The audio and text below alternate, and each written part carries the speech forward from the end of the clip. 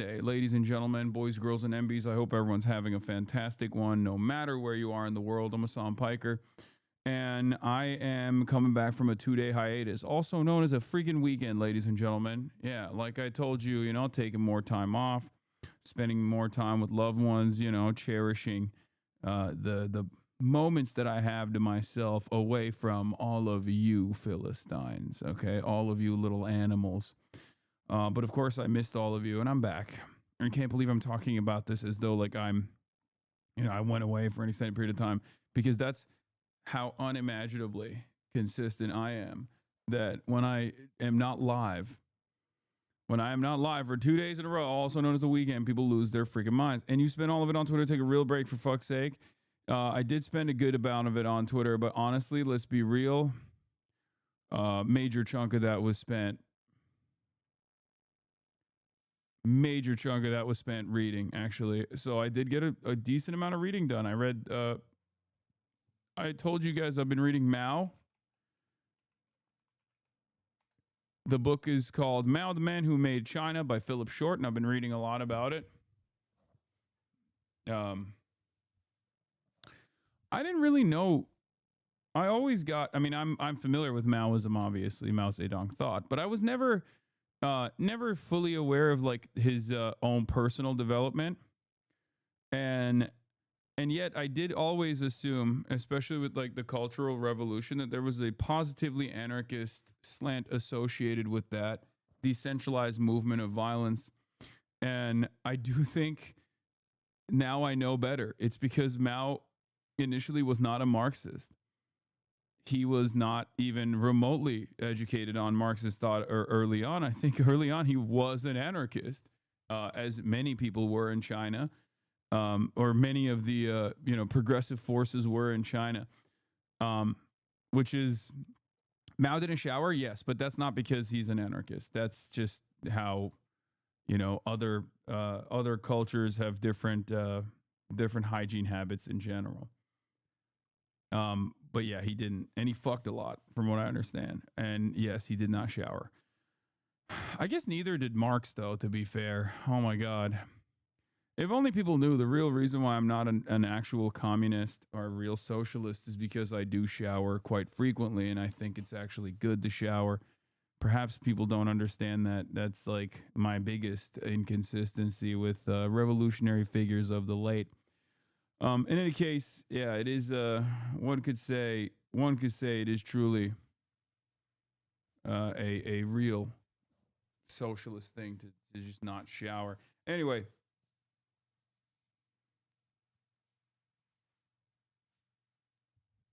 there's a quote attributed to Mao that because he was fucking so much that he once said, because he liked to fuck with his doctor, he once said he washes his prick inside of women from one woman to the next.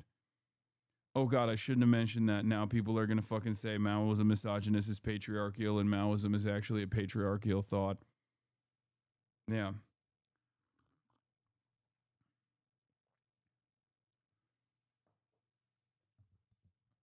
Yeah, it's kind of gross, I know. Anyway, in any case, folks, this is not even I'm not even, hating on. I'm not even hating on that. How dare you take the weekend off? Well, I took the weekend off so I could read books. So, that's me. The new year, new me, taking more time off and reading more books. All right. In any case, ladies and gentlemen, let's continue. Don't get too caught up in the in the mindset of a guy who was born in like 1876 or something. I forget exactly when he was born, but like, it is what it is.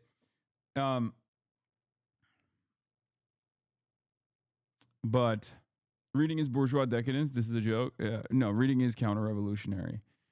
But Fear End episode with cinema. Oh yeah, the Fear End episode with Brendan Lee Mulligan came out. Hope you guys enjoyed that. I'm sure we'll get some good marks off of that. But did you miss chat over the weekend? Yes, of course, as always. Let's be real. I did miss chat, as I always do. And I missed did I miss streaming that much? I mean, I guess I did. Yeah. but I feel refreshed, revitalized, and ready to go, especially considering that the world is horrifying. The world is experiencing a sequence of horrifying realities all around the globe. Whether you have mass mobilization and protests taking place in Iran that have been very violently suppressed, and we're going to talk about that, and who gets to benefit from this situation. And newsflash, it most likely will not be the Iranian population, as always, or whether it be,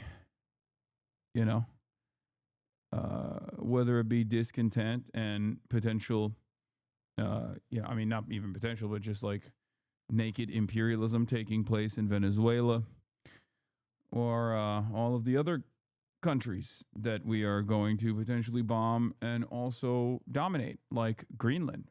Open presents. Thank you. Open presents. With the 25, get the subs. So yeah, of course, new fresh hells are unlocked on a daily basis. The murderous ICE agent Jonathan Ross has a GoFundMe. Bill Ackman donated $10,000 to it. We'll be getting to all of that and more.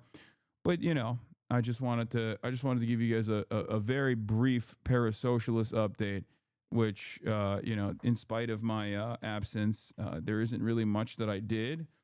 Watching some Jujutsu Kaisen, and also reading a bunch of books. Well, one book in particular.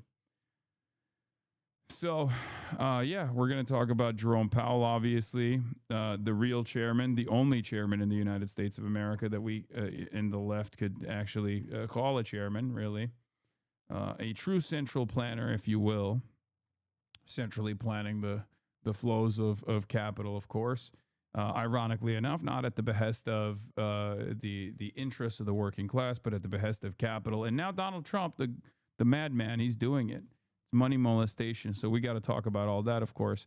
Trump talks next steps in Iran after deadly protests. Minneapolis, right, hogs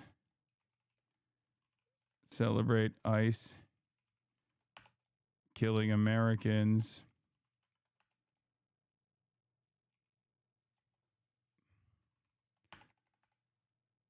Hold on. Hogs celebrate Iranian protests, then celebrate ICE killing Americans. Big inconsistency there. Iran protests turned deadly. Trump wants to bully the Fed with criminal charges so he can molest the money. I'm back. All right, do we have a blast off meme, ladies and gentlemen, after my 2-day absence, or no? Why did I think Powell was black? Is that you're doing? Oh, I joke about like white guys with white guys who you would assume are black just off of their name. Jerome Powell's one of them. Sherrod Brown is another one. But yes.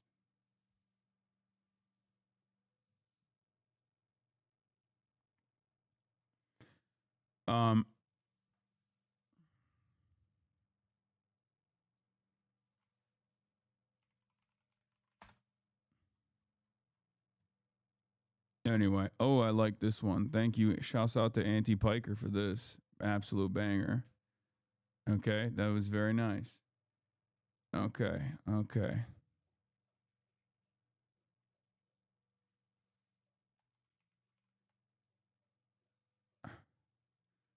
All right, we'll blast off with this. Okay, boom, boom, boom. Trump talks next steps in Iran after deadly protests. Hogs celebrate Iranian protests, then celebrate ICE killing Americans. Iran protests turn deadly. Trump wants to bully the Fed with criminal charges so he can molest the money. I'm back. And yes, we got Scott Weiner. We'll talk about Scott Weiner capitulating to the woke mob and recognizing the reality that Israel is committing a genocide. I mean, I know we can get started on that very shortly. Very quickly. For those of you who don't know, Senator, California State Senator Scott Weiner is like he's a pretty decent Yimby style state senator. You know, there's some good, there's some bad there, right? But of course, he was also a fairly rapacious Zionist throughout this entire process for the last 2 years as Israel committed a genocide. And I mean, he was pretty aggressive. Like he was pretty aggressive in his the way that he approached the subject matter. He was certainly very outspoken in defense of Israel. He met up with politicians from Israel, including the president. He actively, as Tyler Oakley presents here, summarizes here, tried to get pro-Palestine academics fired, led a group of California legislators to meet with the Israeli government, smeared Jewish Voice for Peace as bigots, and also co-sponsored legislation to ban teaching about Palestine in California schools. And now Scott Weiner is running for office, running for Nancy Pelosi's seat alongside Saikat Tribardi and a bunch of other people. Now, for that reason, no, I fucked up his last name. Chakrabarti.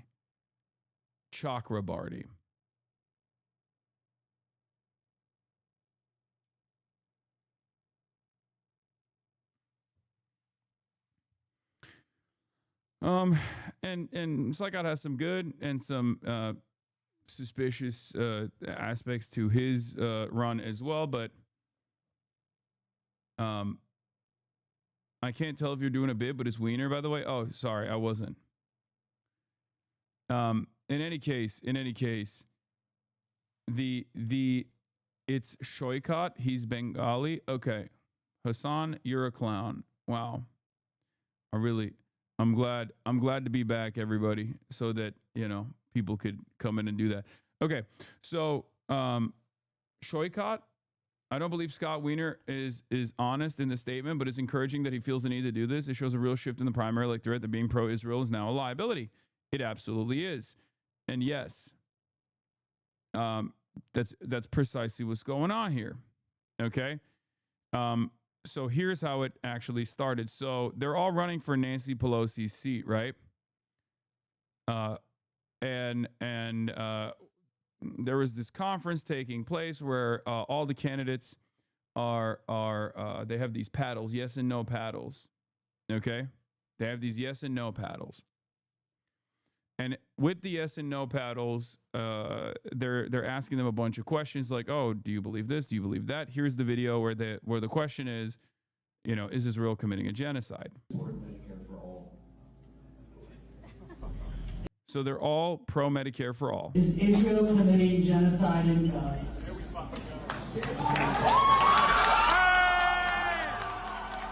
You don't want to look like that, man. You don't want to be out there looking like that, California State Senator Scott Wiener. You don't want that, okay? Sitting there looking like that. Rough. No answer is the worst answer? Yeah.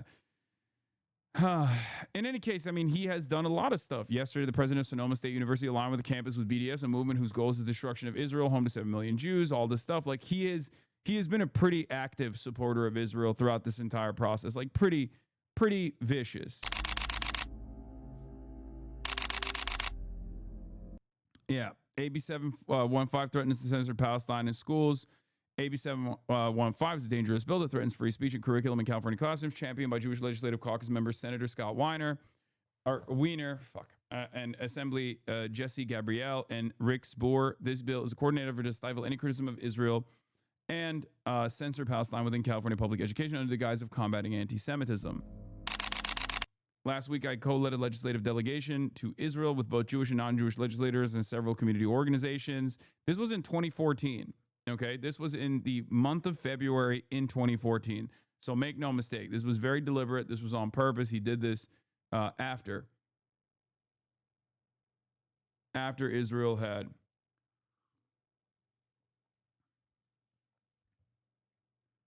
or am I saying 2014? 2024. God damn it. Not 2014. I apologize. 2024. This is after October 7th. And during this devastating time of war and violence, we met with a variety of leaders, he says, And, you know, the variety of leaders includes the president of Israel. So he gets yelled at, understandably. Cries of free Palestine could be heard. People wearing keffiyehs. And I suspect that, you know, I'm glad, trigger warning, by the way, you know, a heinous act of anti-Semitism took place here, of course. This is, you know, trigger warning for everybody. Obviously, probably the most anti-Semitic thing that you've ever experienced, that you've ever seen, is taking place, unfolding right in front of your eyes, where you have someone who wants to be a representative refusing to recognize that Israel's committing a genocide, a foreign country is committing a genocide, and then people, of course, say free Palestine. I mean, basically, this is what happened in Nazi Germany, I think, you know.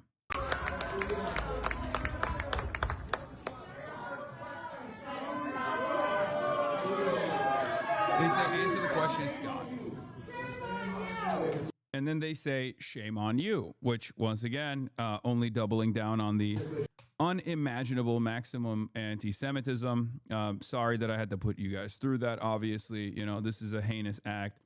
An act so heinous that the entirety of the New York Democratic Party should probably come out in unison and speak out against this heinous act of anti-Semitism, even though it's happening across the nation.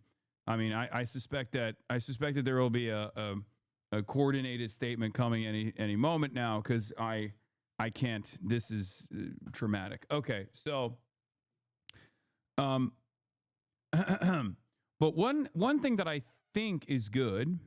Okay, one thing that I think is good here is that after that experience, Scott Wiener literally turned around and was like, "Hey guys, just wanted to say, actually, genocide is happening. I'm now officially recognizing the genocide. I've had an epiphany." Now, do I believe this? Not even a little bit. Okay, not even a little bit. Okay, but bro switched up on Israel. No new friends. If I am the president of Israel, right, I'm thinking to myself, wow, I never believed in magic until all my dogs turn into snakes. Okay, I'm just saying, Scott, I thought you were a real one. I thought you were a real combatter of anti-Semitism, and now you are disseminating anti-Semitism. It's really messed up. Okay. I love Israel, bruh. Me too. Okay. 2026 is the year where I pivot. I switch up on everybody. I'm pro-Israel now. Okay.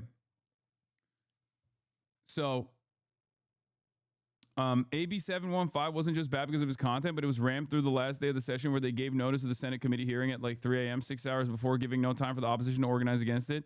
Talking to people at the Capitol, they said they'd never seen anything so flagrant. Yeah. So, I mean, the way I'm like, I can't even think of anything more anti-Semitic. I guess like sometimes when I think of Miss Rachel, that's like, ah. It makes me so mad. I think children learning. Okay. So Scott has this take. Let's take a look. For those of you who saw the debate clip from last week, I want to clarify that I do believe Israel has committed genocide in Gaza, and I want to explain why I hesitated at the debate. This motherfucker is 6'7", by the way. Don't even meme about that. It's not even on some meme shit. Literally 6'7". What the fuck are we doing? Brother, what are you doing? What are you doing in Congress? What are you doing in California Senate? Like, you should be out there balling. You should be hooping. Ridiculous, okay? 6'7", don't know ball. What the fuck are we doing? Okay, what a waste. What a waste. Yeah, go grab a rebound, okay? For the past 2 years, I have harshly opposed Israel's escalations in Gaza, and I've used phrases like total destruction, and catastrophic levels of death, and moral stain. But I haven't used the word genocide, and I want to explain why. As a Jew, I am deeply aware that the word genocide was created in the wake of the Holocaust, which was the industrial extermination of... Wait, what? That's not even true. No, it was the Armenian genocide. Brother, what is going on, man? What is happening? No, it was the Armenian genocide. That was the initial like conceptualization of genocide and wholesale extermination. And obviously genocides had taken place before, guys. I'm just saying the word, the invention of the word, or like it coming to prominence is I believe the Armenian genocide. It wasn't the Holocaust. Legally, the word genocide wasn't used until the Holocaust and the Nuremberg trials. Yeah, but even then, it's not. This is not correct. If he's talking about the Genocide Convention, sure, which is ironic because the guys who wrote the Genocide Convention very quickly, years before, admit you're wrong. Hasan, I'm shaking my head. Yeah, the term genocide was coined by Polish Jewish lawyer Raphael Lemkin in the early 1940s. Again, shouts out to the Lemkin Institute. Guess who fucking recognized Israel doing a genocide maybe 2 years prior to Scott Wiener? The Lemkin Institute. So what are we even talking about? Not only, like, there is nothing salvageable here, okay? Not only is it incorrect and it's wrong, but it's ridiculous. Yeah. There it is. Polish Jewish lawyer Raphael Lemkin coined the term genocide between 1941 and 1943. Lemkin's coinage combined the Greek word genos, race, people, with the Latin suffix seido, act of killing. As a law student, his interest in the subject was initially sparked by the Armenian genocide. Okay? In any case, this is not even an adequate argument to deny the current, ongoing genocide that Israel is doing. But Lemkin came up with the word in the 40s, citing the Armenian genocide, but the word itself was in his book, Axis Rule in Occupied Europe, about the Holocaust. Okay. In any case,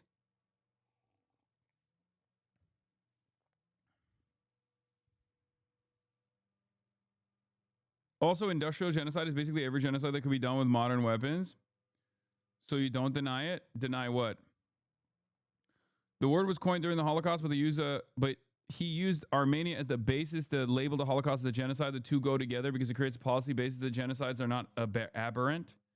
Anyway, okay.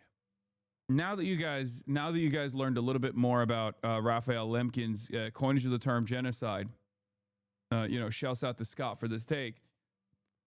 The point that actually matters here is this is utterly irrelevant. Okay, the Holocaust is not like a special form of genocide. It is industrialized massacre, and it was heavily documented and studied extensively, but it's certainly not the only version of genocide that has taken place. Okay? Like the exceptionalist nature of looking at the Holocaust, especially when you even consider like what Germans did to other places even before internally committing this fascist act. Colonialism turned inwards, as we like to say. That's what fascism is. There have been industrialized massacres, never to the same extent and never to the same, I guess, rapid acceleration, severity. But the reason why I'm bringing this up is not simply over semantics. The reason why I'm bringing this up is because this sort of exceptionalization of the Holocaust, especially in the direction of defending the current ongoing Israeli genocide, is disgusting. That's the reason why I'm like, this is not just like a misunderstanding or a simple disagreement. I think this is very deliberate. And it's probably not even being conducted intentionally. Like, I don't think that Scott knows what he's saying. I think this is so baked in to the consciousness of people who get a lot of Zionist indoctrination early on that he's having even when he is having a conversation about like recognizing the Israeli genocide, he just automatically drops a couple lines in there that the trained ear can pick up on, and this is one of those things. Okay. I am deeply aware that the word genocide was created in the wake of the Holocaust, which was the industrial extermination of 6 million Jews. For many Jews, associating the word genocide with the Jewish state of Israel is deeply painful and frankly traumatic. But despite that pain, like the gall, the audacity, you know what I mean? Like think about the like even this assessment, even this statement in and of itself betrays the severity, betrays the real death toll that Scott is supposed to recognize here, or rather the real violence that he is supposed to be taking ownership over in terms of his recognition, right? And in terms of his own actions that he is supposed to be saying, my bad, over, right? Like, there is no other world where you can say, oh, well, like, this would be akin to a German person saying, like, well, Germany suffered tremendous hardships in the wake of World War I, so I felt some type of way about taking ownership over the Holocaust because, like, we had been wronged, Like, so it's just it's very difficult for me to take ownership over this in some way, shape, or form. Like, not even a German in Germany, by the way. I'm talking about like a German in America, right? If you were to say something like that, because of the severity of the crime itself, the Holocaust, people would look at you and go, what the fuck are you saying? But here in the United States of America in 2026, because of our mutual understanding that, like, genocide is just a word, basically, okay? That genocide is simply just a word, right? You can kind of get away with saying something like this where you're like, yeah, my personal feelings on this issue are far more important as a Jewish person. Like, the importance of the word genocide for me and the severity of that word overrode my clear and calm assessment of what Israel was doing. Like, this is not a very good way to make up for all of the advocacy that you did for the last 2 years against those who had arrived at this position far before you did, right? Do you guys understand what I'm trying to say here? Like, I think this is the reason why I think this is already insincere. The good and the bad is this. It's bad because it's obviously fucking insincere. He has a lot more to do in terms of making up for it, and I don't even know if he would be able to make up for it in time for the actual election. But the good thing here, the silver lining here, is that he even feels the need to come out and say that this is, a real recognition of genocide, because he understands that now, if you want to win an election, you have to say that. You have to say the truth. He has to do this. And to me, that actually is another clear indication of this massive sea change, this massive tide shift. And that trauma, we all have eyes, and we see the absolute devastation and catastrophic death toll in Gaza inflicted by the Israeli government. And we all have ears, and we hear the genocidal statements by certain senior members of the Israeli government. And to me, the Israeli government has tried to destroy Gaza and to push Palestinians out, and that qualifies as genocide. Performative male behavior. That's funny. True. So, yeah, I mean, there's still obviously like the whole, it's just like some members of the Israeli government are doing this, and it's not like being loudly fucking cheered on or anything like that. And this is the worst of both worlds for someone like Scott, because when he comes out and says this, he's not going to get any grace from the anti-Zionists, obviously, because we all know what he was up to for the last 2 years. he's also not going to get any grace from the Zionists because they're going to be like, how dare you betray your own people? Like, this is what the fuck? How dare you recognize that there is a genocide at all? There is no genocide. That's blood libel.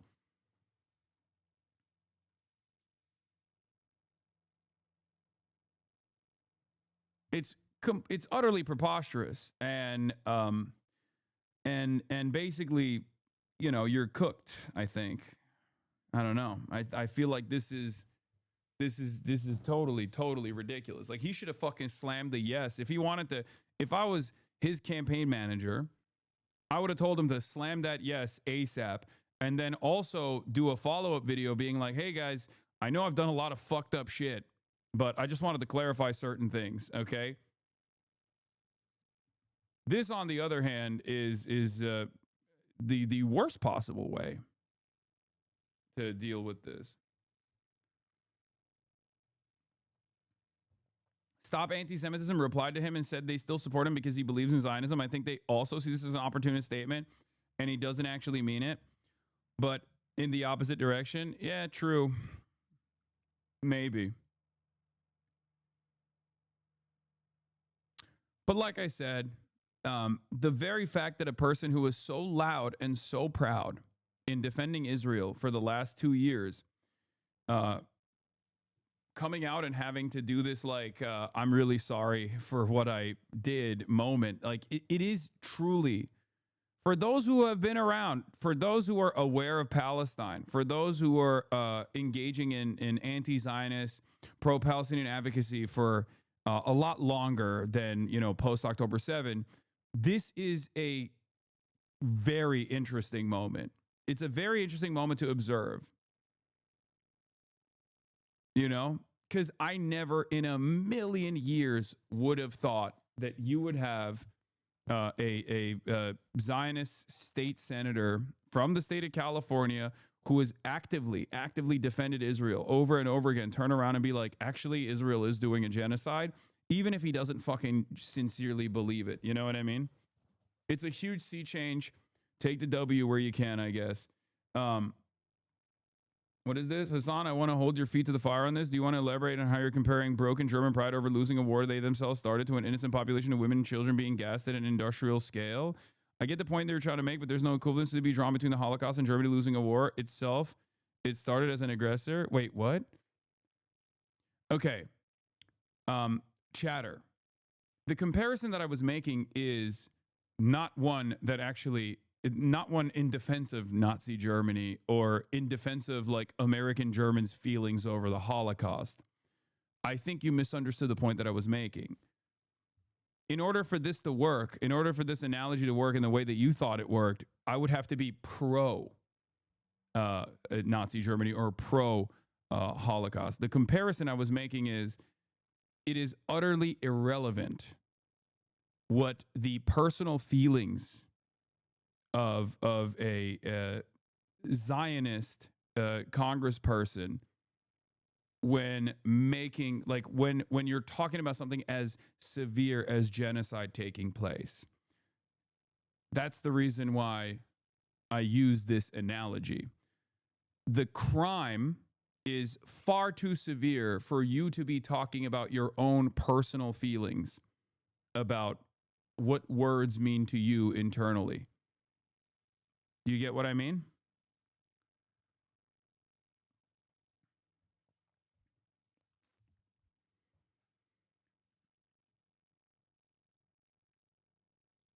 That's the reason why I used that analogy. I used an analogy from something that everybody understands. At least, hopefully, I think people still understand that there is, like, shared consensus over that the Holocaust was a horrifying crime against humanity. I'm not so certain anymore because I feel like there have been real initiatives to undermine the depravity there as well.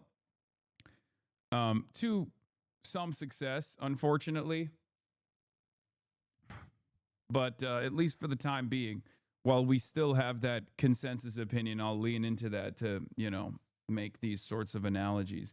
Give it 0 more years. I know. Give it, give it a couple months.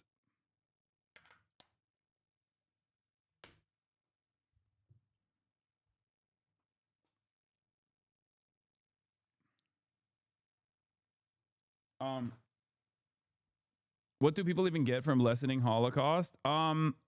Fascism. If you can soften the blow of the Holocaust, or if you can like undermine the history, if you can undermine the historically relevant facts that led to the Holocaust, you can make an argument for fascism without people looking at you funny.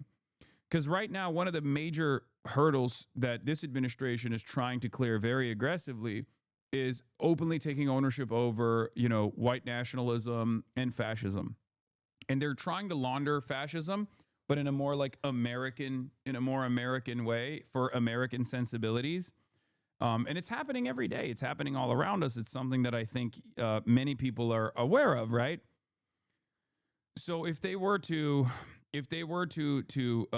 chip off the historical consensus on built around accurate reporting of the death toll in the Holocaust, they can turn around and say that fascism wasn't all that bad. It was actually a totally appropriate defense mechanism against Jews who have historically lied about the Holocaust and the death toll, things like that.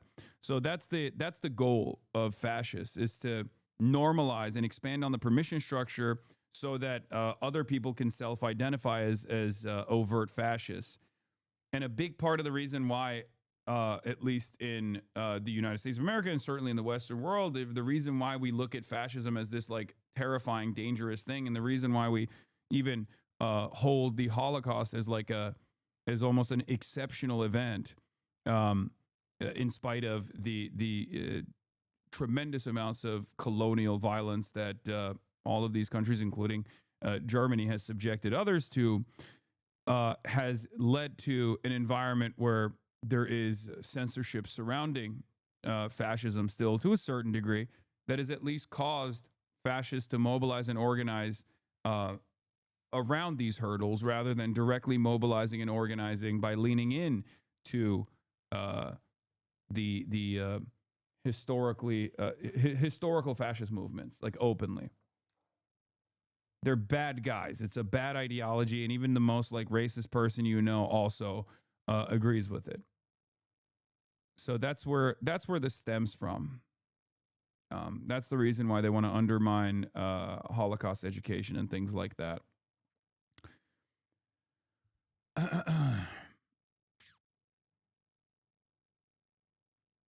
Yeah.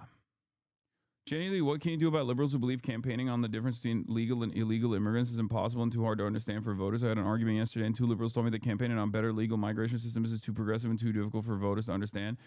I mean, that's terrible. That's just a terrible, silly person who wants to lose. Would you say that it's better for fascists to own it so that it's easier to identify them and keep the fuck away, or nah? I mean, you're seeing that right now. You're seeing that currently. Do you think it's better for fascists to own it? Do you think it's better for Donald Trump to openly say, I'm going to Venezuela because I want the oil. I'm going to Venezuela. I'm going into Venezuela because I want the oil. I don't give a fuck what you can say. I'm doing imperialism. I love imperialism. I love death and destruction. Or there is this, some people will say, yes, it's better, but I don't think so. And the reason why I don't think so is because when you expand the permission structure, it's kind of like racist, right? Like people say, oh, well, I'd rather have someone be openly racist than hide how racist they truly are. But the very act of having to hide how racist you truly are indicates that there is still social stigma associated with being an overt racist. And when you actually shed away the hurdles that you must clear when you want to be a racist in broad daylight, some people might think, oh, this is a good thing because now we know who our enemies are. But what you're failing to consider is that there are plenty of other people who actually hear this kind of rhetoric and think, oh, this is actually good and normal. So when you expand the permission structure on how racist you can be, that actually leads to a very dangerous mobilization out in the open.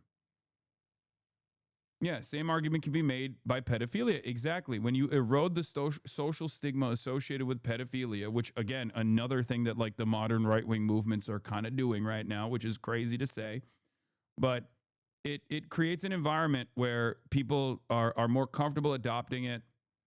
and you can market it. You can even present it as aspirational, right? I'm talking about not pedophilia, but specifically fascism in this regard. Yeah, so the people get more emboldened. I mean, look no further than Elon Musk.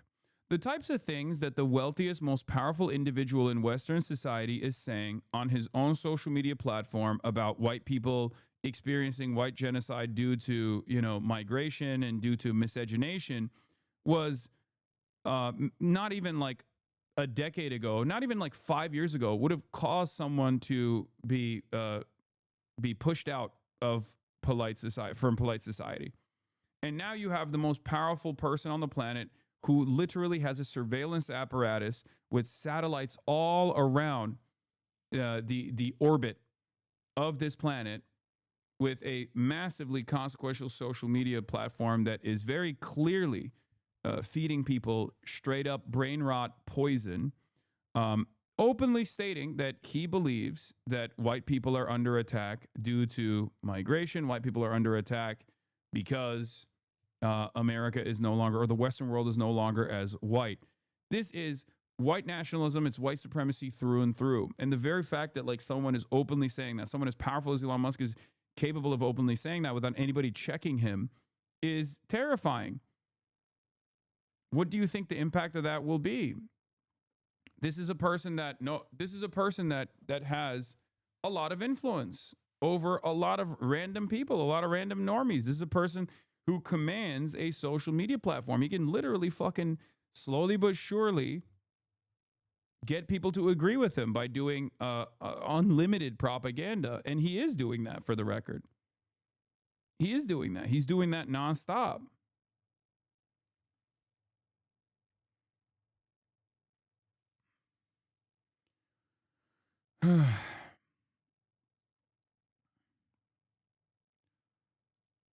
Anyway, we are going to talk about, first story of the day, we're diving into Department of Homeland Security Secretary Kristi Noem saying more federal agents are heading to Minneapolis, which is, again, very strange, right? Because remember, the Department of Homeland Security is supposed to be tasked with dealing with migrants, right? Undocumented migrants, or at least that's on paper what they're supposed to be doing. Okay?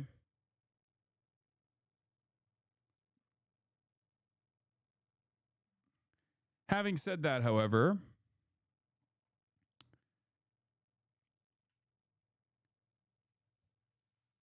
it's very strange to me that they're utilizing the Department of Homeland Security in what seems to me is objectively not an immigration operation at all. It kind of feels like they're utilizing the Department of Homeland Security as an unaccountable fascist army that can be sent to the domestic front at the behest of the administration. And that's precisely what it is. That's why we say it is the Gestapo. Okay? And I want to clear some stuff up for people that are maybe unfamiliar. I did tweet about this. I tweeted quite a bit this past weekend. But for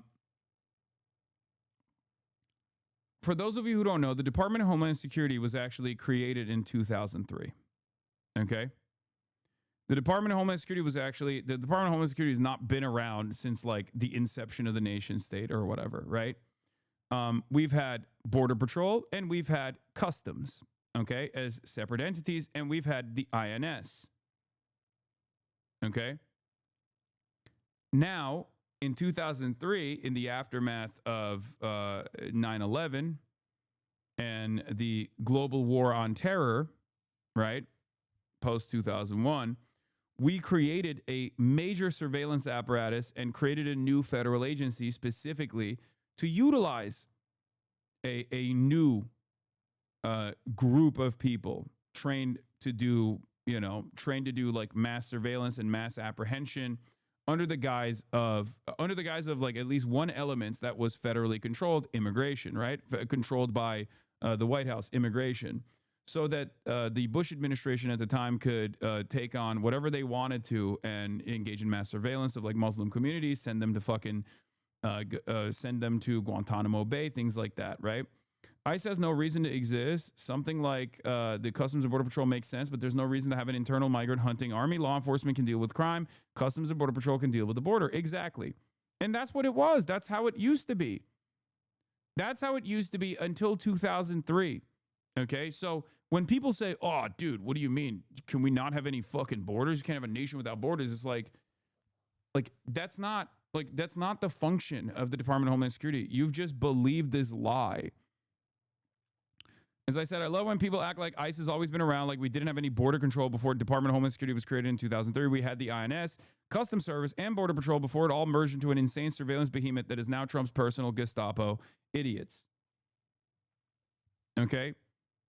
Because that's what it was. It wasn't like open presence, thank you for the 100 gifted subs. It wasn't. The Department of Homeland Security's function was not to actually, protect American borders or anything.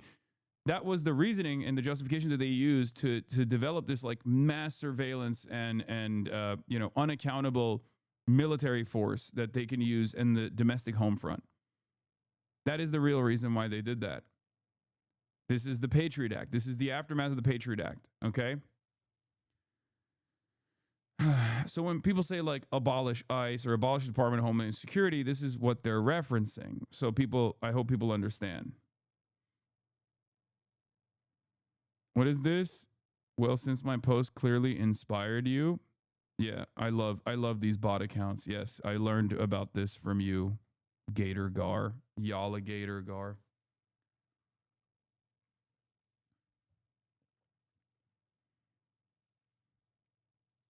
Yes, this person is saying that the INS has been conducting deportation operations inside our borders for almost 100 years. Okay. The stupidity of this, of course, is that the INS was tasked with dealing with a civil offense because that's what border crossing is. Okay? That's what it is. It's not this whole like, this is actually a felony, and perhaps the most violent felony of all time is a new phenomena. The notion that immigration is anything beyond a civil misdemeanor is, one, not even in the fucking rule books, for the record, even though we have changed the rules a little bit to make it more a more severe crime. For example, if you're caught crossing the border illegally or overstaying your visa and you're deported, right, in a relatively peaceful process, for the record. This isn't like, this isn't supposed, like this new version of like door knocking operations or dragnets, like that's not how it's supposed to go. But normally it's a process that you can deal with paperwork, right? Because that's all this is. And it's been treated like that for a very long time. The notion that this is actually a severe felony, or all of these people are actually criminals and they're coming here to do rapes and drug trafficking and whatnot, that is a new attitude, or at least that's the old attitude that the Klan held, right? But it's a new attitude that has become, it's new in the sense that it's become normalized and mass adopted. Okay? That's the problem here. And that's the reason why I've also criticized the Democrats quite extensively for not doing enough to push back and counter message against this fucking ridiculous racialized lies. These ridiculous racialized lies that undocumented migrants actually present an ever-present danger to the United States of America, or they're stealing the welfare, but they're also stealing the jobs. All of it is inconsistent and none of it is true, right? And yet, here we are. This morning, furious protesters bracing for hundreds more federal agents to descend on Minnesota as outrage grows nationwide over the deadly ICE shooting in Minneapolis. Thousands taking to the streets in New York, Philadelphia, and Los Angeles. Protesters were demanding an independent investigation after disturbing cell phone videos showing ICE agent Jonathan Ross fatally shooting 37-year-old mother Renee Good last week. Over the weekend, Homeland Security Secretary Kristi Noem doubling down on her position. Democrats were behind many of the anti-immigrant movements in the 1900s, as early as back as the Reconstruction. Yes. Yeah. This is also true. Even in the not even the 1900s, in the early 1990s, up until the early 1990s, Republicans were pro. I mean, Ronald Reagan did mass amnesty, guys. Republicans were way more open to migration into the United States of America. And it was actually the Democrats that did not want to do this, but only on the boundaries of protection of labor. Okay. And the argument there is the argument that I always tell you, which is that if there is a two-tier migration system into this country and you have undocumented migrants, okay, and you have documented migrants and you have the domestic labor force that already exists, this two-tier structure actually does depress wages. It's true. But the solution to that is not to engage in, it was Strong Thurmond. I can't tell if you... Strong Thurmond that flipped the script of political axioms. Strong Thurmond is crazy, brother. That's a white supremacist, okay?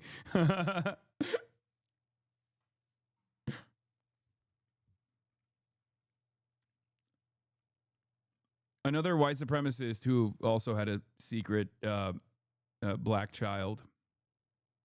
Straight up KKK Klansman.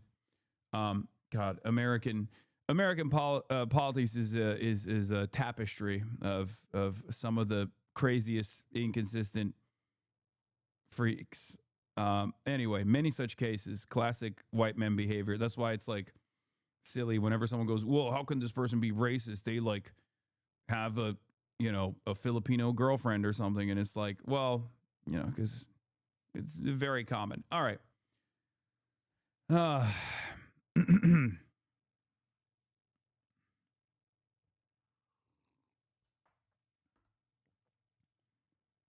That the shooting was justified, accusing the deceased woman of domestic terrorism and claiming she tried to run over the agent with her vehicle, but the video shows her turning away. Minnesota officials say DHS has blocked them from accessing any evidence for a state-level investigation. If we're going to trust the federal government, how can we trust the federal government to do an objective, unbiased investigation without prejudice, when at the beginning of that investigation, they have already announced exactly what they saw, what they think happened. ICE and Border Patrol agents stepping up operations in Minneapolis. Videos showing agents deploying pepper spray.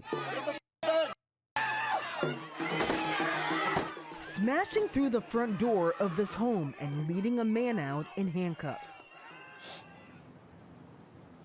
And George, the federal response to this deadly ICE shooting has been met with a lot of criticism, especially among congressional Democrats who are now threatening to hold up DHS funding if there isn't a transparent investigation. George. Faith Abubi, thanks. Now to Minnesota, where there are new confrontations between protesters and immigration agents. This one happened at a gas station in St. Paul after ICE demanded proof of citizenship from a man pumping gas.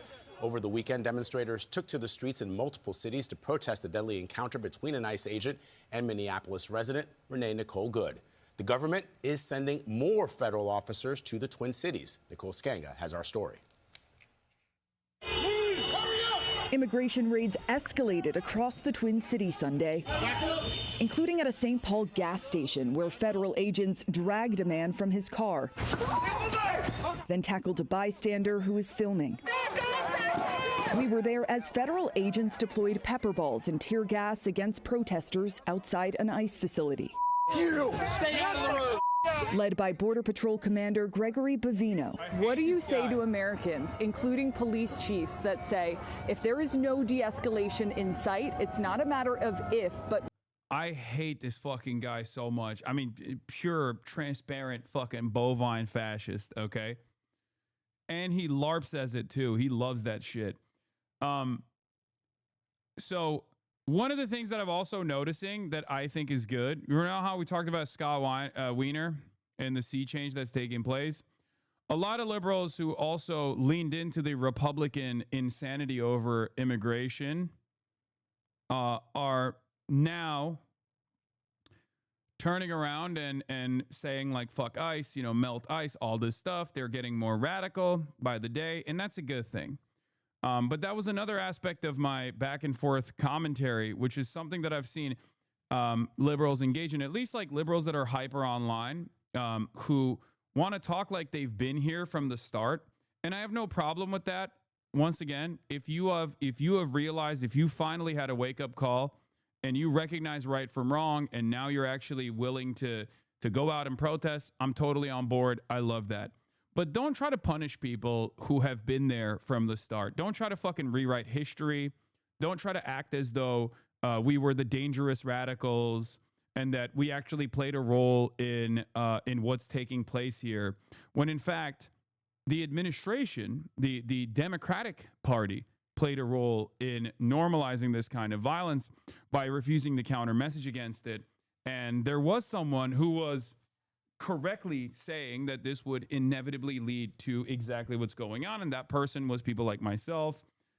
So it is not lost on me that there are a lot of people who are trying to, a lot of liberals who are trying to act as though they were here all along. You know what I mean? Will Stansel is personally tracking ICE agents around Minneapolis in his Honda Fit. That boy is just built different. I'm just saying, I'm perfectly fine with that. I'm perfectly happy with that. This is not about like I was right and you were wrong or anything. It doesn't matter to me that much. What does matter to me, however, is that if you don't identify why you were wrong initially, quietly, if you don't identify what led you to believe that the Democrats were operating with the best possible agenda in the election cycle, that actually did not offer any counter message to this like unlimited racist bullshit towards migrants, and how that normalized in the eyes of a lot of Americans this kind of violence that was inevitably going to take place, you will fall for it again. Same goes for, supporting the current war, but not the previous ones, supporting all the previous civil rights movements, but not the current one. Okay? You can't do that. So I don't want people to, I don't know. I just don't, like, I see stuff like this. I don't know who this guy is. I've only seen some of his stuff before, like shitting on me over Israel and whatnot. And I've been finding myself liking people like this and their takes a lot more, right? Because there is this like real unification taking place, at least against the Republicans, right? And I said, am I crazy or are you normal now? He said, Hasan, you're normal as being a tanky boot slurp. I have been a liberal this entire time. And I said, okay, I'll give it a few more months before you hate the right as much as I do. Check back soon. And this guy was retweeted by Destiny when he responded to you. Yeah, I don't really care about all that stuff, obviously, because I don't think these guys have ever had like a real constituency in the real world. But what I find really strange is, stuff like this. It's incredible how for the last several years, those of us who have tried to build a community of liberal democratic online commentary had to constantly face off commies trying to either subvert what we do or drive us off the internet, more so than any far-right assholes. I said, I don't know any of you at all, but if you spend most of your time left bashing and signaling to the right how moderate you are, it's not strange to assume you like reactionaries. So it's either time to unite or still complain about the left when the left hasn't changed gears. What the fuck did he call you? I'm too old for that one. He just said I'm a tanky. It's like, it doesn't matter. It's irrelevant. He's saying that I just like authoritarian leftist movements or something. I don't know. Whatever his fucking worldview is. Now, once again, this is not about like, oh, you need to be held accountable. You need to be held accountable. I am much more open-minded than many of my counterparts are on the left in terms of welcoming people with open arms when they actually recognize the errors of their past ways, right? But what's actually frustrating is, like, if you are still talking about the tanky threat when the fascist Gestapo is literally knocking on people's doors, then you're objectively not dialed in to exactly what's going on. Like, you don't understand it. You don't understand what you're saying. You're still trying to find this like weird moderation, not realizing that that weird moderation that you're desperately trying to signal is unironically just normalizing the right. Okay? That's it. That's it. Hasan, is it possible for you to conceive that people might dislike the right and also dislike the left? In fact, for very similar reasons. Austin Ox responds, is it possible for you to conceive that conflating open fascism with the people flirting against fascism as being very similar is a dumbass opinion people should mock you for? Name the reasons and let's see. My God, is Hasan so thin-skinned that he's now sending his editors to whine at us? Yeah, I sent my editor. That's what I did. I was like, Austin Ox, please defend me. So,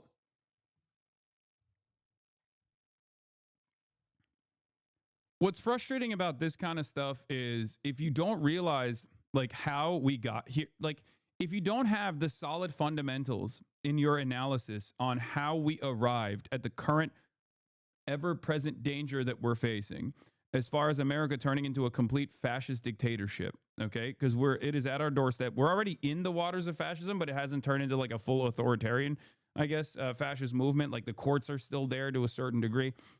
You know, there is still like a little bit of ticker tape holding this entire thing together, right?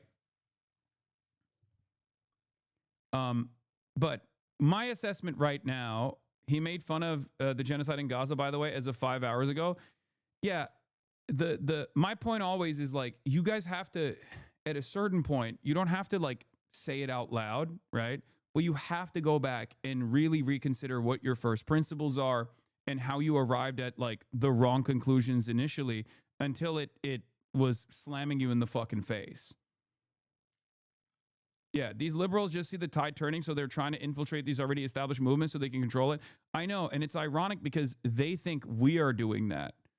Like the attitude that I'm seeing from people like this is very strange. Like they make it seem as though like the left is actually trying to take advantage of this tide shift, as though we haven't been at the forefront of this tide shift, especially even against the Democrats at certain points. And that's what's so frustrating about this is like, this is not productive in general. This is an opportunity for you guys to go, hey, you know what? Let's let bygones be bygones. Like, I'm the one who's being nice. I'm not the one who's being vindictive here when I should be vindictive. I should openly treat you as a fucking enemy, right? Ultra leftists are just annoying while the far right is killing people and destroying democratic institutions. Exactly.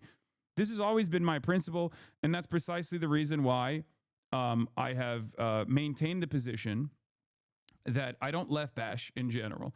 At most, I make jokes about it, whether it be anarchists or, ultras of all different sorts and varieties, but I don't spend a good deal of time shitting on the left or shitting on the people further to my left, or at least in the way that they present themselves, because I understand that they don't necessarily have any power whatsoever. And not only do they not have any power whatsoever, they are directionally moving the conversation in the appropriate direction. So,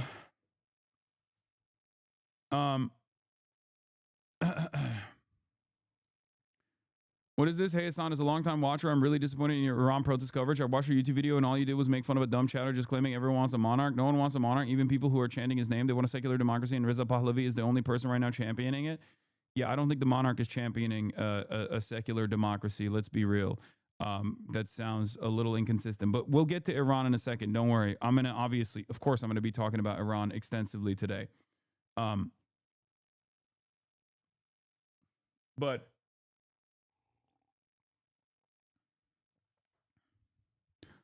there's multiple factions here. We have the Shah, we have MEK, and a lot of outside interests. And then there's also an incredibly diverse country, Iran, that is led by the repressive forces of the Islamic Republic.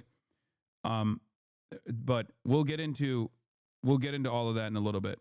Let me keep talking about the repressive forces in the American regime for now, and then we'll get into Iran in a little bit as well.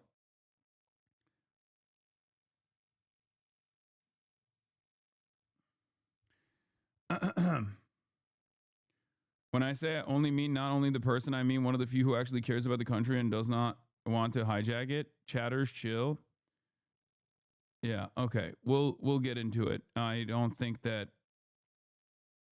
um it's again, we're going to get into it in a little bit. Okay. Liberals stop the Holocaust, you absolute moral leper. No, actually, people who stopped the Holocaust are not as bad as the people who perpetrated it. What is that? Was the Soviet Union? What are you talking about? Anyway, it's just like I don't understand it. I don't understand that these guys cannot, like, liberals have no capacity to fucking read the room whatsoever. And what they fail to comprehend is liberalism failed in the 20s. Okay. And I don't mean 2020s, I mean 1920s. And that failure of liberalism brought about a you know, at the time considered a revolutionary movement that was actually counter-revolutionary, fascist movements in Europe, right? In many other parts of the European continent. The death of liberalism came with organized fascist movements, okay? And the death of liberalism elsewhere was rung in by, or at least like czarist monarchy was brought in by socialism and communism, okay? Yes, I mean the 1920s, to use Harry Emden's terminology. Okay? The problem is liberalism is dying once again. And I think a lot of liberals, instead of recognizing that and then figuring out which side of this equation that they're on, they're still holding on to this notion that, like, no, actually liberalism is not dying. Okay? And that's very stupid.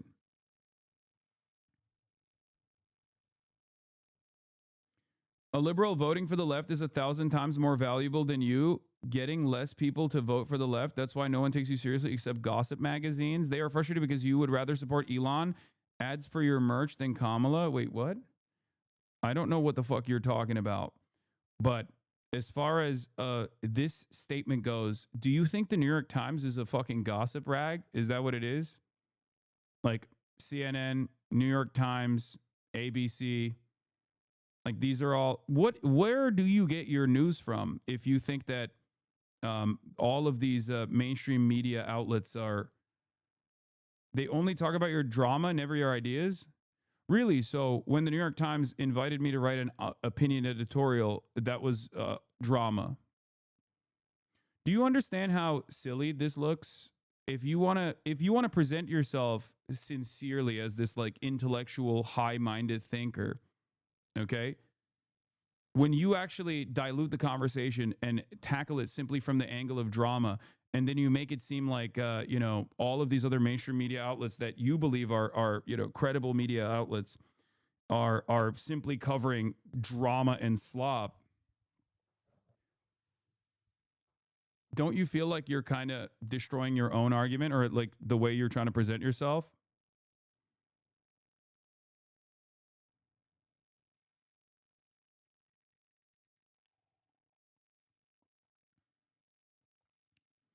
Yeah, but you only serve for drama. You have had zero political impact. Okay.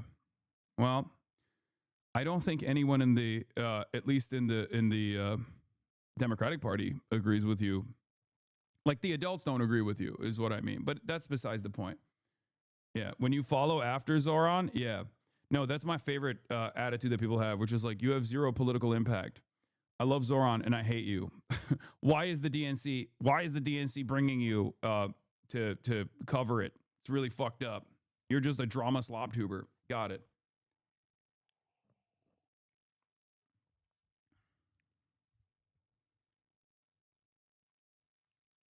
Chronically online brain broken person. He exposed himself as a drama obsessed slop eater. Yeah. What are people pivoting to instead of liberalism, Bubba? Right now, I don't think the liberals are really pivoting, at least openly. They're not recognizing that there are alternatives out there. And that's one of the saddest parts about this, is because, like, there is no further left position that is commonly held and popular. So a lot of people don't realize that there is an entirely separate world out there, socialism and even social democracy, really, if you want to fucking entertain that. you know?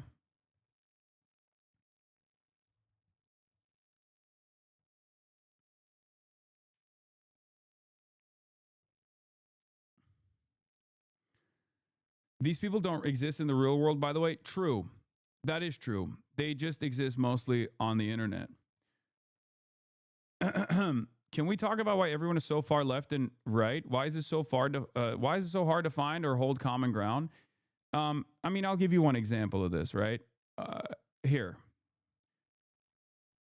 Now, this has been something that I have talked about quite extensively, about hating the Republicans. Whenever I talk about how like liberals actually love the Republicans, they want to hug and kiss the Republicans, or they want to be Republicans, and that's what's really frustrating.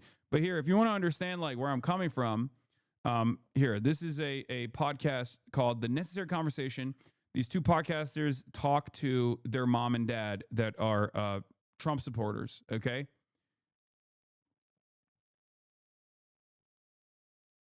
Let's take a look. No, it's because you're in a cult. What if Donald Trump says, I want you to carpet bomb Oklahoma City, everyone? You think the Air Force should carry that out? Yes. There might be a reason. We don't know. This is insane. You cannot be this stupid. Jesus Christ. Oh, my. This podcast was going well until that. You just said it's cool if he levels Oklahoma. You're like, yeah, it. There must be a reason. Like, you literally can't be that dumb. You know what the problem is? Mom and I don't believe he'll ever blow up Oklahoma because we're on his side and so's the whole state. No, it's because you're in a cult. You guys are worried and afraid because you live in a state where it might happen. I think people that, like my first inclination that this, because of how fucking freakish this commentary is that it's rage bait and it's fake, right? And as far as I understand, I mean, I'm going to interview these guys at a later date, okay, to try to get a better assessment on if it's scripted or if it's like exaggerated or not. But I will just say that at least talking to people that I know that do have MAGA parents, conversations such as this one do take place at the dinner table or, during Thanksgiving, like not dissimilar to the one that you are going to hear. Now, first he says, oh, he's not going to bomb Oklahoma, but you guys are afraid because he might bomb California. So he shifts gears. Listen. Okay, let's theoretically say that does happen. Let's say Trump sends in the Marines to Los Angeles, California, and let's say I'm out going to see a movie on a weekend, and he says, go into that shopping mall. Truck. Quiet piggy. He says, go into that shopping mall and kill everyone you see. And let's say I get gunned down by the Marines for just being at a mall. Okay, number one, let's just take it Dad, one step wait a minute, further. Mom, wait 1 second. Dad, hang on, Mom. Dad, you just said you are for Donald Trump murdering me for no reason, and you would support that. If he walks into a mall to people with military, There has to be a reason. there's a reason. And I'm all for it. And the people in Los Angeles, California are as deserving of execution as the assholes in New York City. You're all communists.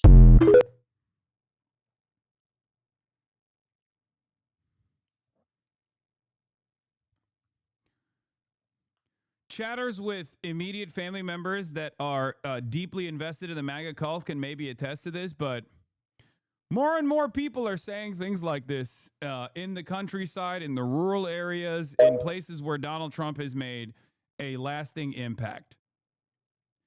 And what is really funny is for those of you who don't know this podcast at all, they go, did he just say mom and dad? And the answer is yes. Okay. To which I repeated, I don't think we can live normally in a country where 20% of the population operates like this. We need cult deprogramming, okay? And if you recall, the last time I talked about this was, once again, where liberals got so mad at me for saying that we need some kind of fucking deprogramming and education for people. They said, oh, you want re-education camps. Now I'm seeing more and more people who previously were liberal or liberal adjacent also coming to that reality, coming to that recognition. I'm seeing it more and more often. More and more often, I'm seeing people go, oh, I kind of understand why there is a necessity for some kind of education procedure. Because this cult, if left to its own devices, is not exactly tenable with having a nation state. Like, you can't really have a country if 20% of the population straight up thinks, like, yeah, no, all the fucking commies deserve it, including my own children.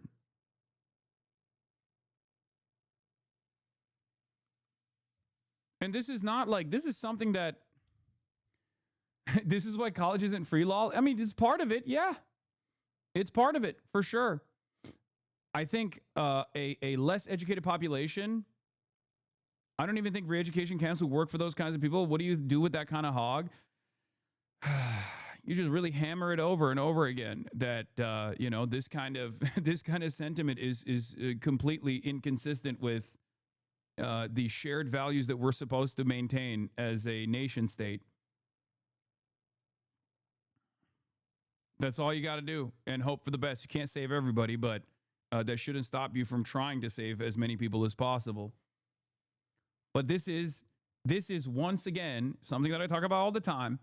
This is a byproduct of creating a malleable population because they are not educated, because you paywalled education, because all the K through 12 education is paywalled, or not paywalled necessarily, but the public schooling, the public schooling system is completely in a dire state of disrepair. Okay. There is a massive class disparity in educational attainment and educational outcomes in general. And that creates an environment of servants of empire, not very, an environment where there's a lot of people who are just not very intelligent. And people who are stupid are malleable. They're easy to manipulate. But when it gets to a certain point where you have 20% of the population that is so firmly invested in the MAGA cult that is at the mercy, at the whims of one madman like Donald Trump, who has time and time again shown that he will do whatever the fuck he wants to do, no matter what the repercussions are. Even if the repercussions of his actions are directly impacting people like that, directly impacting people in the MAGA cult. Like, you have to do something about it. This is me asking because I genuinely don't even know how to begin this process, but assuming nothing else changes about the country other than like an establishment Dem gets elected after Trump, assuming we have elections again, what does deprogramming look like to you? Check logs, please. I can't get into it right now. That's a much longer conversation that could take place at a later date. But the reason why I brought that up is because someone asked. The reason why I brought that up is because someone asked, like, why can't we find moderation? And the question I have is, if 20% of the country, right, just 20%, I'm not saying 20% of the country thinks this way and is basically at the mercy of a complete madman, right, with cult-like zealotry that they demonstrate over and over again. And then the other 20% on top of that is basically like agnostic to it, where they're like, I don't really care as long as my taxes are, as long as I feel like the country is moving in a positive direction under the watchful eye of this Republican movement, and I don't really care that much about immigrants or whatever. How do you find moderation?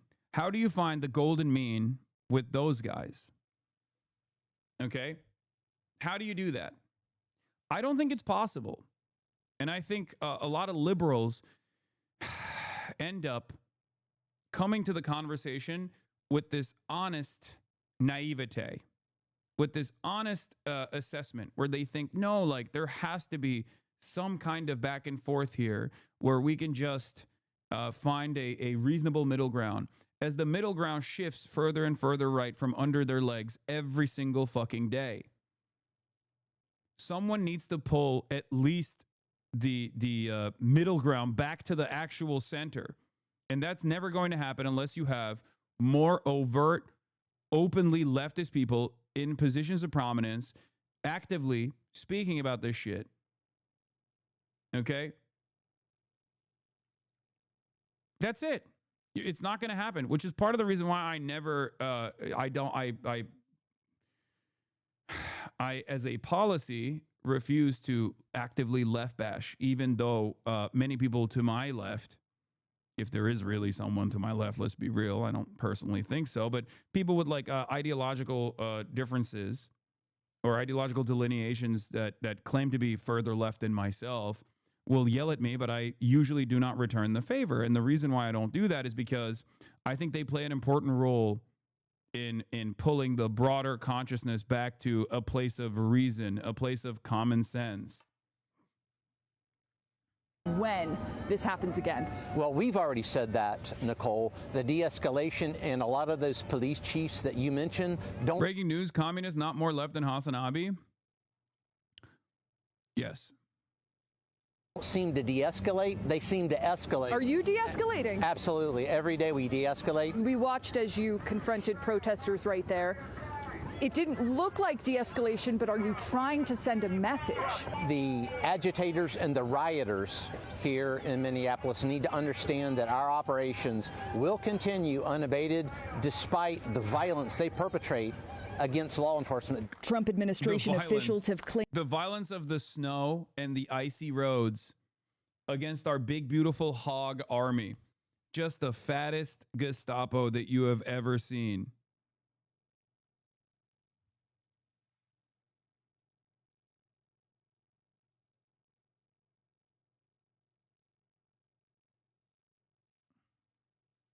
Renee Good intended to ram ICE agent Jonathan Ross with her car before he shot and killed her last week.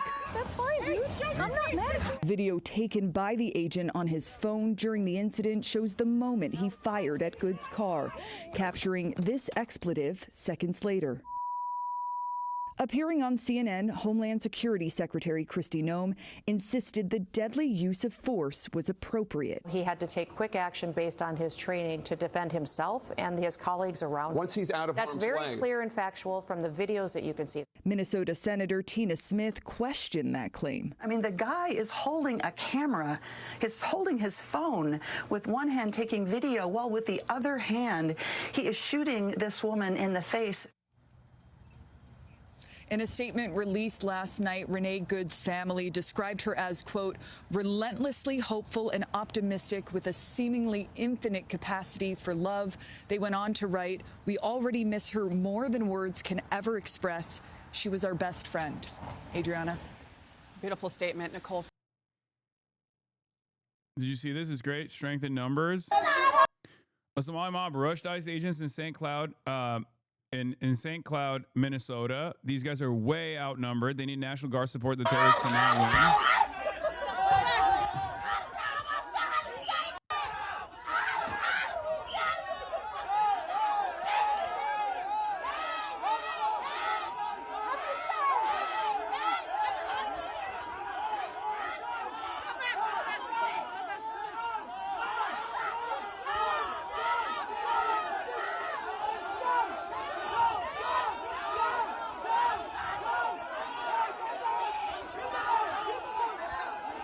I want to reiterate something here that a lot of people do not understand, and I briefly talked about this with Mustafa the Poet when I was live with them as well. People see black people from the African continent ethnically and assume that they're migrants, okay? Somali Americans, by and large, are American citizens, okay? 90% of them are American citizens. 60% of them are American-born U.S. citizens, okay? So when you see like a crowd of Somali people, if you're a racist piece of shit, or maybe even if you're not like a Republican, but I understand like why people look at the Somali population on U.S. soil and it just automatically assume that they're immigrants. Like, you're wrong. I'm just explaining this to you. They are no different. They are no different than like an Irish American or a German American. Like they've been here. Many of them second generation. Like I said, 60% of them are, you know, natural born U.S. citizens. Okay. So when a lot of Republicans look at this kind of stuff, they think, oh, this is this is unacceptable. You look at this, a bunch of criminal immigrants like surrounding a police officer. Like, that's not the case. This is no different than a crowd of white people doing this. Okay? And the reason why I consistently stress the importance of this is because if an ethnic group of people on U.S. soil are 90% American citizens, why the fuck is ICE there? Why is ICE there? I mean, why is ICE anywhere, really? It's the same reason. But this is one of those instances where you look at a group of minorities and automatically assume, because of the way that they look, that they are not American citizens at all. And therefore, Department of Homeland Security apprehensions and ICE traffic stops are perfectly justifiable. It's not. It's ridiculous. Okay?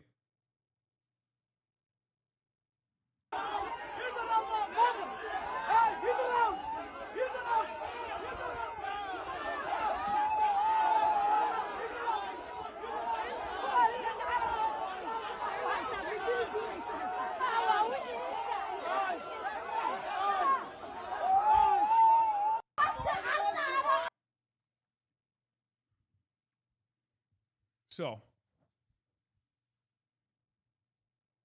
your crooked con monologue in counter messaging is gaining traction Republicans, again? they act as though there is an election every single day. They are constantly on message. They're constantly creating an alternative reality with lies, saying that undocumented migrants are actually responsible for a metric ton of the crimes that are taking place in American cities, when that is an abject lie, okay? And when I talk to congresspersons, whether it be at the DNC or even before, even after, and I tell them, why the fuck aren't you guys counter-messaging against this? We are a nation of immigrants. America is the most diverse nation on the fucking planet. It is literally the reason why we are such a domineering force beyond all these other, beyond all the other, violent reasons. But like that is one of the most redeemable aspects of America that I personally love, that the Democrats completely dropped because they were scared. They saw that one poll from the Pew Center of Research that said that 66% of Americans want mass deportations. That exact same poll also showed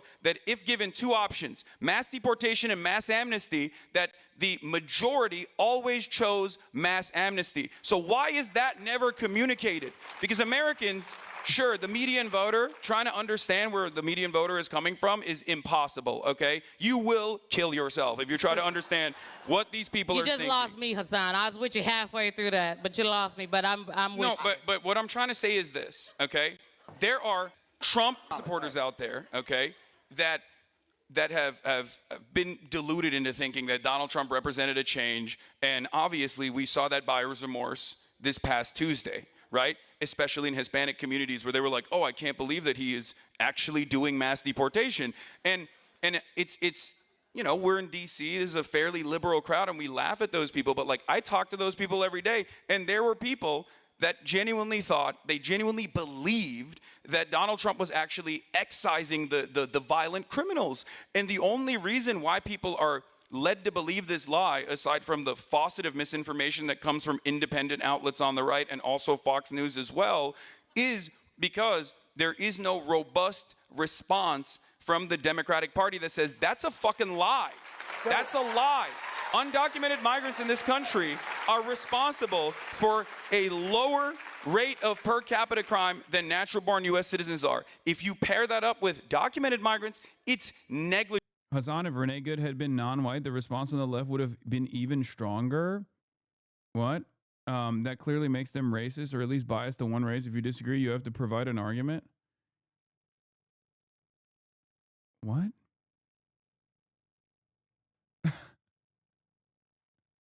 Are you all right, dude? Why do you do this every day?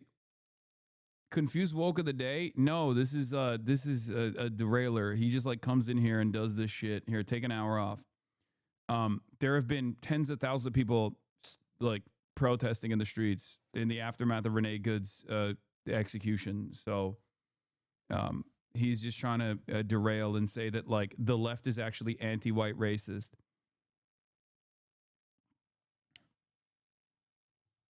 But in order to make this reactionary counter argument, you have to obviously deny the reality in front of your eyes and make it seem as though there hasn't been this like robust response and mass mobilization that has taken place in the aftermath of Renee Good's assassination. It is marginal, and they're hyper focusing on it specifically because this is a vulnerable population that is easy to target and it's easy to ridicule, and there is not enough of a robust defense mechanism out there. Yeah. And that's the reason why people end up believing this bullshit, and then they get shocked when it's actually implemented. Republicans. Yep. I'm going to repost it again.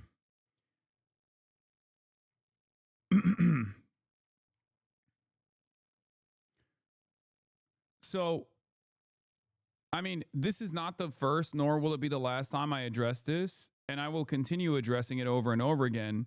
And when people say, Hasan, why do you keep repeating yourself, or why do you keep fucking debating people over and over again on stuff like this? It's because I still believe that every single time I have this kind of conversation, there are new people that listen and new people that go, you know what, this guy is making sense, especially when attitudes change, right? Or when people start seeing the impact of things that they thought were going to be good for the country, and then they realize maybe it's not good for the country at all. Okay?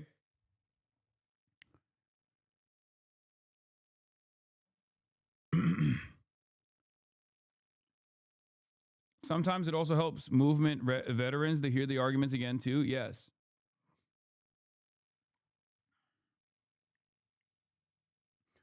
Bring the same derailers into this town hall, but ignores the vast majority of clarifying questions for folks that honestly want nuanced comparisons and explanations. Wait, what is that?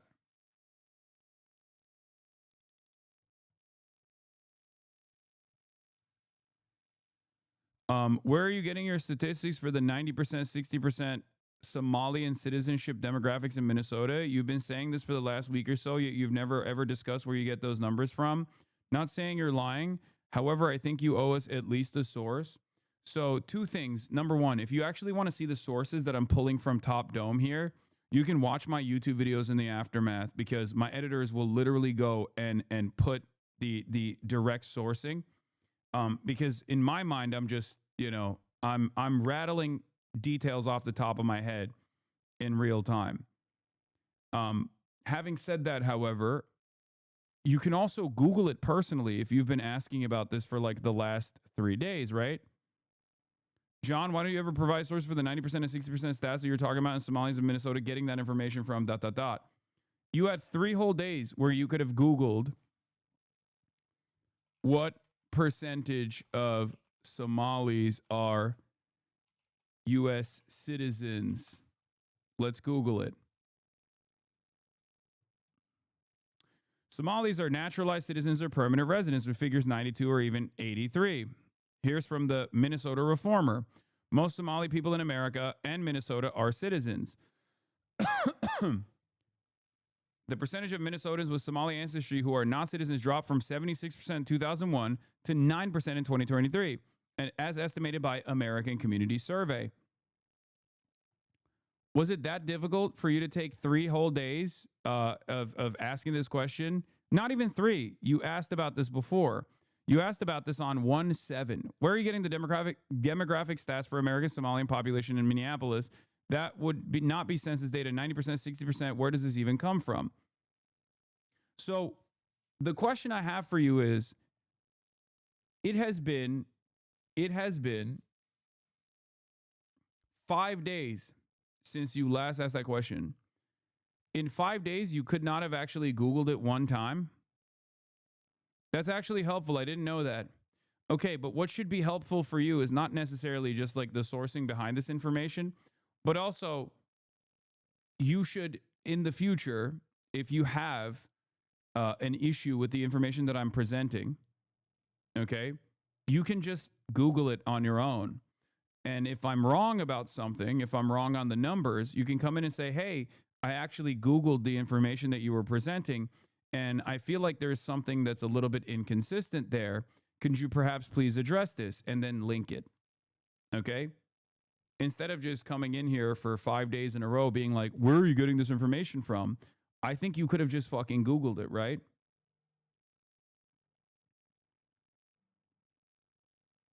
I'm not your personal chat GPT bot. To be fair, you don't source stuff on stream enough. People generally don't know how to do research for obvious reasons, lack of higher education. Yeah, because I'm offering real-time commentary and analysis. I could fake it as though I'm encountering this information for the first time ever and go, let's Google this, or let's research this together. Or I could just continue giving you this information and move on. Of course, there's a reason why people apply this level of like hyper scrutiny to my commentary, because there's a bunch of dumbasses who have spent, the last 5 to 6 years consistently saying that I'm actually misinforming people instead of actually presenting any evidence of the sort. And that kind of sentiment is stuck. But my sources are readily available on the YouTube VODs. Okay?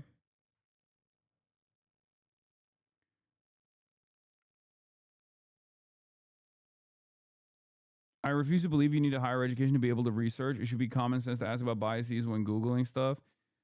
I mean, it is something that people are taught, and I don't think a lot of people have been taught this basic shit.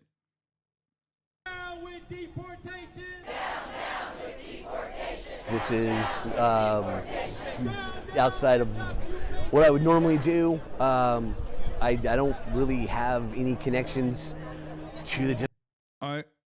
Wait, what do you mean? I've always wondered if you have sources in front of you or is it off the dome? No, it's off the dome. It's off the dome. I read quite a bit, and everything that I'm presenting to you is off the dome. Sometimes I can actually get like a percentage or a number wrong because of this reason. But because this is a, 8-hour process, yes, I'm like rattling off facts from the top of my mind when I'm presenting you with an argument. I know that for a lot of people, however, this is strange because unfortunately for a lot of people that get their information from content creators online, the content creator is seemingly first encountering this perspective, or at least they have a biased framework that they're operating off of, and then they go and try to find facts that justify their worldview or justify their perspective in real time. And a lot of people will look at that and go, that's brilliant. He's doing research. He's doing research in real time. But I have already arrived at these conclusions off of doing the research for many, many fucking years before I even decided to stream on Twitch. And that's precisely the reason why when I'm rattling off information off of the top of my mind, off of research that I've conducted for years at this point, okay, you can immediately go and check and see that that is credible. The argument that I'm presenting is built on facts.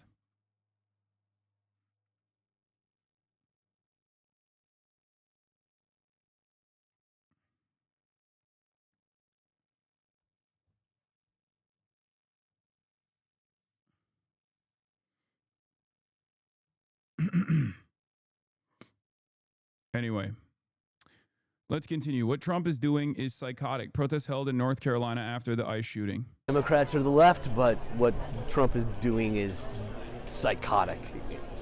Because killing people in the streets in intimidation tactics is horrifying, and we can't allow it. We have to stand up.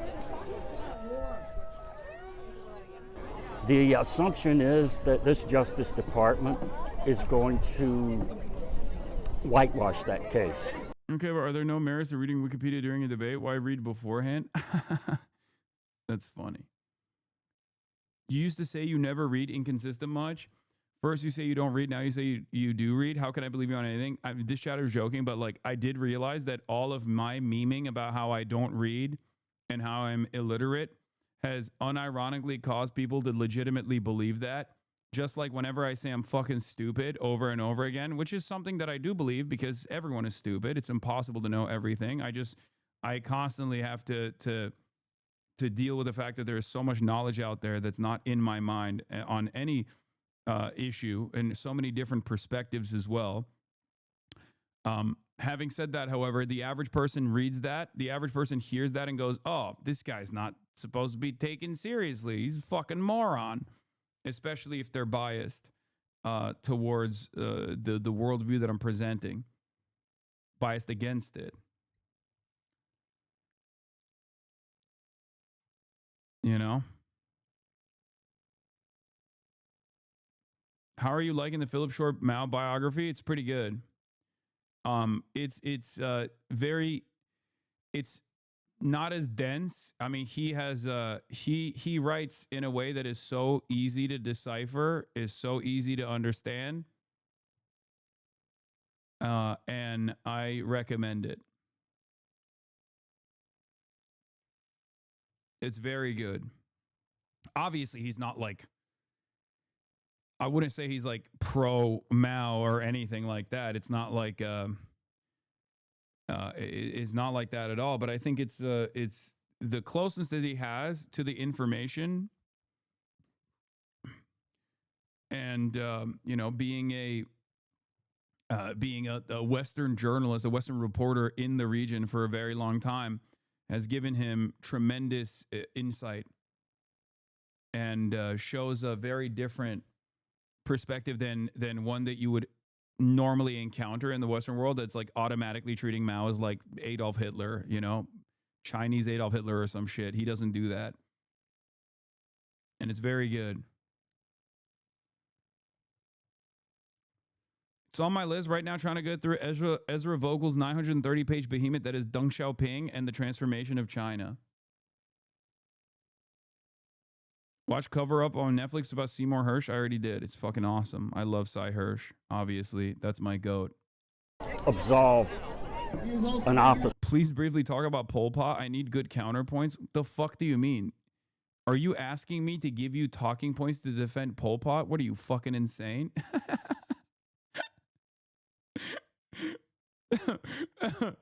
Chatter. First of all, this is not a good way to seek out information, okay?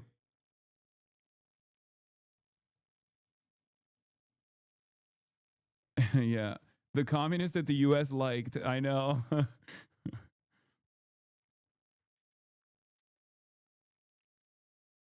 Well, not just the U.S., let's be real. The communists that China liked as well. Sort of poor conduct at worst, at best. What can protests like this do to... I hope get people concerned. I hope get our legislators to grow what are called cojones, some guts, to assert their legitimate power under the Constitution. If you look at their policy against both Americans and their international policies, they follow the exact tenets and playbook of all fascist governments that we have seen in the 20th century. It's just like, it is truly remarkable to have like such dedicated anti-fascists who also happen to be liberal. It is genuinely contradictory. I'm serious. Because, like, historically speaking, liberals have capitulated to fascist movements both in Europe and in general. But, like, America is the one place where you can both be an anti-fascist and also an anti-communist at the same time. I guess America and Poland, maybe. But they don't even recognize, like, the contradictions there at all. And I think part of that is because they are the most propagandized people. We are, as Americans, the most propagandized people on the fucking planet. So propagandized that we don't even understand. We don't even understand that we are being propagandized against. Like, we just don't even recognize it. What is the contradiction? If you are anti-fascist, being anti-communist is idiotic. Presenting Donald Trump as though he is like some sort of communist is the most insane thing you can say, because communists have historically, if you have any understanding of history whatsoever, Communists are the first fucking group that fascists will seek to eliminate. Organized communists, organized socialists, trade unionists, and the like are the first group that will always be eradicated by organized fascist movements. And that is because communists are always anarchists, socialists, anti-capitalists alike have always been the vanguard against fascism. They are the most militant against fascist movements. So when liberals actually present this utterly ahistoric assessment because of their understanding of Stalin or their understanding of communism, which is, again, chock full of propaganda and totally inconsistent, because they just go, well, these are all authoritarian. We're just against authoritarianism of every sort or whatever, except if it's authoritarianism that, we have we have installed, an authoritarian dictatorship that we have installed, in which case we just won't really think about it. These are boomers, so I suspect they're using the symbol to mean Russia, not communism. You see a lot of hammer and sickle Trump stuff among lib boomers. They just see it as Russia. No, I know. Iran proves you wrong? What do you mean, bro? You're so delusional. Iran proves you wrong? What?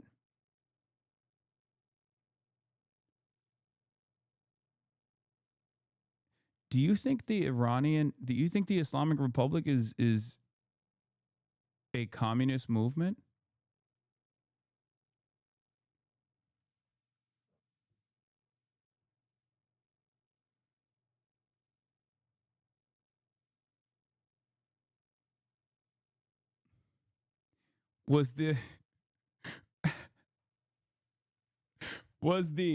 Iran is the most anti-capitalist regime? Oh, yeah. No, you're right, man. Yeah, they were. You know what it was actually? When the Ayatollah was ripping every like revolutionary, socialist, communist in the country, throwing them en masse in jail, in prison. As a matter of fact, using them as like the number one ops, far more consistently, far more like a far larger threat to the established order in Iran. He was actually doing that as leftist infighting. When Iran was purging the left mobilization that played a formative role in the Iranian revolution, okay, what they were actually doing was leftist infighting, where they were like, we're trying to do Islamo-communism. We're trying to do Islamo-communism the right way, and all these other Soviet-aligned movements in the country are actually doing it the wrong way, and that's why they were throwing them in fucking prison and purging them. Guy who doesn't understand anything. And unfortunately, this is like the overwhelming majority of people whenever we talk about fucking Iran. Bro, he doesn't realize you're making fun of him? Yes, because he thinks being anti-imperialist or being anti-West as a understandable position for sovereignty in a country that is designed as an adversary towards the West is automatically that you're a leftist. Like you are a leftist across the board. You're ideologically a leftist. No, man, that's just for survival, okay? And as I've reiterated over and over again, especially in terms of Iran or even with Hamas, from my perspective, when a country is being utterly dominated by Western forces, okay, and is in the death throes, actively trying to keep everything together in a very diverse country that is a powder keg, okay, it does not matter what their ideological predisposition is. Like that's the reason why leftists used to say critical support to insert whatever country you're talking about.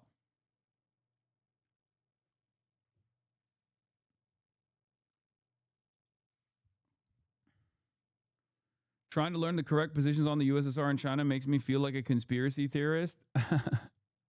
Okay, that's fine. How do you rationalize nuclear proliferation and the idea that inevitably as an irrational actor will have nukes? Can you use global destruction? I agree that all nation states should be able to acquire nukes. You want to know something? I mean, I've talked about this quite a bit. As far as like countries that want to develop sovereignty, especially if they're not under the nuclear umbrella, the nuclear security umbrella of the United States of America, have to develop nuclear arms, right? Like have to develop nuclear arms and have to have a robust military to be able to defend themselves and said nuclear arms as well. Now, that is a consistent take that I've had. I also will say that, like, obviously, I mean, I guess we're going to get into Iran in a little bit. Hold on. Let me see how many more videos there are, because I want to watch the Kristi Noem thing first, and then get into the Iran situation. And everybody wants to hear my analysis on this, and it's understandable, but you guys want a spoiler alert. Iranian Azadi, who just ran from Iran and Istanbul now, people don't know how to calculate the situation. They're either pro-IR or pro-bombing. Yeah. As I've said before, even in the past, far before this last iteration of the protests that took place in Iran, one of the major issues with the Iranian government is the endless amount of investment that they have for education while simultaneously being crippled by sanctions. The economy is in a fucking state of disarray, as always. And they still hold on to fundamentalism as the connective tissue that reasserts their power, okay? Fundamentalism is seen in that part of the world as being the truest form, the truest expression of being anti-Western intervention. This is something that I've tried to explain to Americans quite a bit, and they have a really hard time understanding that. However, that fundamentalism, especially when you have an unimaginably educated population, is always going to lead to people going, what the fuck do you mean I have to abide by the morality police standards?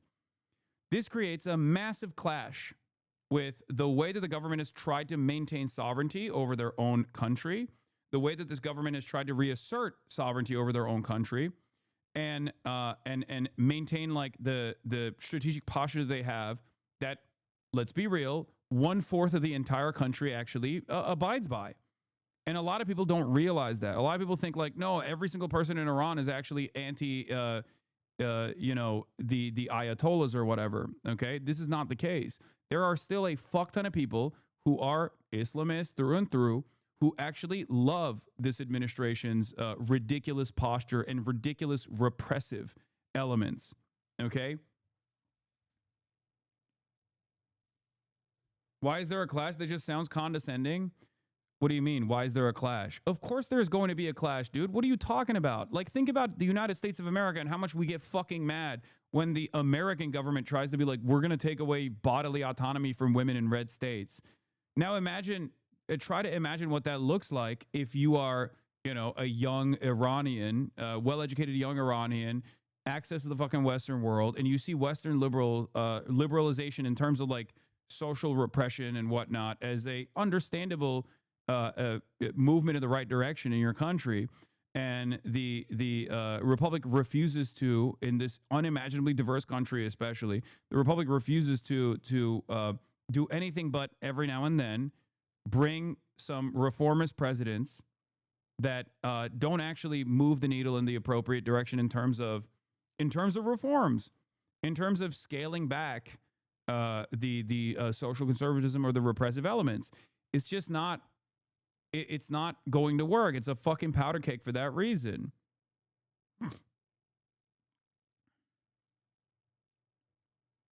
I think you're talking about the concept of a relative deprivation that is a highly educated populace whose economic and social reality does not meet the standards they have been raised to expect via education and social mobility. It's the same thing that happened in Egypt during the Arab Spring. Yes, sanctions paired up with discontent over repression from the administration, from the government, will always create a tremendous tremendous instability, especially in a country that otherwise would fall to a lot of fucking sectarian violence and balkanization if left to the interest of Western states that want to cripple the only country in the region that has the military power to actually hold Israel at bay. That's it. And let's be real, every single time these sorts of protests have happened, people go, oh, it's just like Mossad. It's America. This is true. America and Mossad are heavily involved in these protests. America specifically is heavily involved in creating the economic conditions that lead to these sorts of protests, okay? And then the government comes in and fucking kills a bunch of people. And the protesters themselves are also very violent and getting increasingly more violent, okay? Every single time these kinds of protests happen. The problem here, however, is that in the aftermath of these sorts of skirmishes, let's say, if you want to call it that, okay, you have to let up. You have to give in to the demands being made. You have to, because if you don't, then the protests are only going to grow. And it's getting to a point, especially in this last iteration, where while there is, of course, always going to be Western involvement, there are plenty of young people in Iran who have developed, understandably, a reactionary attitude towards Islam in general and are very clearly, not at the direction of Israel or America, very clearly expressing their fucking anger. Okay? You are very wrong. It's not 2019 anymore. It's way less than 25%. Do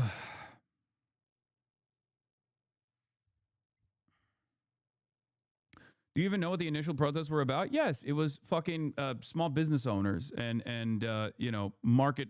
It's like people not having access to basic necessities and groceries and things like that, and also specifically the bazaar owners and, like, you know, market owners that were protesting against, like, the economic situation in Iran.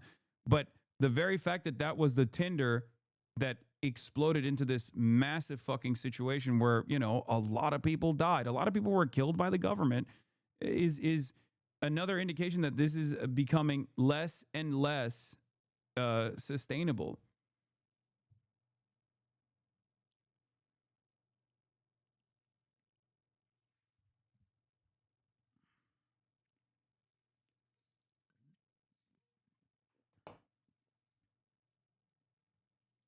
Yeah, shops are closing because there's limited cash flow, so they can't even pay rent to keep shops open. So yeah, America did create the conditions for that. The United States of America absolutely created the conditions for that. Westerners don't fucking get it. Iranian government has been a lot more substantial support than they think. Khamenei is literally the highest religious figure for Shias. Middle Eastern countries don't work the way you are describing. You are so westernized, dude. When I was in Egypt during the revolution, this exact bullshit happened, and people in Egypt to this day regret even protesting. What? Middle Eastern countries don't, what are you, I don't understand what your criticism of my commentary is here. I'm Iranian, I have to tell you right now, we have only two options, either Pahlavi to guide the way for a democracy, and yes, it's going to be Western backed, or stick with the brutal regime heavily backed by China and Russia. I will gladly choose Pahlavi. Yes. Young Iranians do not know why the Iranian revolution took place to begin with, because they only know one repressive element, which is the Ayatollah. So they don't understand why there was already fucking mass mobilization that took place, because it was a real revolution. The Iranian revolution wasn't just like Islamist forces coming into power, okay? There was a reason for why that took place. That was literally Western intervention in the Shah and how fucking ruthless and how brutal the Shah was. Like, that was a real revolution. It was a real social revolution that took place in Iran. And I think a lot of people don't know that, especially younger people. So the only brutal, ruthless, repressive forces that they've experienced has been this modern iteration of the Ayatollahs. And therefore, they have no concept of understanding what it would look like if they returned back to a Western-backed puppet state installed on top of the Iranian population, especially in a country that is so diverse as Iran.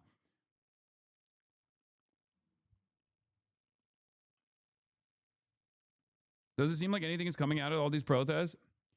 I mean, I think they've very clearly, ruthlessly suppressed the protests, and the Iranian government's assessment here is going to be, it was all Mossad, it was all Westerners, and the protesters themselves were the reason for why there was so much violence. They killed, you know, firefighters, they killed cops, all this stuff, and there's truth to that as well, but like ultimately it was the state that is the most ruthless force here, the ruthless force of suppression. And yes, remember, guys, I know that there's always going to be Western intervention. I know that there's always going to be Western intervention. You guys are being ridiculous if you think that that's not the case. Okay?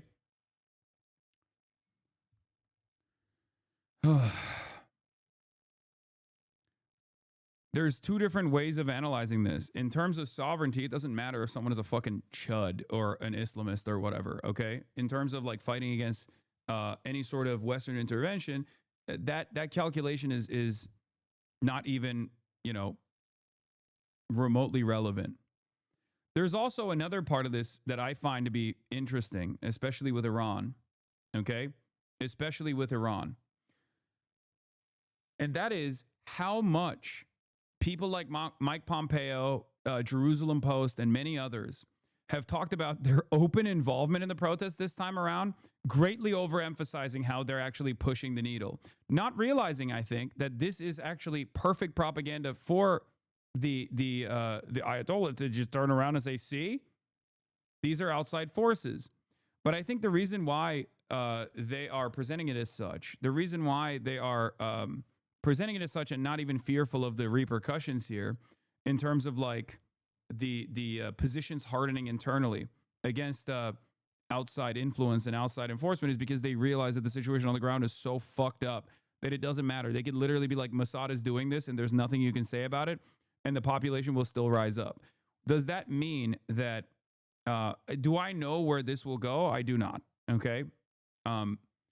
There are numerous different outside forces that want to take ownership over the protests, whether it be Mossad, CIA, or whether it be MEK, which obviously is also an internal force inside of Iran as well, or whether it be the Shah, right? The Shah riders. And the reason why there isn't really much coverage on what the internal left forces in Iran look like is because the administration, the regime, has always considered left forces to be the number one op. Okay? That's it. Their number one op has always fucking been, the number one op for the Ayatollah has always been the left. Yes, MEK is massively unpopular in Iran. The Shah is even more popular, I think, from what I understand. But it doesn't even matter. Now you got like Rudy Giuliani shitting on the Shah. The MEK only has power amongst the diaspora, especially the U.S. diaspora. They've successfully become the main forum for Iranian Americans, but they have no real support base in Iran itself. And I don't even think the Shah itself has as robust and as popular a support internally inside of Iran either. It's just that people have run out of options and they think that it's the only thing that they can hold on to. Is the left even left in Iran? Do you think Iran will go through the same thing as Syria went through? No. Hopefully not.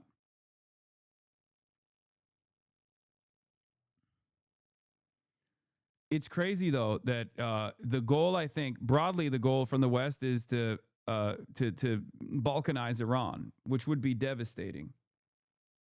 Fucking bomb. And I don't even think, if you were to poll every single fucking Iranian person that's in the streets right now, if you were to ask them sincerely, do you want to balkanize Iran? They would say no. Iranis are very proud people.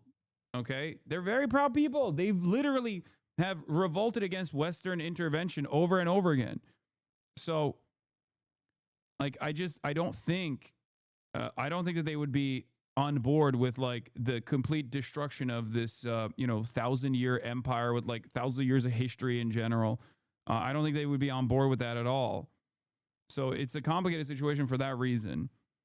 But the discontent is very real. It's not just Western-backed intervention. Western-backed intervention, especially in the form of sanctions, has absolutely created an environment of economic instability and volatility that has led to people freaking the fuck out, understandably, on top of the internal repression that exists in the state. Anyway, let's get back to our regime and what we are doing here in the United States of America before I get back to Iran. Fucking bum you, you're a bitch. And if your wife is not probably fuck her too. You guys are all bitches. You can't do shit to me.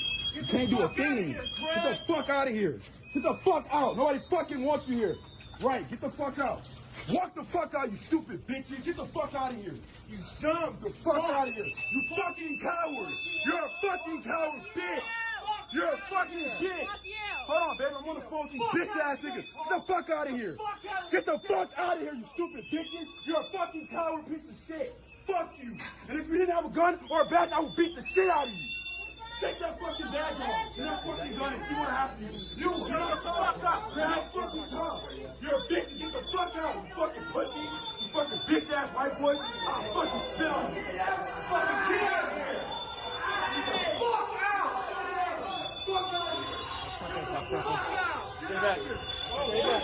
Stay back. Fuck off. Stay back. Easy. Easy. Back up. Fuck off. Get the fuck out of here. Get the fuck out of here.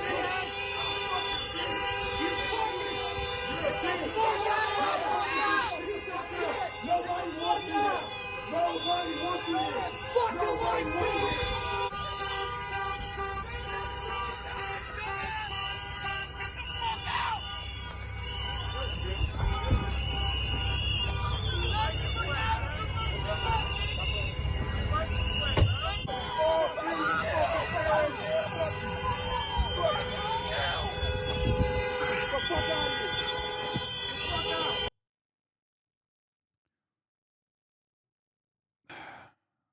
We have power in numbers, okay? You just have to remind yourself of that. We have power in numbers.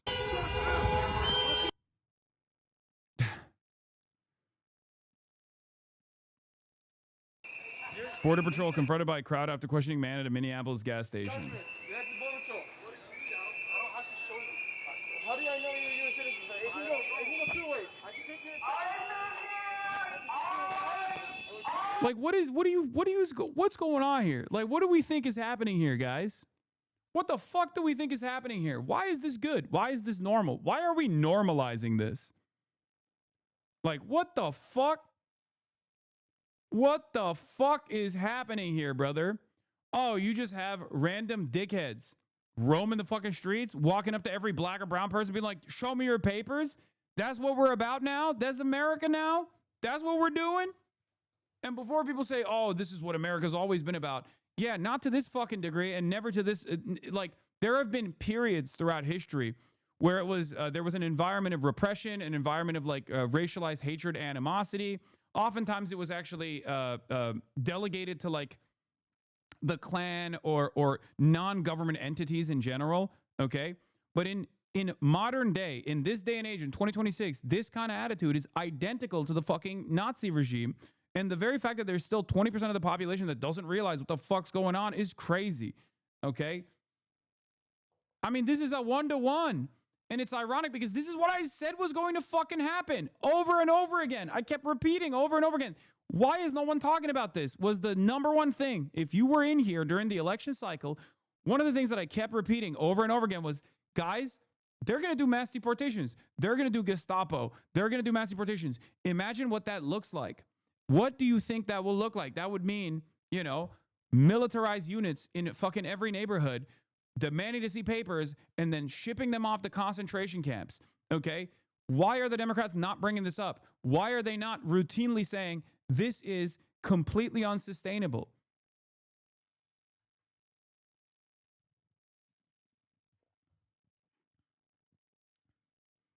And it's going to get worse.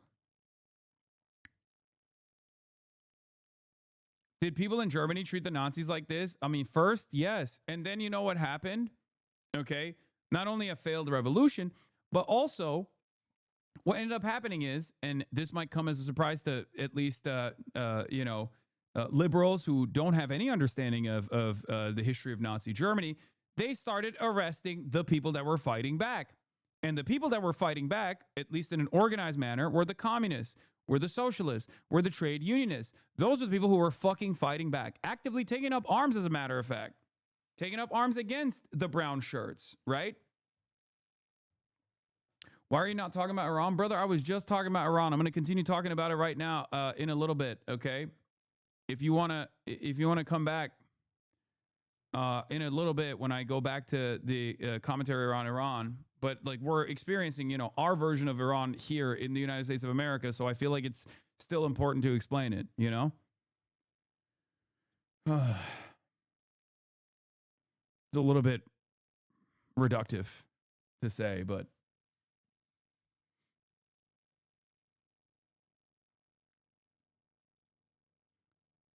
so yeah, did people in Germany treat the Nazis like this? There were people in Nazi Germany who treated the Nazis like this, or at least when the Nazis were building their movement, those people were communists. Those were socialists. You know?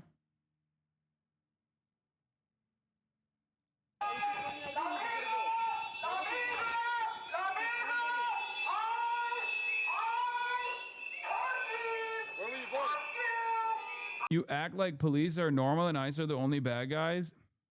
Why are you acting like the police is any different?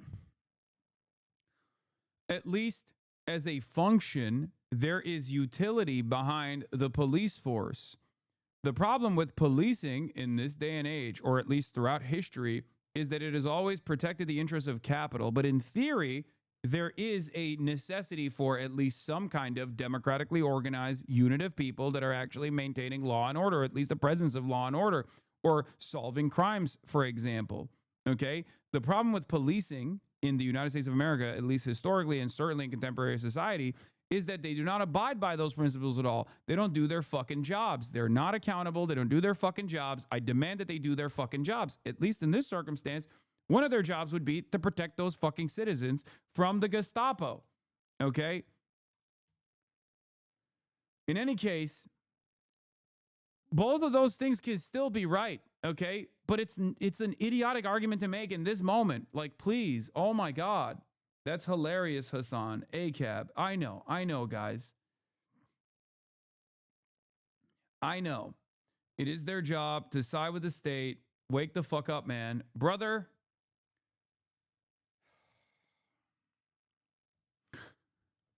Listen to me. Listen to me, please. I urge you, okay? Step by step. Baby steps. Okay? Baby steps. Please. One of the questions always is like, well, if the person, Renee Good is a white woman, and there wouldn't be this much outrage if this was a black person. As a matter of fact, the black person was killed by an off-duty ICE agent in the beginning of this year, right? In Los Angeles. And no one cares about that. No one bat an eye. It's like, okay, that's correct. But is it helpful in this moment? Sometimes people do this without realizing that like what they're saying might be correct, but it's not like in the direction of where the crowd is moving towards. Okay.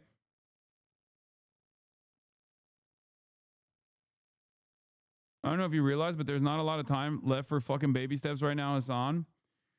No, I haven't realized it. Thank you for educating me on the situation that I've been warning against for like the last 10 years of my political commentary career. Thank you. I wasn't aware, but I'm glad that ya boy, even Steven, you have dialed in and you know what is what's happening here. We're done. We're not. There's no reason to fucking currently have internal battles, internal self-struggle sessions here. Okay, we're not doing that right now.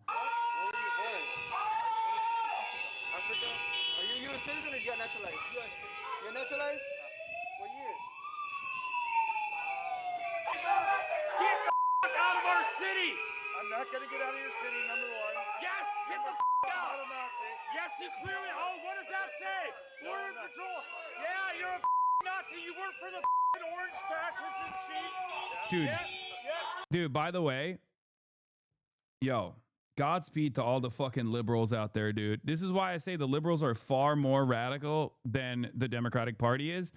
And in some instances, the liberals that take it out to the fucking streets, the boomer ass libs too, they are far more radical than the fucking annoying people on Twitter.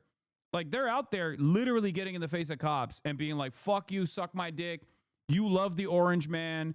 You know, things that people on the internet would like criticize and make jokes about, like, oh, orange man in chief, really? Oh, Mango Mussolini, like shit that we would cynically, from an edgy nihilist perspective, make jokes about. Well, those people are fucking out in the streets. I don't give a shit if their form is silly, okay?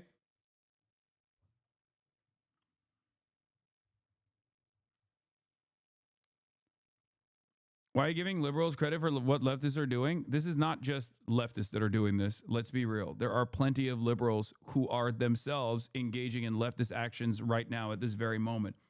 Okay?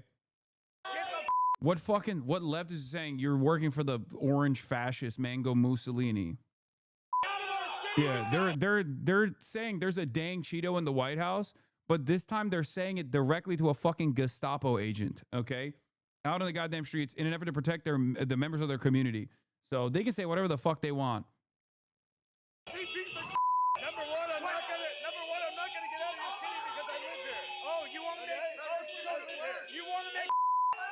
Okay, good for you. Good for you. You want to make?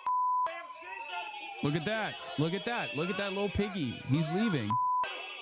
The little piggy's leaving. Oh, his feelings got hurt and the little piggy's leaving. The worst part about this is the assumption that people will have the answers to these questions they ask immediately. I've been through visa applications 4 times over the last few years. And if someone asked me when I got my last visa, I would not know. In that case, that's enough for them, I imagine, to do something heinous. I can't imagine how it would be for a random person getting cornered by ICE. Yeah. The church going aunties are out in the streets, dog. It's crazy. Yes. Anytime we see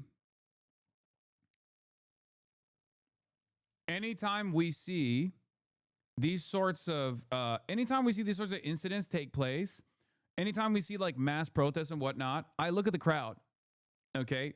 And the very same liberals that wore pussy hats in 2016 are the liberals that are out there, man. More often than not, it's not the youth. It's not the youth at all. It's the fucking boomers. You have to recognize that. This is why I said the Karen Vanguard is here.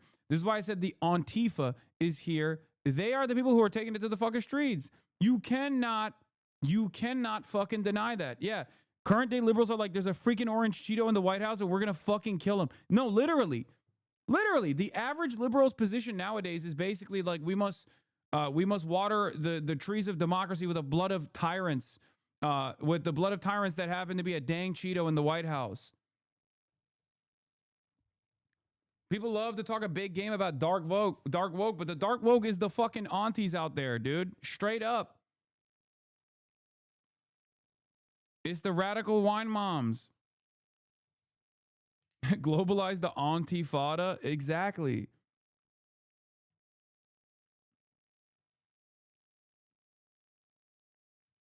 I don't think we realize like where this discontent is coming from. At least like who is willing to take it to the fucking streets. Cannot disparage the people who fight for you. It is not cringe, it is courage. They call it cringe to try to intimidate and embarrass you into not using your power to not help them. Wait, no, I didn't say that. I'm literally saying you will never catch me fucking making fun of the cringe ways in which they're presenting themselves, because they're out there. The fuck? They're out there. You need people. You need everybody.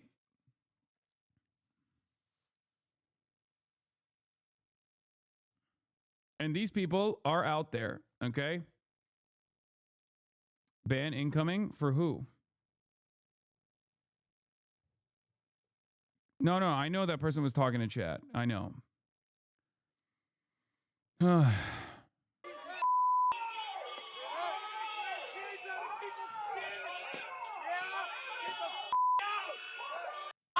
Back it up!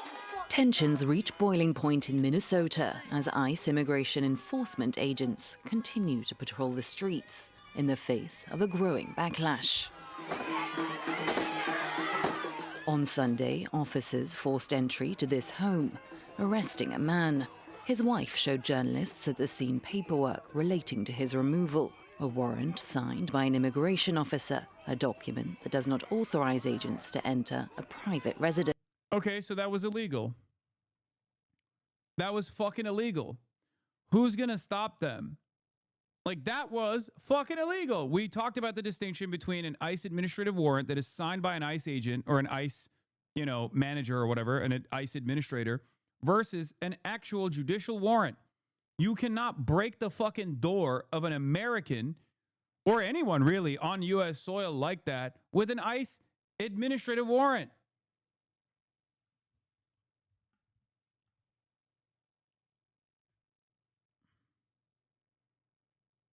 It's fucking ridiculous, dude.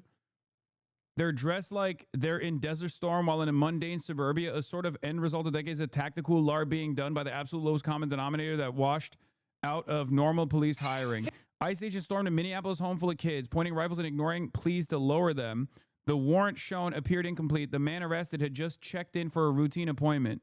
Where's the warrant? Where's the warrant? I'm sorry, but every single person that is engaging in this, especially at the administrative level, has to go to prison. Actually, I'm not sorry for saying that. They have to go to prison. They have to. If they don't, and there's no accountability whatsoever by the law, it's over. Okay? It's over. There is no law. There is no society. The social fabric is completely fucking ripped apart. Every single person that is participating in this, down to the guy who's pulling the fucking trigger, all the way to the person who's signing off on the fucking administrative warrants at ICE, down to Kirsty fucking Noem, have to face legal repercussions for this. I'm being dead fucking serious when I say this. They have to face legal repercussions. They have to face criminal repercussions for this. This is the type of shit that would happen every now and then, and it would cause panic and disarray and then be handled by the courts. Okay? And year over year, we expanded on the permission structure. Year over year, we said, well, cops are just doing their jobs, all this shit. And it all played a role in what we are experiencing currently. This is Nazi shit. A violation of the Fourth Amendment, yes. But if there is no group that will hold the administration to account for severely violating the Fourth Amendment, then what good is the Fourth Amendment? What good is the Constitution? It's just a piece of paper to wipe your ass with. Where is it? Can you put the guns down, though? Can you put the guns down? There's kids in this house. There is kids in this house. Show the warrant first. Show the warrant. Show the warrant. Bro, all it takes for one of these fucking Gestapo pieces of shit, to as we've seen this past week, is to have a bad day, or to feel like their authority's threatened, or to feel like their ego is harmed, for them to fucking pull the trigger too. Because like a lot of people are such badge eaters that they see guys that wear this gear, that see guys that LARP as though they're fucking cops, okay? And they assume, oh, they must be there for good reason. No, they're not. You have to literally pull yourself out of the situation and realize that these are people, some of them have been trained for 47 fucking days total, that are Proud Boys, that are fascists, that are white supremacists, that got a $50,000 signing bonus, very little training, and are not actually doing something that's appropriate at all. They're doing something that is utterly illegal, okay? They are terrorizing the masses. For what fucking purpose? Do you feel safe when you see images like this? Because I certainly don't. This does not actually give me safety and security at all. This is giving fucking chaos and panic, lawlessness and disorder. Not law and order, not safety and security, but instead mass chaos. There's kids in this house. That's it. Where's the warrant? Where's the warrant? Where's the warrant? How is raiding a home with a warrant illegal?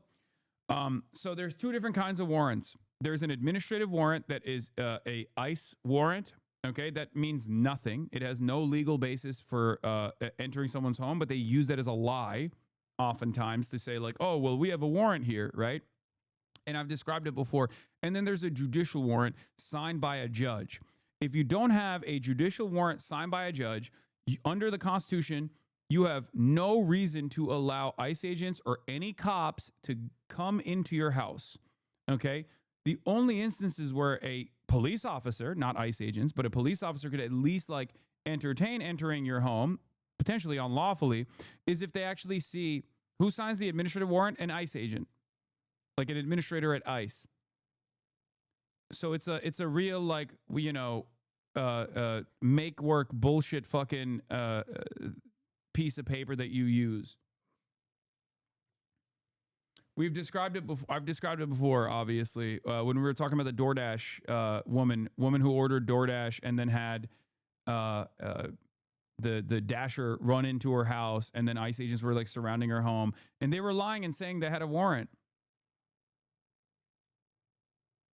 Okay, I don't know why this is not showing, but here, this is the difference between a judicial warrant and an immigration warrant. Okay. A judicial warrant will say United States District Court. An immigration warrant, an administrative warrant, okay, will say Department of Homeland Security, U.S. Immigration and Customs Enforcement, warrant of removal and deportation. Okay? A judicial warrant also has to be signed by an actual judge. Okay? So when you see someone present a warrant when they're entering your home or they're trying to enter your home, because you have the right to ask them, dude, you'll be right, but dead. Bummer.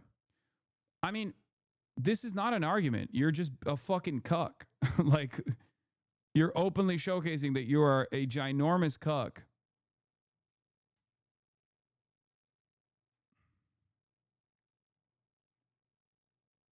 The fuck do you mean, dude? You'll be right, but dead. Okay. So these guys can just come into your house, bust through your door, and rape your mom.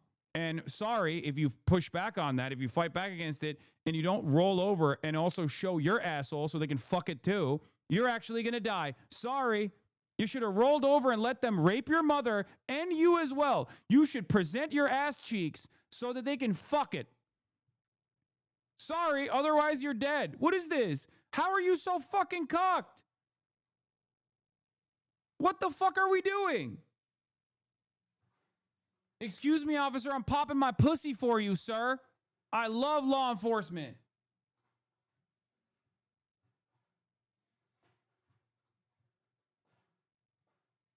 When you're done violating my mother, can you please blow out my back, sir? Please?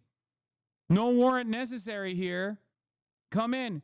Blow my ass cheeks into smithereens, sir. Fuck my ass too, please, sir. I love law enforcement. Otherwise, I'll be dead. What the fuck is this? What the fuck is this? What are you saying?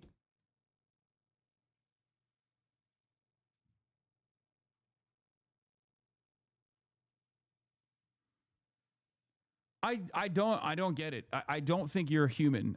I think you're cattle. If this is truly the way you operate, you are not a human being. You're just fucking cattle.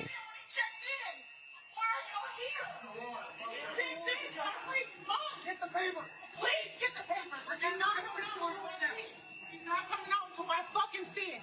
He's not coming out. My daughter's here. That's a dog. Yes, don't answer the door is the best legal advice. Except in this circumstance, there is no door to be answered because they broke the door, which was illegal, by the way. Please click this because this is you today. What is this? Wait, hold on. This guy's still arguing. I mean, that the whole America is right now, but the red-haired guy just does what he wants. It's not about right. It's now about life or death. Not fun to be right, but dead. What are you talking about, dude? The point that we're having, the conversation that we're having right now is not that ICE is at your doorstep, dumbass. The conversation is about pushing back against this shit. And you're the only person in this chat, at least, desperate to normalize this kind of behavior by saying, well, they'll kill you if you don't comply. What the fuck?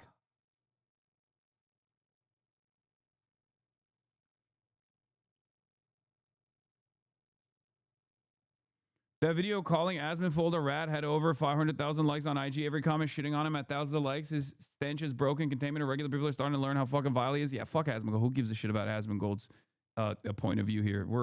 I'm already dealing with like the fucking cowardly, servile cattle in my chat right now. Please don't bring up fucking Asmonfold.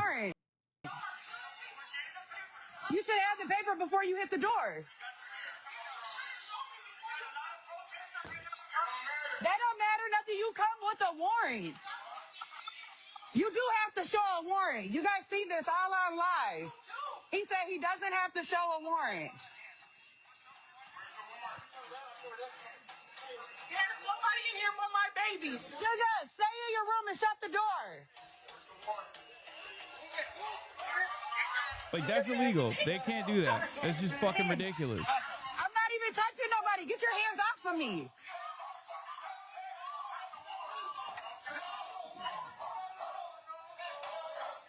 I can record. I can record. I am back. Get your hands off of me. I'm not in your way and I'm not stopping nothing. You're also not checking to see who's in this house. Get your hands off of me. Get your hands off of me. I don't give a fuck about your taser. Get your hands off of me. Oh, you're real big and bad. Oh my God, look at how fat he is. Oh my God. Oh my God. Oh my God. The absolute fucking monstrosity over here. Jesus Christ, they are so fucking rotund. I don't give a fuck about your taser. Get your hands off of me. Oh, you're real big and bad. Where is the warrant? So you can't answer, but you can flash a light? Where's the warrant? Where? Where is the warrant?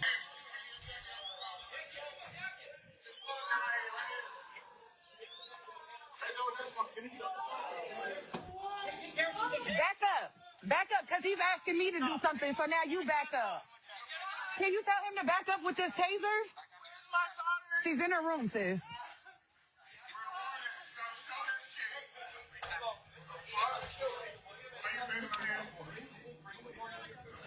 Why you bending my fucking hand like a boxer? I'll put this over. Look right on it.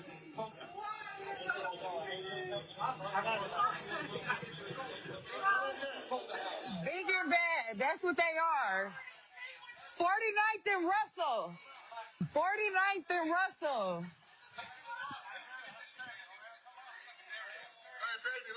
This is the worst warrant execution I've ever seen because there is no warrant to be executed. It's an administrative warrant, so they're illegally entering someone else's domicile. They're not supposed to be inside. They broke the door illegally, and then they entered the home illegally with guns blazing, and they're terrorizing the fucking person that lives there and their children that live there because they're fucking terrorists. They are Nazi terrorists. This is Nazi shit. I don't know how else to explain it to you. And anyone that looks at this and goes, this must be justified, is a fucking servile little worm, a cattle, okay? Yeah, sure. Explain to me how this is in any way, shape, or form legal or constitutional without saying, well, those people scare me, so I'm glad they're being terrified and terrorized.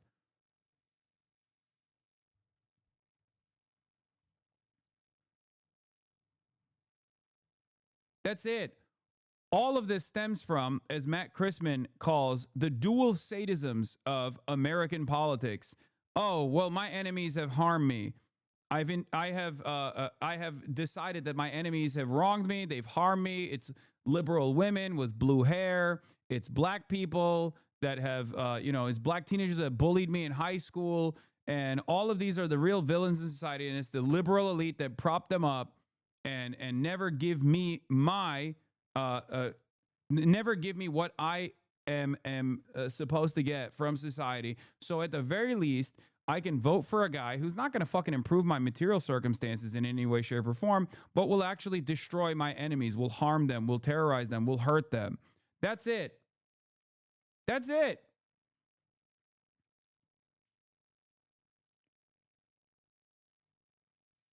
That's all this is, because you have nothing going on in your life. So you just have to imagine enemies that are at your fucking doorstep and an administration that will punish them, because it's not like they're going to fucking give you free healthcare. They're not going to make sure that you can actually own a home at any point in your life. They're not going to make your work conditions better.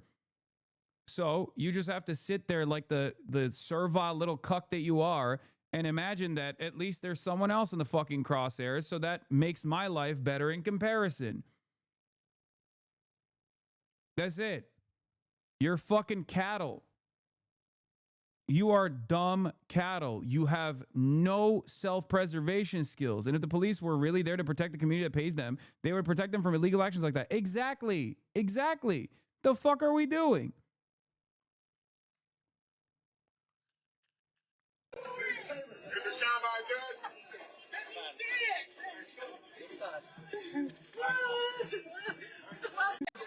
Look. Look. Do you see that?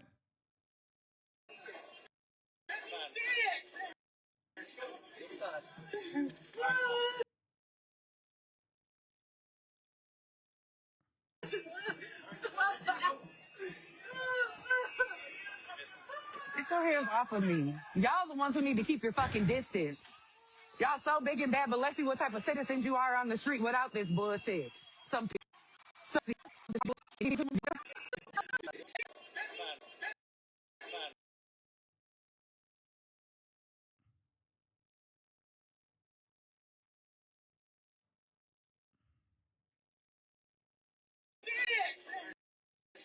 I can't see. Fuck. God damn it.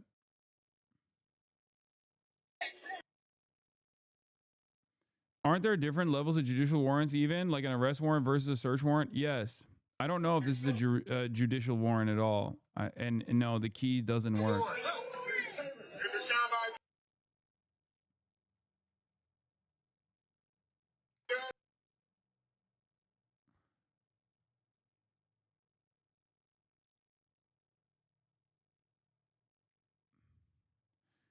Breaking. ICE Border Patrol blatantly violated the Constitution. Is there...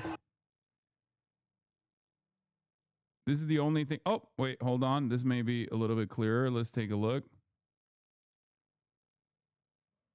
What does it say up here? Oh, it says Homeland Security. Yeah, it's an administrative warrant. Right? That's Homeland Security, right? Yeah, if it says that if up top it says Homeland Security in any part of the fucking piece of paper, then it is actually an administrative warrant and not a judicial warrant. So it's not a real warrant at all. Yeah, this is it. Yeah. U.S. Department of Homeland Security. This is the sample. This is a U.S. Department of Homeland Security warrant. It's not a real warrant. This is bullshit. This is exactly what they're showing here. Yep. Look. It says a U.S. Department of Homeland Security warrant for arrest of alien. Any immigration officer authorized pursuant to sections 236 and 287 of the Immigration and Nationality Act of Part 287 of Title 8, Code of Federal Regulations to serve warrants for the arrest of immigration violations. Okay? This is not signed by an actual fucking judge. Okay? This, know your rights. This piece of paper does not give ICE the authority to enter your home. This piece of paper does not give ICE the authority to enter your car. It's nothing. It is utterly irrelevant.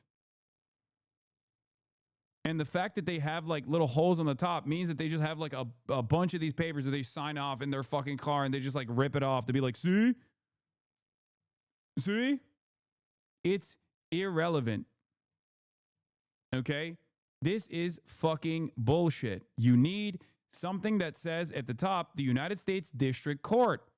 You need to make sure that the address is the correct address. Okay?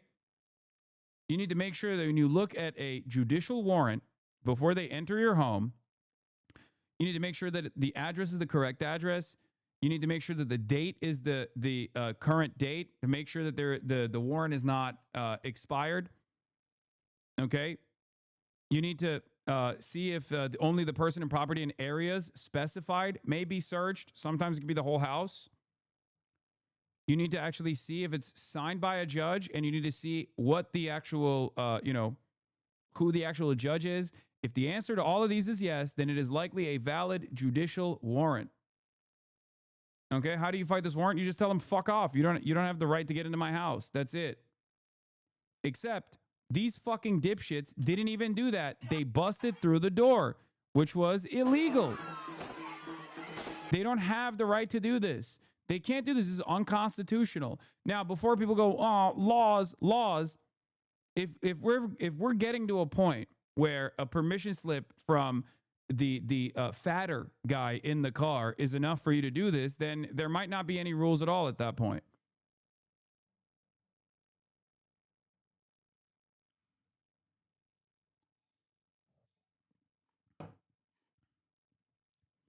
Whoever is the fattest guy in the gaggle gets to sign off on whether you can break people's doors. Like, what are we doing? Genuinely, at that point, when we're already inside, will it stop them? They have guns pointed at them and there's like 20 of them. What should anyone do in that situation? I mean, in this situation, you can't do anything. That's my point. You have to just hope that their law actually kicks in at some point.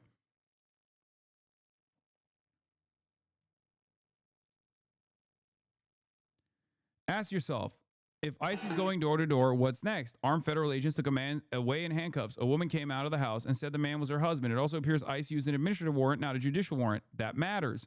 An administrative warrant is signed by ICE, not a judge. Without a signed judicial warrant, agents do not have the right to enter your home. It's true. Anyone who thinks this is appropriate and good and just, and that person in there could be the biggest criminal of all time, and it doesn't matter. You have to abide by the laws that were created, okay? It doesn't matter. The reason why you have to abide by that standard is the same process is the same reason as to why we defend due process, okay?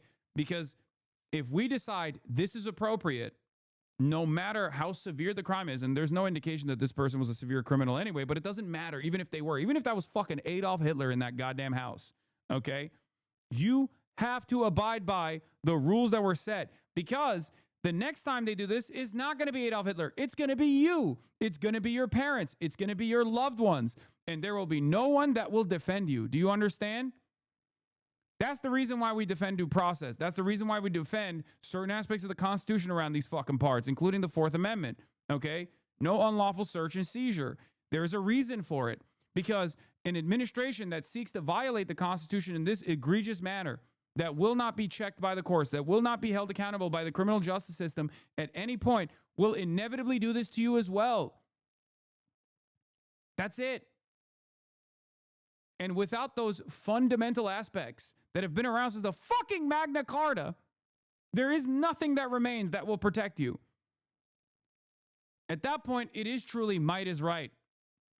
And unless you have so much fucking money that you can hire your own private military contractors to defend your home at any given point, you're fucked. And even if you do have that kind of money, do you want to live in a society like that at all, where it's just complete fucking chaos? It's an anarcho-capitalist dystopia. Do you really want to live in that society?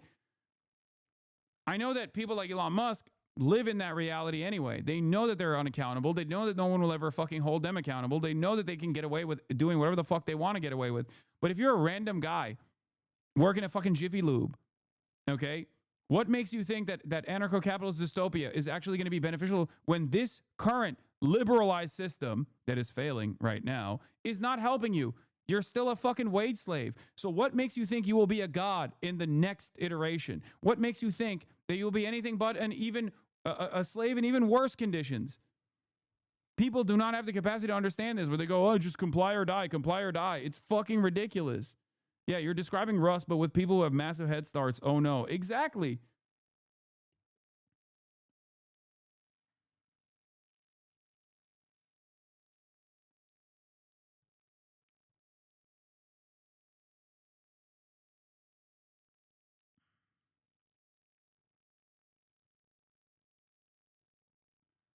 You keep acting like laws matter anymore. There's no one that will prosecute this shit. They're speedrunning fascism. The reason why I'm talking about the importance of law in this situation is because I can't believe you would mute me for simply challenging you on a certain point. I thought the channel was different because you allowed disagreement. You know what? If you want me to agree with everything you say, just say it, Hasan. I know I'm not right-wing, at least not completely. Take another hour off. Stupid.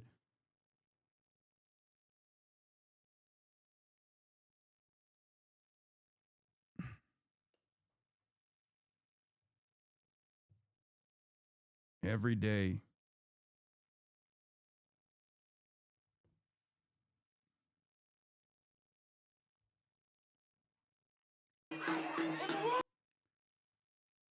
Ugh. DHS was forced to respond to this because they're growing more callous. This was literally a U.S. citizen. Huh? Border Patrol attacked the U.S. citizen teenager, beat him up, drove him away, and then dumped him. I'm not doing all right. What's that? I'm not doing all right. I'm not doing all right. Back up. Yo. See that? Yo, they're recording. They're here. What y'all doing? Yo, back up. You good? What's that? You good? Oh, Greg Bovine Bovino in the streets. absolutely. Oh, back up. I'm walking here. Back up. Bro, if our governments, our local governments and our state governments can't protect us against this kind of like federal action, it's going to be complete chaos. Okay? I urge even the likes of Mayor Frey or Tim Walz to wake the fuck up. Okay? Deploy the National Guard to protect the citizens. Order local law enforcement to protect Minnesotans. Okay?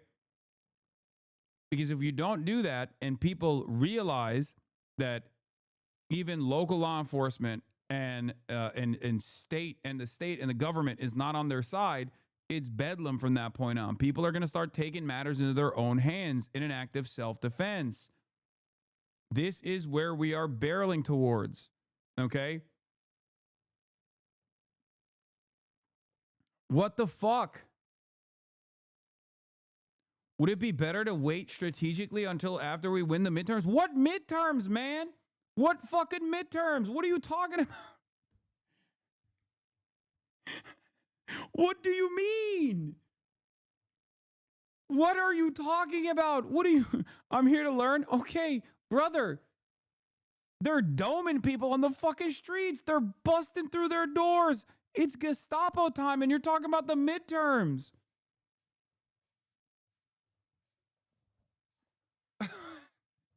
There will be no midterms to be had if this keeps going. What do you think happens? They keep doing this over and over again until someone says enough is enough. And then they actually get into an armed conflict, okay? They get into an armed conflict. An ICE agent gets shot in the process, okay? Boom, mass suppression. Like an ICE agent in every fucking corner. Trump tries to federalize the National Guard and deploy it in against the population, okay? Then people grow even more angry. There's more pushback because they realize that the state is not there to protect them. So they treat every member of the state as an op, as an enemy, because in some ways they are. Where do you think that goes?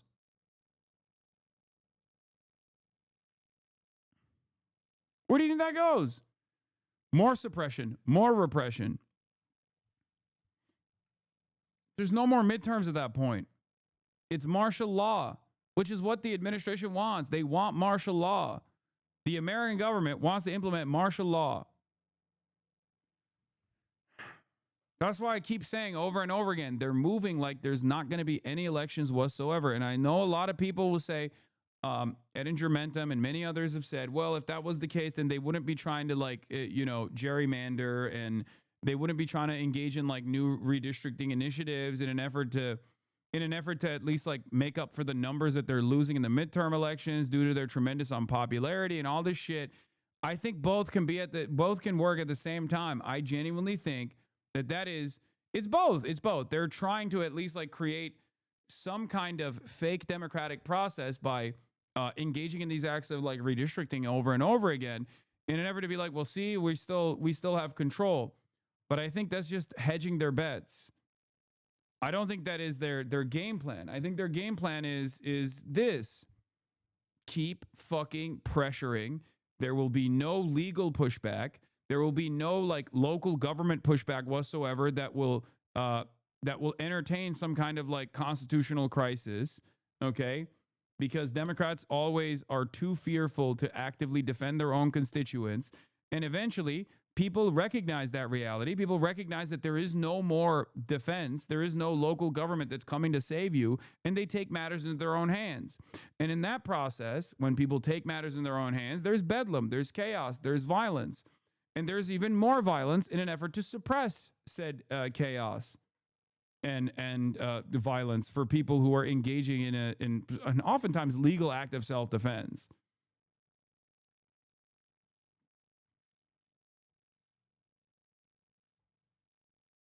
That is where we are headed.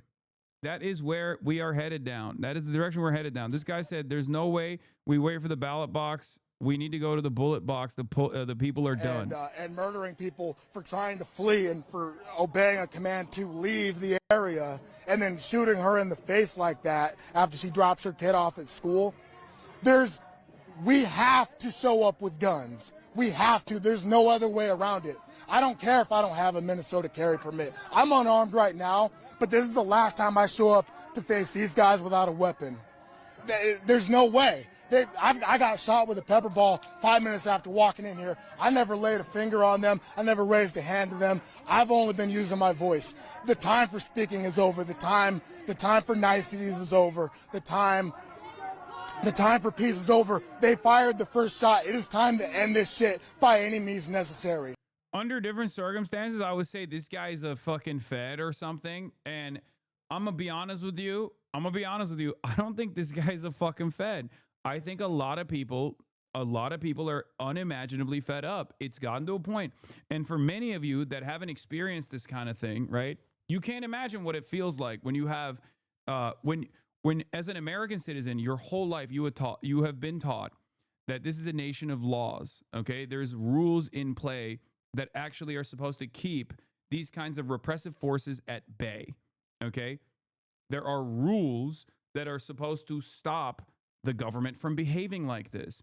And it turns out those rules only matter if both parties in the duopoly that we have are playing by said rules. And if one party decides, yeah, there's nothing you can do about it, I have unchecked power, okay?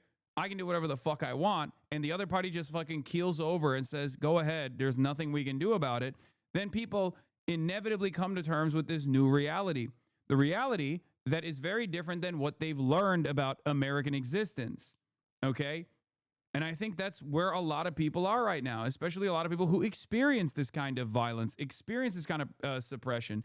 People that actually see it in their fucking neighborhoods eventually say, I'm fed up. It's fucking bullshit. Philly police brutalized a minor on camera. The community called a modern Black Panther group led by Paul Birdsong, inspired by the original party to demand accountability when systems fail, communities organize.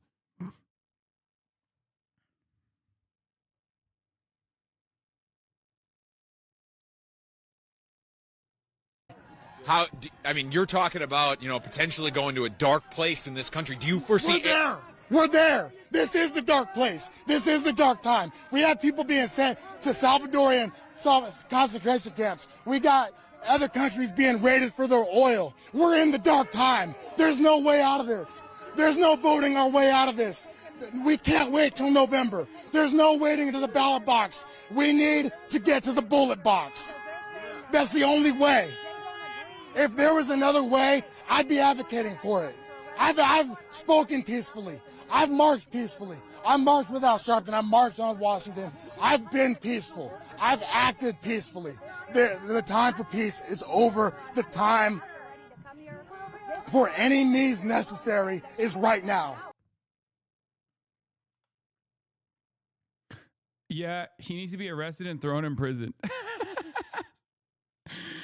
The tree of liberty must be refreshed with the blood of patriots and tyrants from time to time, but you're not the patriots here. You're the tyrants. Yeah, you're right. The tyrant in this circumstance is the random guy who's fucking fed up with the unconstitutional Gestapo force busting down people's doors and like murdering them at certain points. That's famously throughout history, those guys have been the real patriots. The SS, the real patriots, and not the people who are resisting against the SS. Those were the tyrants. Yeah, the real tyrants were the Jewish people that were thrown in concentration camps, the socialists, the communists, the trade unionists. Those were the real tyrants. And the real patriots were the fucking Nazis. Is that the argument you're presenting here? Holy fuck. Anyway, let's watch Greg Bovine Bovino pull off this fucking nonsensical bullshit again. Like that. Good show. Hey, that's what a nice guy. I don't know, fuck. Dude. What is this? Fuck you and fuck all y'all. What you gonna do? Hey, you guys American citizens? Fuck you. Huh? American citizens? None of your business. That's what. Fuck you. All right. See that?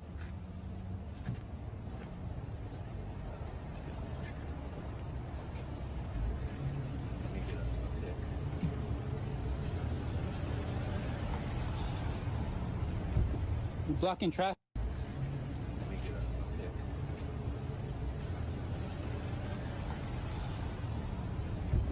You're blocking traffic. Look at that. Bunch of y'all right there. Fuck every single one of y'all. Look at that. Just gonna get a pic. Hold on. Why are they taking pictures? To put it through the database. So a lot of it is so here's one of the things that they're doing. So they're working with Palantir, right? So they already have like AI facial scanners, which are not, you know, exactly super useful, but I think like as long as you change the standards of you know what decides someone is definitely the person, as long as you can like tweak the algorithm, you can use that as a justification for detainment. Okay, that's the goal here. They're using facial recognition software to see if the person that they're apprehending or the person that they're encountering is apprehendable. And because it's AI, it's not supposed to work. It's not like a direct, 100% success rate. It's just supposed to give you probable cause. So they are starting to use this as a probable cause to say, oh, you're going to be detained. Okay, sorry. This is a, 67% facial recognition match in our database for a criminal migrant. We had to beat the fuck out of you, and we had to detain you in the process.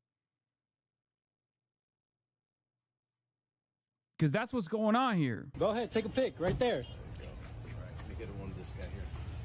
Right here. Appreciate that. Fuck you. Huh? Fuck you. Come on. Fuck you. Don't touch me. Fuck you. Fuck you for what? Fuck you. Hey, don't touch him. Don't touch him. What are you doing? Come on. Yo. Fuck you. I work here, bro. Yeah, he works. Fuck you. Fuck you. Look at that. Fuck you. Yeah, he's got like the fucking Target shit on him too. Or what? Fuck you. Look at that. Look, they're grabbing him. Look, they're grabbing him. Yo, let him go. Border Patrol attacked the U.S. citizen teenager, beat him up, drove him away, and then dumped him. Why do they not care about getting caught in their lies? If he was arrested for assaulting law enforcement, why was he released and found battered in a Walmart parking lot? This guy right here, they let him out of the vehicle, they tortured him. This guy right here, yeah. Tortured. You okay, man? No, I'm not okay. Bro, shit's crazy. My man's bleeding. They slammed me on the ground. I can't say what must be done here, but you can't stop me from thinking it. It's a fucking teenager, dude. We gotta be able to call somebody. This is ridiculous.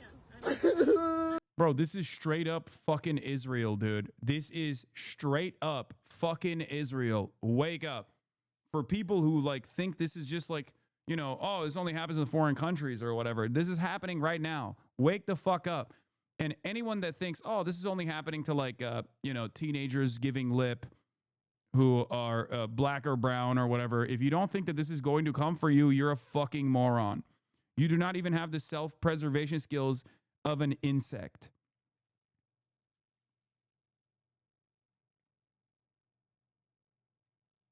Oh my God. You got family around? You got somebody here, man? Come on, we in here. Come on, man. You work here, don't you? No, I work at Target. You work, bro. Come on, bro. It's okay. That is so crazy. Man, slam this man up in the parking lot. Torture this guy.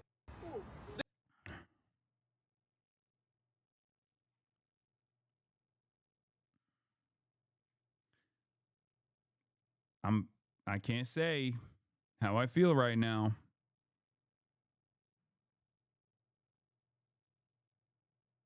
But goddamn, I'm thinking it.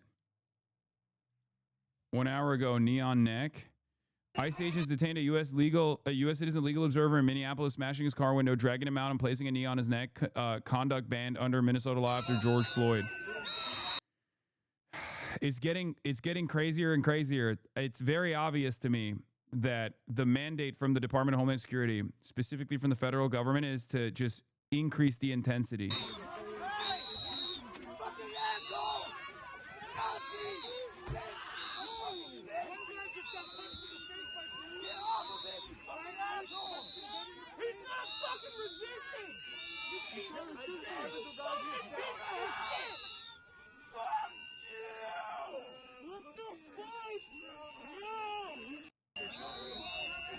You can't say what you feel, but Asmund Bitch can say whatever he wants with no ban. Yes, because Asmund Fold, who is utterly irrelevant in this conversation, is demanding more of the state violence. And any kind of fucking counter against said state violence, even an act of self-defense, is technically demanding illegal actions. Whereas state violence, even if it's illegal, is still state violence, and therefore it is interpreted as totally sanctioned and legal violence. This is the dichotomy between right-wingers who demand more of that same state violence and left-wingers who actually want to defend against state violence and illegal actions by the state. This is why right-wingers can get away with saying, oh, the left is so violent. The left is so violent. We are not violent. We're just simply demanding that the state continue doing violent actions. Have a cry.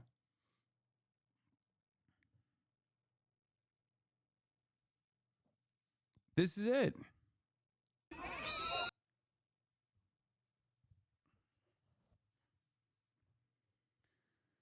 I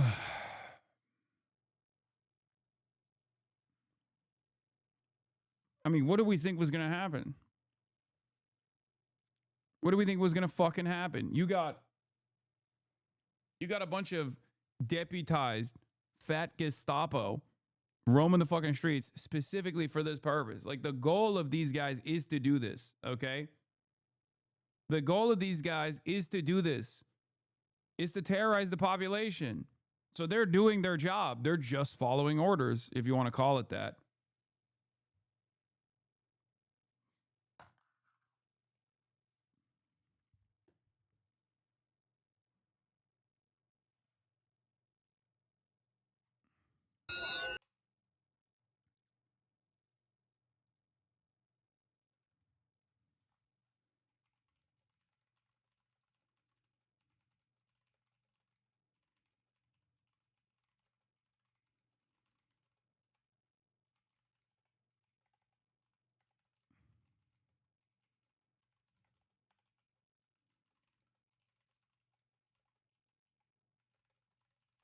Means to.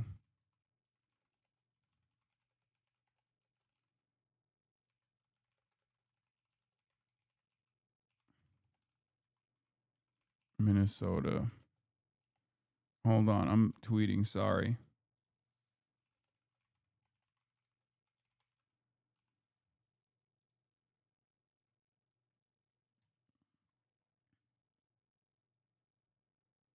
Sitting there day after day with this crap isn't going to do anything. When are you going to start organizing and consistently demonstrating every day? I mean, there are people consistently organizing and demonstrating every day, unless you mean like just me, right? Because as a part of my job, I'm showing you that there are people that are all around the country currently demonstrating, including here. This is what's happening at a demonstration, chatter. If Obama was doing this, the red state governors would call the National Guard and start fighting back. It's time to stop fucking around. The National Guard needs to do his fucking job. I agree. I think what is this? I think that if states and local governments don't actually defend their citizens, you're a bad person. You think I know how to live. Screw you.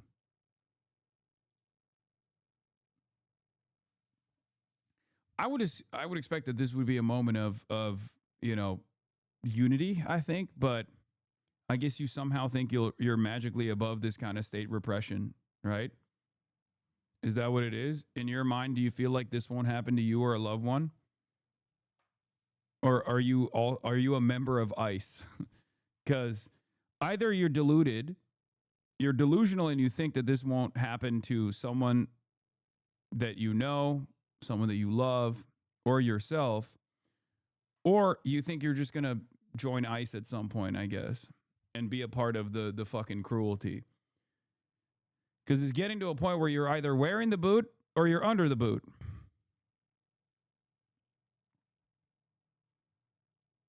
It seems like you're throating it like you're not ever going to, like you're ever going to find yourself underneath it. I think the lines have been drawn in the sand. People watch one video and see two different things. That's how wars start. I mean, that's part of it. But, I mean, if they universalize the pain, enough, I don't think they'll have a robust popular mobilization to justify this kind of thing. And everywhere that they go, they will experience people pushing back. That's why I say there's more of us than there are of them. And this can't go on. Anyway, here's another example of like community defense. Hold my gun like this, it's the law. Philadelphia Crime Code 6108 says I can hold my long arm in my hand. This can't hit my finger on the trigger, which is not. So don't ask me to do nothing that's against the law. Can I help you? I'm out here minding my business. I'm out here to control and watch you. Anything else? Because you guys like beating up on team. ICER.com to find your local rapid response number. Call and report if you see ICE chat. Get trained and respond and defend your neighbors. Yes. Somebody sent us a video of y'all beating up a teenager.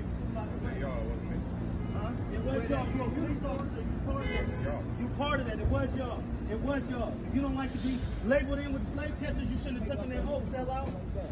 You are a sellout. You wearing their shit. You are a sellout. You ain't protecting shit. You got to do whatever they tell you to, including hurt your people. Because you're walking up to me and I don't like you and I don't trust you and I don't got no conversation with you. So unless you're investigating the crime, leave me the fuck alone. I don't care. I got a gun license right here. This is legal. Philadelphia Crime Code 6108. Move your car out of people's way and get the fuck out of my face. Thank you, officer. Have a good day. You have a bad one. Sell out. Fuck out of here. What you smiling for? Sell out. Do you know where you came from? Slave catchers hired you to help catch their property, which was us. Slave catcher controls the origin of that bag, you bitch ass nigga. The fuck out of here. Go where you're needed. We don't need your help. Get out the fucking street. Like your supervisor said, get out the fucking street. Get out the fucking street. Go with him. Go with him. Get out the fucking street. America is such an insane country, but I mean, I guess this is what you get, you know? This is the well-trained militia, I guess, you know? That's the Second Amendment for you. I don't know what to tell you.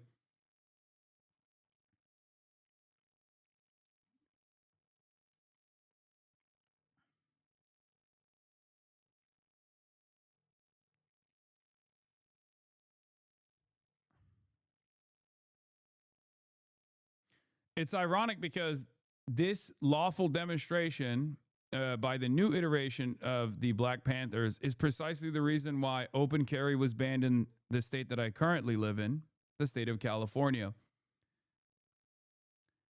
by Ronald Reagan. That's right. Ronald Reagan banned open carry in the state of California when the Black Panthers organized and did a demonstration at the Capitol with their guns, which they legally acquired and were legally carrying openly. So they made it illegal. One of the few instances where, you know, a Republican was against the Second Amendment.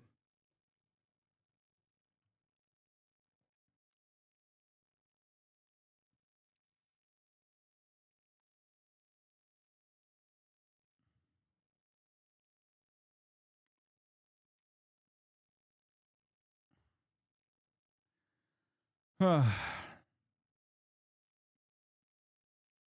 blocking traffic. Get out the fucking street. Get the fuck out the street.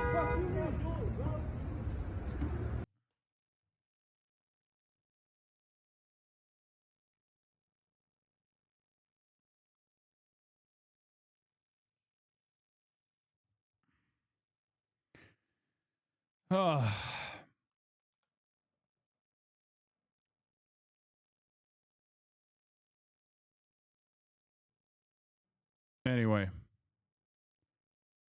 I can't believe it, dude. Unbelievable.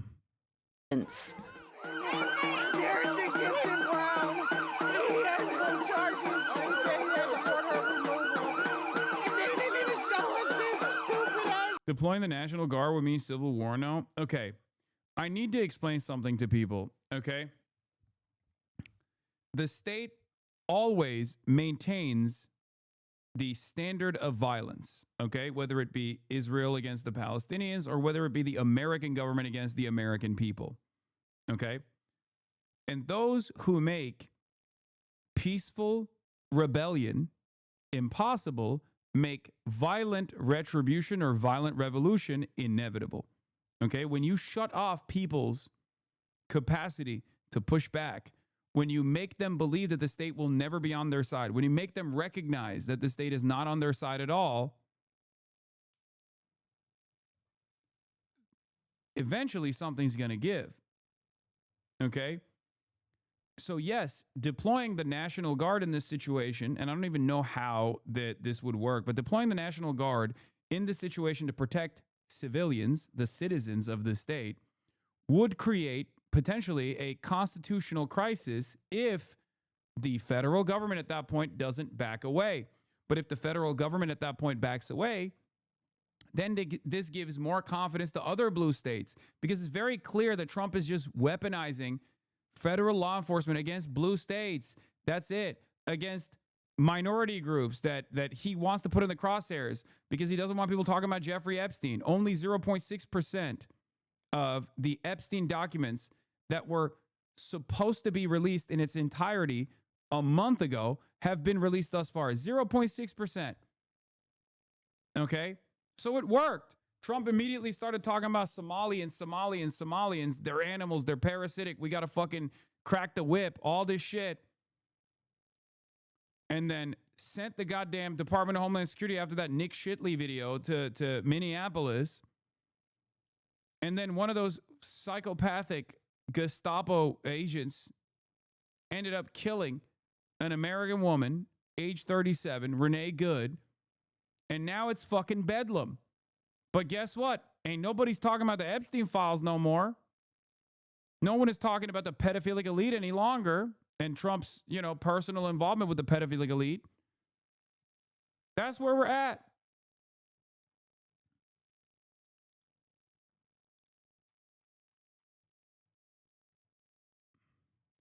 Your daily reminder that the Trump administration was required by veto-proof law. It signed to release all the Epstein files last month. And so far, it has released just 0.6% of those files. Yep. They've successfully moved this out of the fucking conversation. That's how disposable the average American citizen is, by the way. Like, I wouldn't say this about, kidnapping Maduro, but I will say this about deploying the Department of Homeland Security and ICE to a random city.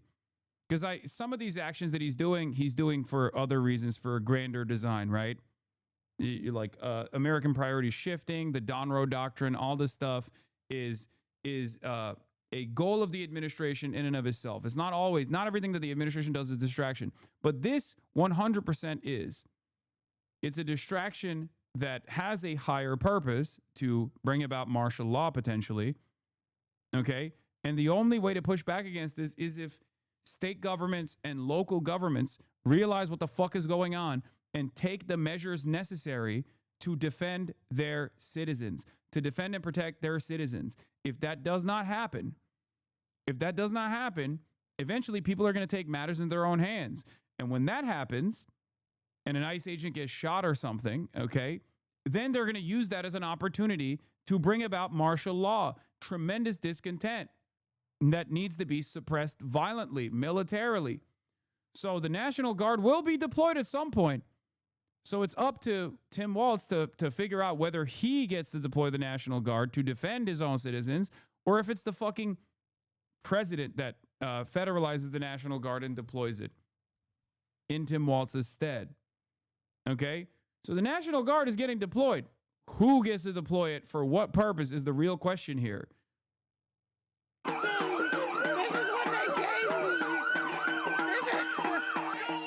Protesters banged drums and blew whistles. Some were met with chemical spray. More than 2,000 immigration arrests have been made since the Department of Homeland Security began. Like they're fucking macing old people, dude.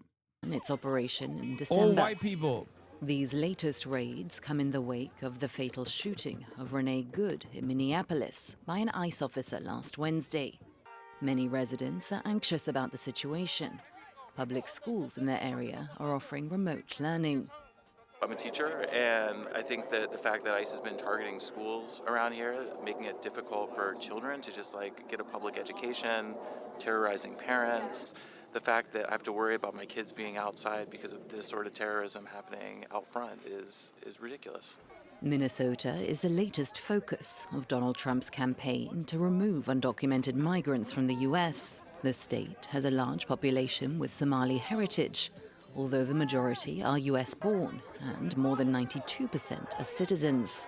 On Sunday, Homeland Security Secretary Kirsty Noem pledged. The reason why they're bringing up the 90% are citizens number is because it renders the entire deployment argument ridiculous, right?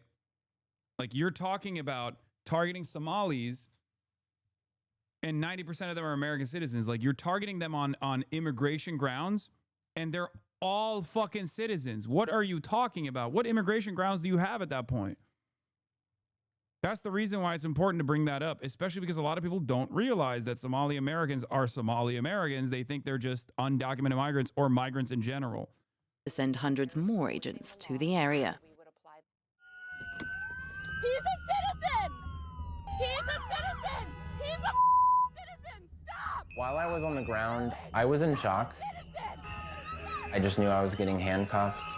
It was all happening very fast. I'm like, I just don't get, like, I truly don't understand how people can't comprehend what's happening in front of their own fucking eyes. Like how, do you have friends that look at this shit, chat, and go, it is what it is?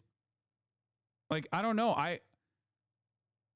Like, how do we sleepwalk through this process? Really? Like, are we just not looking at the same shit? Like, do you not see that these images are identical to what took place less than 100 years ago? How can you look at this and engage in denial? What will it take for you to recognize what the fuck is up? What will it take for you to realize, like, this is some Nazi shit? This is straight up Nazi shit. Like, I don't know. Because I'm seeing a lot of people in the streets, but they're mostly older people. It's mostly like older, elderly white people, right? Like there's not a lot of young people out there in the streets. There's not a lot of organizing. There's not a lot of youth organizing in general around this sort of thing. And at least historically speaking, in moments of discontent such as this one, in moments of disarray such as this one, youth has always been the vanguard. And in America, the youth is nowhere to be seen. And I guess like part of it is because they're afraid. Part of it is because they don't realize it. Part of it is because they're just like too busy with their day-to-day, right? With their jobs, trying to fucking make rent. But I don't know. I don't get it. I don't understand. Maybe they're all just watching Aiden Ross and Asmongold and XQC and don't realize that this is just like an unsustainable situation. It's like totally fucked. We're too jaded, man. I can't even fucking hate too much because, I mean, when people were stuck at home during COVID because of the lockdowns and there was a lot of anger that was brewing, and in the aftermath of the George Floyd assassination, only a couple blocks away from where Renee Good was shot and killed, a lot of people did take to the streets and they did everything right. They did everything by the book. They protested. They showed their discontent. They then turned around, plugged their noses and voted for Joe Biden. Because that was the only guy that could beat Donald Trump, they said, right? So they went and they voted, and Joe Biden won. And what came? What came after that? Nothing. None of the demands were met. Nothing actually changed at all, okay? So they were taught a very important lesson. And that lesson was, no matter what you say and do, all of your work amounts to nothing. You will never be able to stand up against the much more powerful, domineering forces of empire. And there's no pressure valve out of this duopoly. So either you become increasingly more radicalized and get more frustrated, decide to organize, as many of you in this community have, or you just choose not to recognize it anymore because you say, well, neither party represents my interests. I guess it doesn't fucking matter. Right? I guess it does not fucking matter.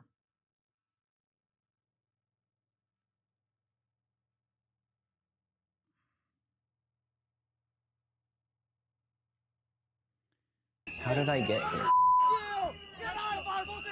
How do you think that the youth have been taking the beating here for Palestine? How much more can the youth do? We're at general strikes and possibly possible militants, you know? I mean, look, I know that. I mean, my community is all up and down this shit too, just like they were all over the student encampments as well. I'm just saying, like there needs to be more mobilizing. How did documenting their activity lead to this? In early November, Border Patrol agents moved into Charlotte, North Carolina. The deployment was part of a broader federal enforcement effort spreading across the country from Los Angeles to Chicago and now Minneapolis. Cell phone footage has emerged from each city, showing agents detaining immigrants and protesters. The people filming the federal agents call themselves ICE verifiers. These verifiers have since become a focal point in the Trump administration's response to the fatal shooting of Minneapolis resident. Yeah, Brooklyn Dad Defiant did the whole Obama shit. Oh, God. Some liberals are lost in the goddamn sauce too. They just like fantasize about a world that is totally different. Brooklyn Dad Defiant tweeted, "I'm old enough to remember when President Obama deported so many people they called him deporter-in-chief, but he did it without his agents shooting U.S. citizen mothers in the face 3 times."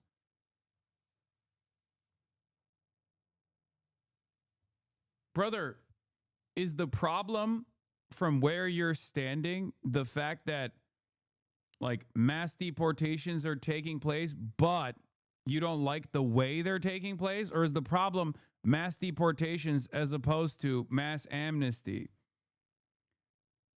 This is a crisis of lack. This is a crisis born out of a lack of hope, a lack of knowledge over alternatives, okay? In some ways, I do bring this back to the Democrats all the goddamn time for this reason. Because the Democrats do not present an alternative. So these guys who are regime pilled, who are just party pilled, they're just party mouthpieces, just go along with whatever the party is presented as like the appropriate measure here. If the Democrats are saying, no, you don't understand. The real problem with this is not like, mass deportations. The real problem is like the way they're conducting the mass deportations.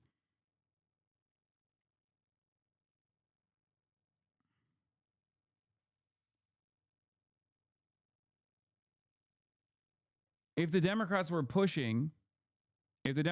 loudly, proudly, boldly pushing mass amnesty, recognition of humanity for migrants, explaining the processes in which the 2-tier labor system actually undermines the domestic labor pool and obviously treats the undocumented labor pool as cattle,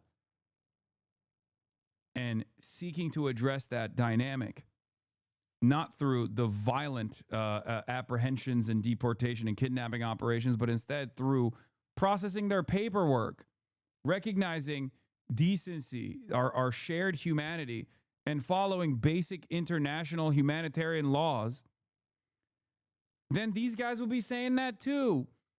This is what I always repeat to people. Like, there's no fucking Joe Biden dick riders. There's no Kamala Harris dick riders. There's party dick riders. So when the party presents these people as the only alternative, they just respond in kind. They think, yeah, these were the only alternatives and you didn't fucking vote for them. Fuck you.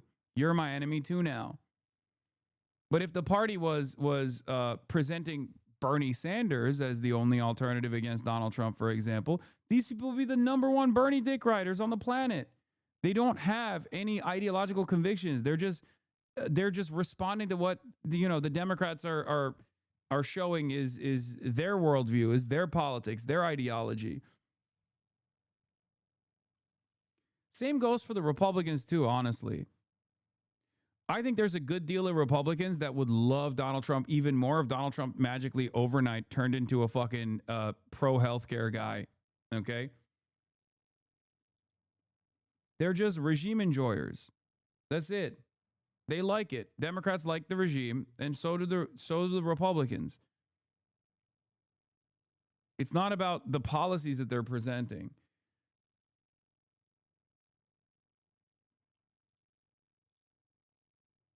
Yeah, the ACLU sued Obama twice in 2018.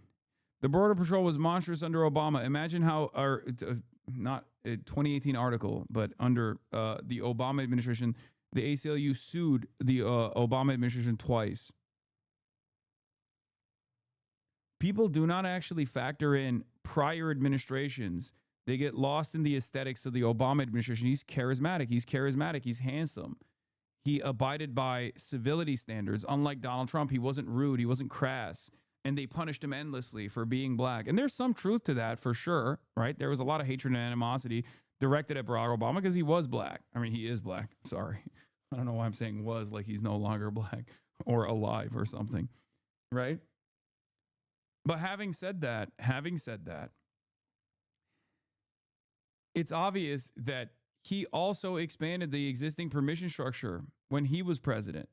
And a lot of liberals don't recognize that.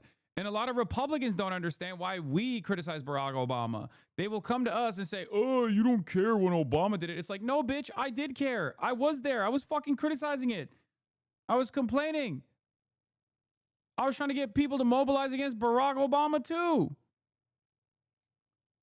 Not that it matters. It's not like the consistency here is relevant to the conversation. No one gives a fuck about consistency. They actually punish you for being consistent endlessly.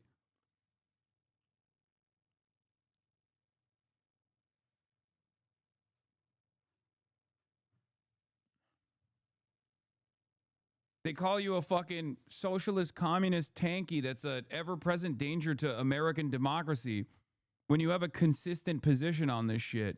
When you say, hey, it's actually utterly ridiculous, inhumane, and inappropriate no matter which administration is engaging in these sorts of actions.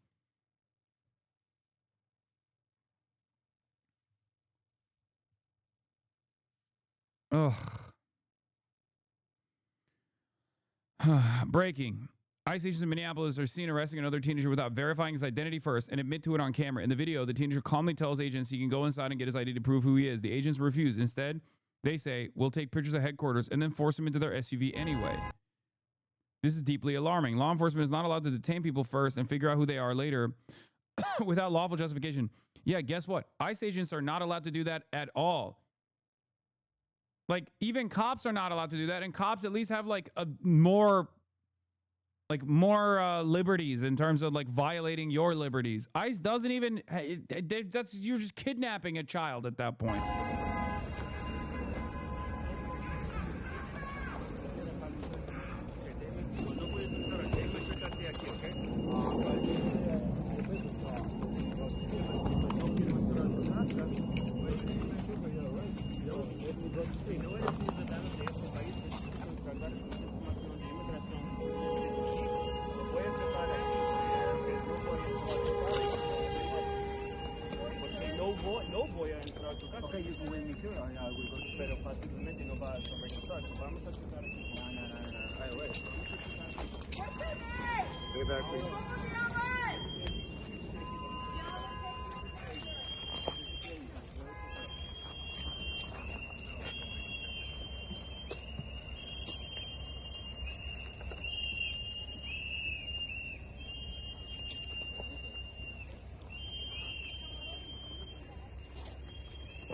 They're Nazis kidnapping children.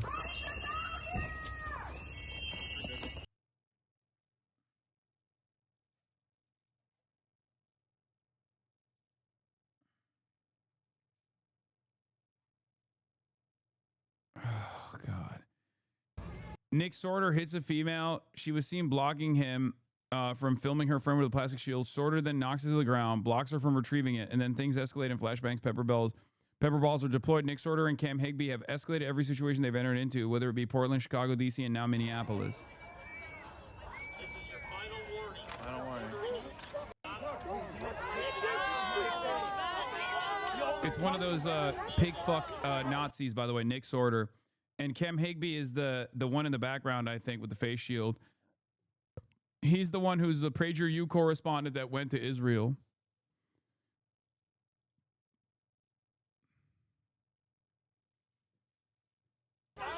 Hey, they love. They're all women. Nazi agitators. All they of them. love hitting women.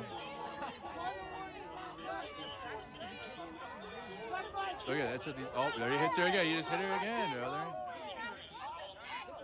There you go.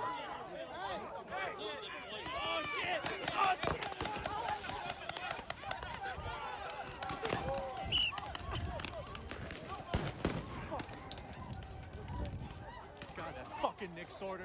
God, dude, that fucking Nick Sorter is a fucking. He causes all that, dude. You guys can see that, dude. As soon as Nick Sorter gets into a fucking argument, they tear gas and flashbang everybody. That Nick Sorter and fucking Cam. I'm so fucking sick of it. Both of them, bro. Hey, it was fucking Sorter again. They're antagonizing people, and then they come out and fucking do all this shit, bro. It's Nick Sorter and Cam Higbee. That fucking. Hey, Nick Sorter hit a girl in the face. I heard this. Yeah, bro. I don't fall fuck yet. Renee Good earlier this week. Republicans have said that people following and monitoring ICE are impeding immigration-related arrests and endangering officers and civilians. Why are you taking it? What's on the grass? Just be clear. How do you understand the ICE resistance? This is a cult-like. This is a cult. This is cult behavior. That woman is part of a broader left-wing network to attack, to dox, to assault, and to make it impossible for our ICE officers to do their job. She was a agitator, probably a paid agitator, but in my opinion, she was an agitator. Should we send people to Gastonia, yes or no? This community defense work has been something Decembra has done since 2017, which is how it got started. These are all volunteers who have been trained on how to verify whether an activity is actually ICE or Border Patrol. Do we know who that is up there? Okay, let's figure that out. We're trying to anticipate where they are. We're looking for them. What's going on? What are you doing? Someone's honking and screaming, La Migra, ICE, Border Patrol. They're impeding our investigation. So When somebody goes up to them and is like, hey, what are you doing? They also aren't used to that. They're breaking the law left and right. So the more that you can get them to talk about that, at least in my opinion, the better that is. Verifiers say documenting these encounters serves two purposes: alerting the community and preserving evidence. They say video from these interactions can later be used in court. We are going to what we believe is one of the staging areas for CBP and ICE. Our hope is to, just verify and have confirmed reports from the community about what they're doing, when they're moving, how many cars they have, what they're driving. This is it, but they are not here. There are no cars here. This kind of makes me worry that we don't know where they are. Usted me lo quiebra, usted me lo paga. Usted quiebra mi ventana. By the end of the week, the Department of Homeland Security had carried out more than 300 detentions across the Charlotte area. Oh, you guys want to know something crazy, by the way? That is a surprise to absolutely no one, probably. These last couple of months, with all of the ICE apprehensions that have taken place, they've gotten, I think, 0 criminals. 0. Slicer Dicer, buy one, get one free, says, this chat is R-worded, ha ha ha ha ha ha ha ha ha, everything I expected it to be. All right, we're going to unban that guy. I would love to hear from this wonderful individual who's very smart. Like, they're not even, look, they have not they have rarely ever targeted criminals in their apprehensions anyway. It makes up a tiny margin of the people that are actually in these detention facilities. But as of late, it's gotten even fucking less. Like the percentage is almost, I think it's either 0 or almost 0. Aaron Reichlin-Melnick posted about it recently because they do like these apprehension and processing numbers.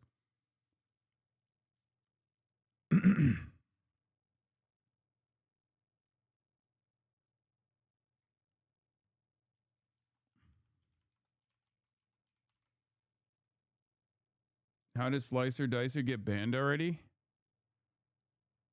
Oh, because you guys kept banning him after I unbanned him. As you can see right here. I want to, whatever, it doesn't fucking matter.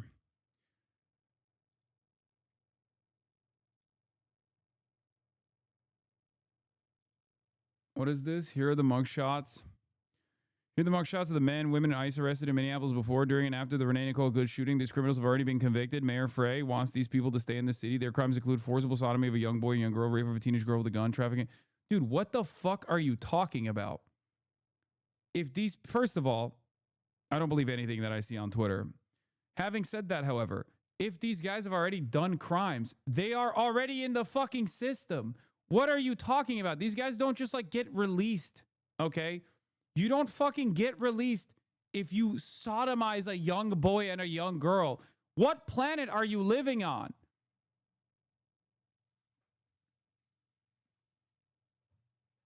What? This is so fucking stupid. These people are so dumb. These people are so fucking dumb, dude. They have, oh my God. Oh my God. I don't even know what we're going to do. I don't know what we're going to do. I saw a fucking tweet the other day that was like, yeah, unless you're Jeffrey Epstein or one of his fucking friends, you're not like, they personally think, these guys are so stupid that they think that in the past, a criminal, like a migrant, an undocumented migrant, would go up and like rape a child or something, and then they would get processed through the system. They would get caught, apprehended, detained, charged, convicted. But at some point along that process, the government would go, oh my God, this is an undocumented migrant. We have to release him.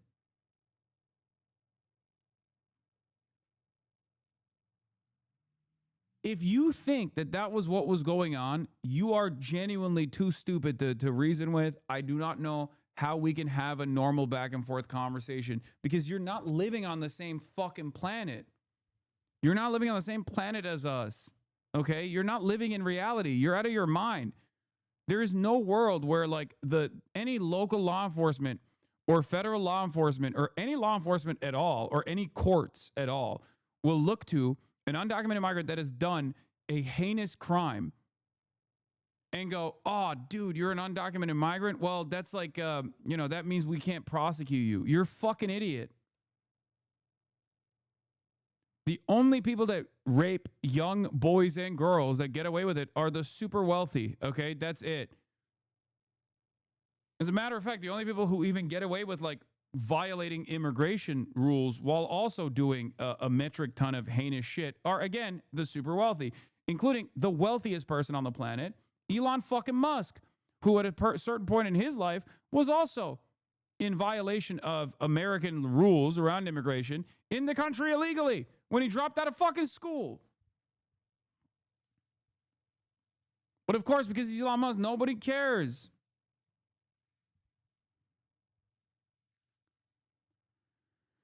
I'm trying to see. Oh, I'm trying to find the Aaron Reichlin-Melnick post here about the numbers that we do have on hand about the migrants that are being processed through the detention facilities right now and their criminal background.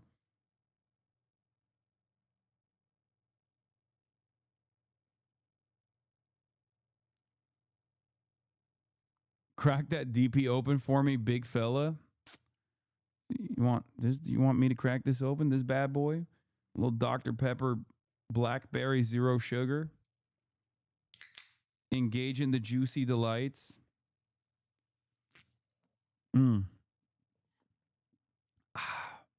There you go. DP time, baby.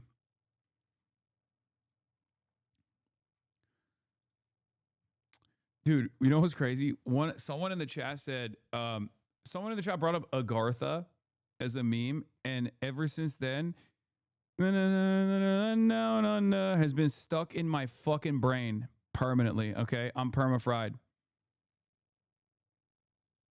Thank you. New data released by ICE shows that virtually the entire growth of detention in the last few months has been among people with no criminal record at all, no criminal convictions, and no pending criminal charges. 92% of ICE detention growth in the fiscal year 2026 is driven by immigrants with no criminal convictions. ICE published new detention data today that brings the current population to a record high 68,990. ICE published new detention data today. ICE records first detention death of 2026. ICE records first detention death of 2026. But of course, even though Donald Trump initially said all undocumented migrants are doing like rapes and doing drug deals and doing crimes like unlimited crimes, now the goalpost shifts. When you look at this and you say, these guys don't even have any prior convictions, like the largest growth has been no criminal record, migrants with no criminal record whatsoever, they turn around and say, well, who's this? Oh, is this JD Vance? Nice. Then they turn around and say, oh, well, they're undocumented migrants. That's a crime. Yeah, so is jaywalking, dumbass. Okay? It's a civil offense. It's a misdemeanor. Who gives a fuck? Peter Thiel, I believe. Yeah. Okay. Anyway, let's finish this. Most were not recorded. And then I want to watch the Kirsty Noem thing. And then I might even actually watch the new Nick Shitley video, because or at least pieces of it. Documenting Border Patrol activity on Charlotte's east side when he noticed he was being followed after photographing a Border Patrol vehicle and its license plate. Charlotte 911, do you need police, fire, or medic? Police. There's two Wagoneers, and they've got their sirens on, and they're Border Patrol. They're not police, and they're trying to pull me over right now, and they've been driving recklessly. Go down! Long was forcibly removed from his car and handcuffed on the ground. He was cited for impeding a federal investigation. He was one of at least 8 verifiers arrested during the week-long operation. There's like 50 cars here. I'm walking up on foot. They're going out! To me, this feels like a bully has come into town and they're picking on the little guys. It's crazy to me to cheer on a fucking militarized Heil Hitler brigade dominating the fucking masses, okay, over literally just like paperwork. Okay, it's just paperwork. Like the people that they're engaging in dragnets and like pulling aside from their families and kidnapping are in violation of a paperwork crime, okay? And the lowest version of a paperwork crime. Like I'm not even talking about like, you know, mass fraud or tax evasion or any number of different things that could have like serious repercussions down the line. That's it. It's fucking crazy. Wake up. And honestly, they're targeting people because of their skin color. Shame on you. Shame on you. I don't regret doing what I did. I'm gonna keep doing what I'm doing. Hope you have a terrible day. They all just roll. HasanAbi, crime is a felony. You should start saying misdemeanor. What? Crime is a felony. You should start saying misdemeanor. I'm confused as to what that means. To go terrorize our communities.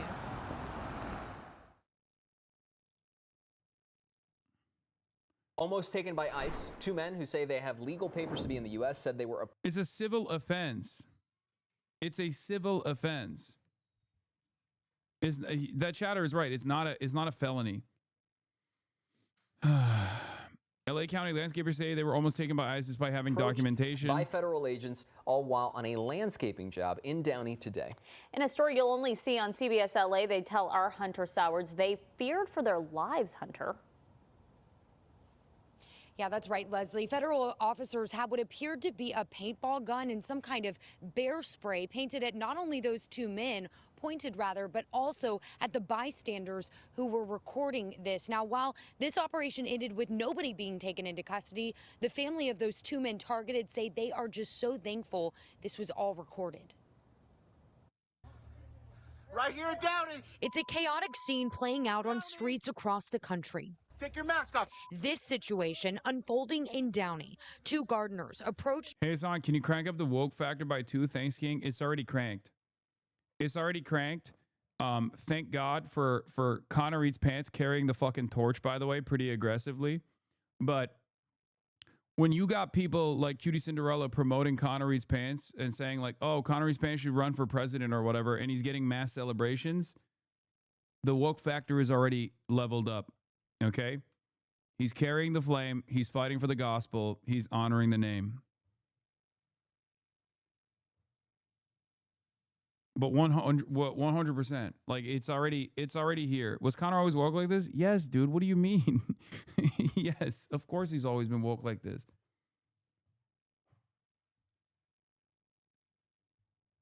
Thank fucking Christ, dude. The environment of fear and silence in this corner of the fucking internet was created by a shit ton of overwhelming force and scrutiny and mass harassment initiatives. But now people feel protected because they see how wrong this is, and they also feel protected in the crowd. They have numbers, and luckily there's other people also pushing back, and eventually the dam will break.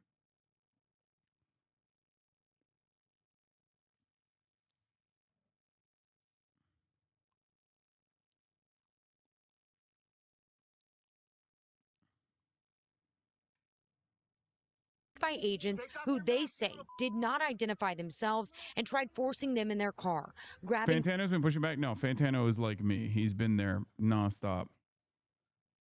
And Connor has been there. Connor has been there throughout this process too. I'm just saying that like the other like normie content creators that don't get involved in politics are now speaking out. That's why I said the attitude shift is here. Uriel Diaz so hard they ripped his shirt. They showed up looking like they were ready to kill us. I asked if they were real ICE agents. Jose Solorio says he repeatedly tried explaining they are both legal citizens, showing us the cards he was trying to give authorities. He was telling us they got there and they tripped him. They didn't say no words and didn't, say immigration, blah, blah, blah, whatever. They just got there, assaulted him. Jose's son calling it his worst nightmare. That's when Victor Correa took out his cell phone and started recording. You're not supposed to get involved, but you can be the best witness that you can possibly be. So you always try to record and stay steady. At one point, an agent appears. Morris Critical is dead silent, making videos about anything but the current situation. No, he'll make some. He'll make new ones soon. The ICE situation is crazy. Guys, Trump's really uncrusted my uncrustables. This McFuckstick is actually crazy. It wasn't enough that he, throated Israel and also Jeffrey Epstein, but now he's actually sending the ICE agents down people's doors. Stop caping for him, dude. What? I fucking clocked it and I called it a week before he did the Israel video. It's coming.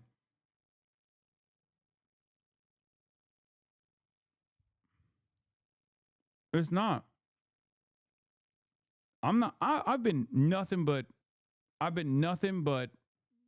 above board with Charlie.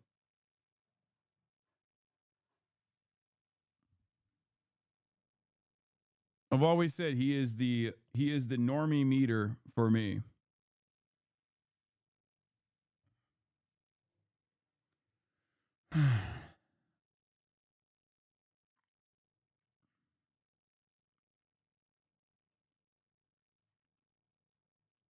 To aim a paintball gun at him and later some kind of spray. I've grown up here my whole life, 38 years.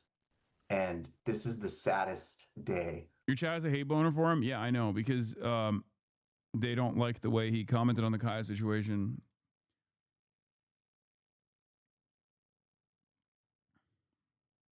That's the reason. I'll be honest with you guys. I don't care, okay? I don't. I can't. I care more about, like, from my perspective, what I care about is the output of these guys. And as long as their output is, like, reliably moving the needle in the appropriate direction, then that's great. I don't care if they fucking despise me. I don't care that if they personally, and I'm not even saying Charlie does, but I just don't give a shit, okay? Even if someone is right wing, I don't give a shit. And I don't think Charlie is. Yeah, and we do need to stop behaving as though like anyone that has ever, you know, wronged me, your favorite content creator, is like the great Satan or something, okay? If I can let bygones be bygones, you should be able to as well, especially when you understand that at the end of the day, when they actually, when content creators do come out and speak out, it's still good. It's still a good thing. That I could remember living in the city. Jose emotional when describing the gratitude he has for the people who came out and tried to help. I was so happy I cried because I don't know how I'll ever thank them for helping me from the bottom of their hearts.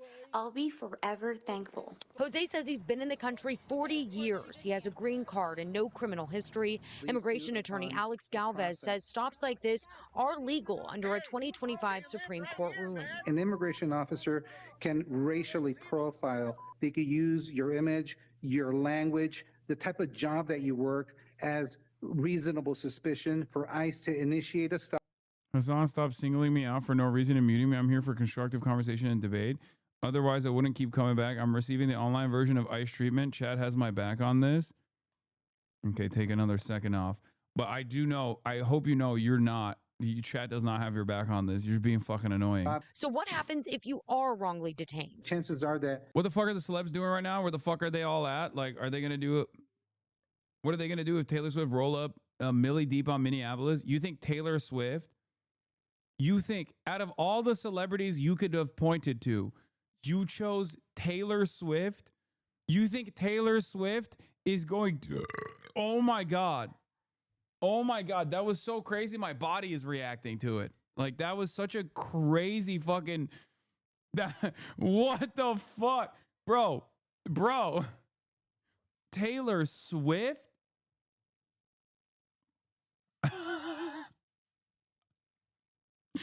Yeah, any day now. Taylor Swift is actually gonna light a Israeli flag on fire too at the ICE protest. She's gonna say this is a dual struggle. She's gonna say that the very same violent forces that are putting the boots on the neck of Palestinians are those who actually train our own domestic forces here that put the same exact boot on the necks of hardworking immigrants. United, we will actually emancipate ourselves. You have nothing to lose but your chains. And then that's her next album. That's what she's going to do. Yeah, she's going to say it's yeah, Intifada Revolution. Oh, that's funny. Feds cuff elderly grandfather with valid work permit. Okay, let's watch this because this was a fucking annihilation from Jake Asstapper. Been criticized for your comments. The shooting, we should note, was Wednesday at 10:37 a.m. What He is just said something to me that kind of threw me for a loop. I wasn't expecting that, and I asked if he would repeat it for y'all. As a combat veteran, I'm having a hard time seeing the difference between ICE and ISIS. ISIS covered their face and publicly executed citizens. ICE is doing the same thing. ICE is operating as a government-sanctioned terrorist organization. I don't ever really see you get upset. This kind of has me thrown, darling. Oh, fuck it. We take it. We take those. We take those. We take those. Okay? We take those. Anyone who fucking turns around and goes, oh, what do you think combat veterans are doing in Iraq? They're behaving exactly like ICE, you fucking asshole, or whatever. Shut up. Shh. Shh. Shh. Just don't say anything. Just let him cook. Okay? Shh. I know you immediately want to say, what do you think a combat veteran was doing in Iraq and Afghanistan? They were doing the exact same shit that ICE is doing on our neighborhoods now. All of that violence that you dished out overseas is finally coming to return to your doorstep, and now you realize it. But even then, you still think, oh, it's just like ISIS. Yeah, guess what? There's not a lot of differences from the perspective of the Iraqi civilian that gets slain in the hands of ISIS or gets slain in the hands of the American, the American invaders that aren't supposed to be there. Shh, shh. Don't say it. Okay? Don't say it.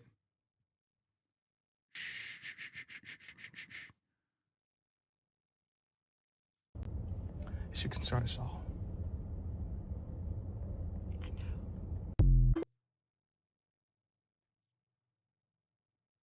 You said it. That dumb fuck needs to hear that. Look, I'm talking directly to you, misanthropic leftist. No, that's not good. Okay?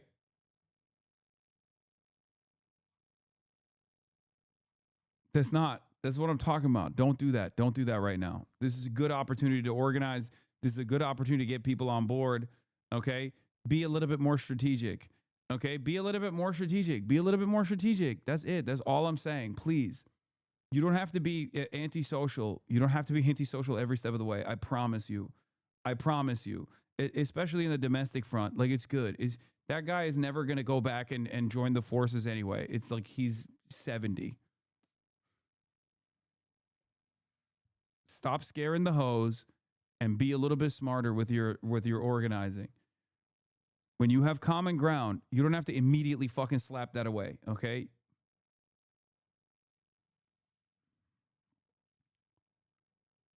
Dude, I know that guy. He's 32. What the fuck, man? Shut the fuck up. a.m. Eastern. Just over 2 hours later, the Department of Homeland Security put out a statement. Highlight that the Red Army was built out of White Army defectors. I'm not even going to get into that conversation. Yes, but a lot of people who go, every veteran is a bloodthirsty monster that is constantly trying to terrorize the global South doesn't understand that, yes, regardless of that initial position, when push comes to shove, you're going to need someone who knows how to handle a fucking gun. And I know your bitch ass don't know how to fucking shoot a gun at all, okay? We're not going to get into this conversation right now, okay? Definitively asserting what had happened, defending the ICE agent, accusing Renee Good of domestic terrorism. That's a characterization that you reiterated in a press conference half an hour later. Now, Republican Senator Tom Tillis said, quote, "It was very unusual to have a senior law enforcement." Grant Plattner is going to be our Trotsky, except, you know, he does not have the capacity to write prose in the same way that Trotsky did, regardless of my ideological disagreements with him. He was a fantastic writer. That much is 100% true. And anyone who actually contests, I mean, he wrote a little too much, as a matter of fact, if we're being real.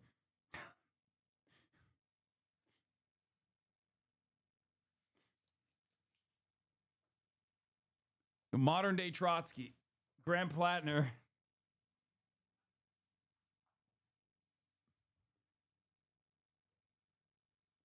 Get ready for the most annoying interview of all time? Yeah, I know.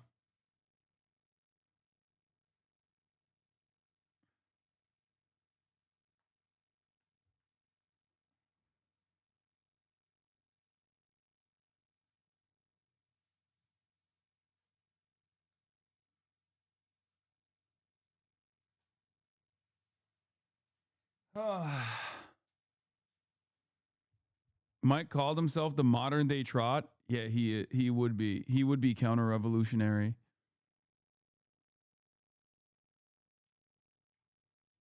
Enforcement official to draw a conclusion about an event where the scene was still being processed.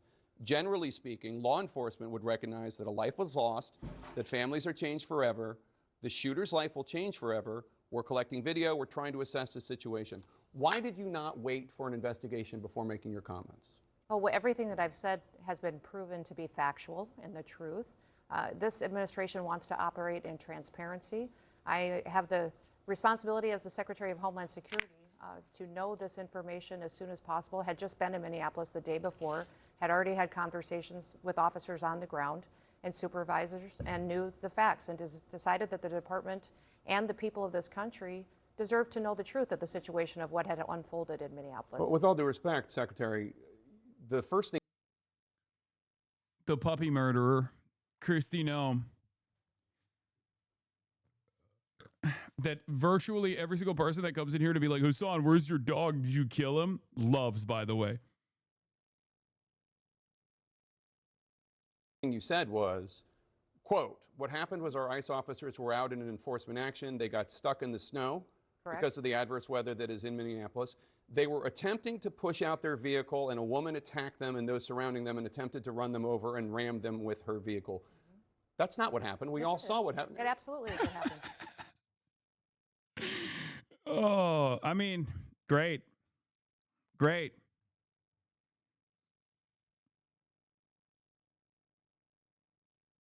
That's not what happened at all. You know damn well she killed that puppy in self-defense. True. That's what I've heard as well. I believe this. Everybody knows that puppy and the goat was asking for it. Yeah, what if guess what? What if that puppy ran her over? What if that puppy actually commanded a vehicle and ran her over? She had to shoot it in the head. Yeah, what now, libtards? I guess you got owned. Those officers had been out in enforcement action. A vehicle had been stuck. They had come to help get that vehicle out. That's when this individual started blocking traffic for minutes and minutes. You said that the woman attacked them and surrounded them and attempted to run them over and ram them with her vehicle.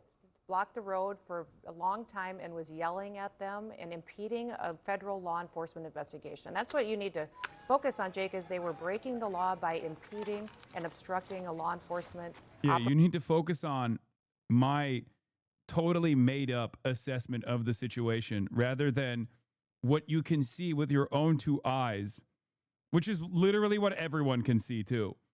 Please, why don't you actually abide by my perspective, which is much more favorable to the propaganda that I'm trying to cut right now. Please don't focus on the state-sanctioned murder that took place against a 37-year-old mom with plushie toys in the fucking glove compartment box in her goddamn Honda Pilot. Please stop believing your own two eyes.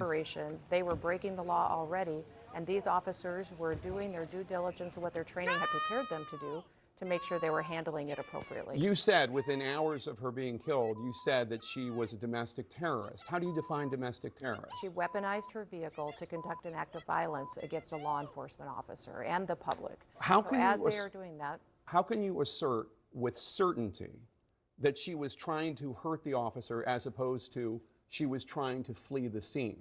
If you look at what the definition of domestic terrorism is, it completely fits the situation on the ground. This individual, as you saw in the video that we released just 40... Like, they really, I'm being honest, I think they really fucked up here.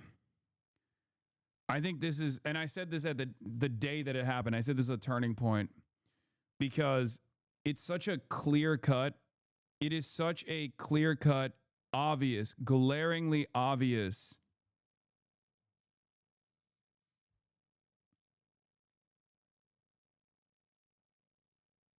It is such a clear-cut, glaringly obvious instance of wrongdoing, the most obvious instance of wrongdoing, especially to a victim that most people can like identify as a member of their own communities because she's a white woman. And I know that Twitter was going crazy over the whole like, oh, well, she's a lesbian and these guys actually hate like it's like the South African apartheid guy who's like the first bullet we will use is against the race traders. You know, they want to kill white people that actually defend black people first, you know, that kind of attitude. But that's just Twitter fascism. In the real world, okay, the fucking normies, when they see that, they see exactly what we see. They see a 37-year-old mom. Doesn't matter if she's bisexual or lesbian. That doesn't matter at all. They see a 37-year-old white mother with plushies in the glove compartment, assassinated in broad daylight by a fucking dickhead ICE agent who was having an ego trip. Okay? That's what they saw. And sure, the other side's argument goes a long way on the internet, okay? Especially with Elon Musk's Twitter. But I promise you, this shit looks repulsive to the average person, okay? Repulsive to the average person. And the administration should have, in this circumstance, done what they normally do, what they've done in the past. This is a bad apple. This is an unfortunate mishap. We will make sure that we go through the proper steps, investigate it, and we will let the law decide. But they doubled down. Okay? They fucking doubled down. They released the personal recording where he fucking calls her, where he calls Renee Good a fucking bitch. Renee Good's last words were, "I'm not even mad at you, dude."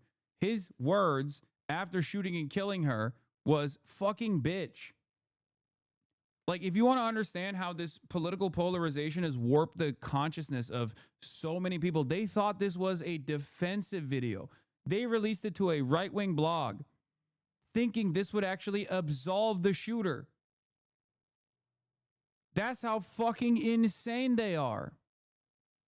They've lost their damn minds, brother. They're completely psychotic. They don't recognize it at all. If they had said, "Oh my God, this is so unfortunate," whatever, and did the normal thing that they did, people would still be upset. But there would be far less independents and normies that would be also horrified at the repulsive nature of this administration. It's the same thing that I said after Rob Reiner, and many of you didn't believe me. I said Rob Reiner was an American citizen who made a bunch of awesome movies, and when he was literally murdered by his son in the most gruesome fashion, Trump's response was going to come across as insane and repulsive. And sure, there's always that 20%, not 30, but 20% of the cult that will go, "Nah, that's right, Rob deserved it. He was libtarded," or whatever the fuck. Okay?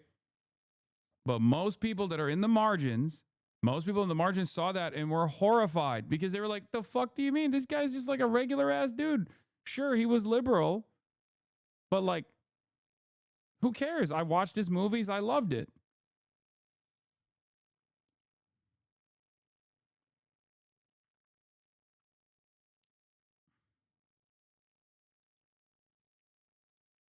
Hours after this incident, showed that this officer was hit by her vehicle. She weaponized it, and he defended his life and those colleagues around him and the public. The question is, I don't doubt. My position is, I wasn't there. I didn't see it.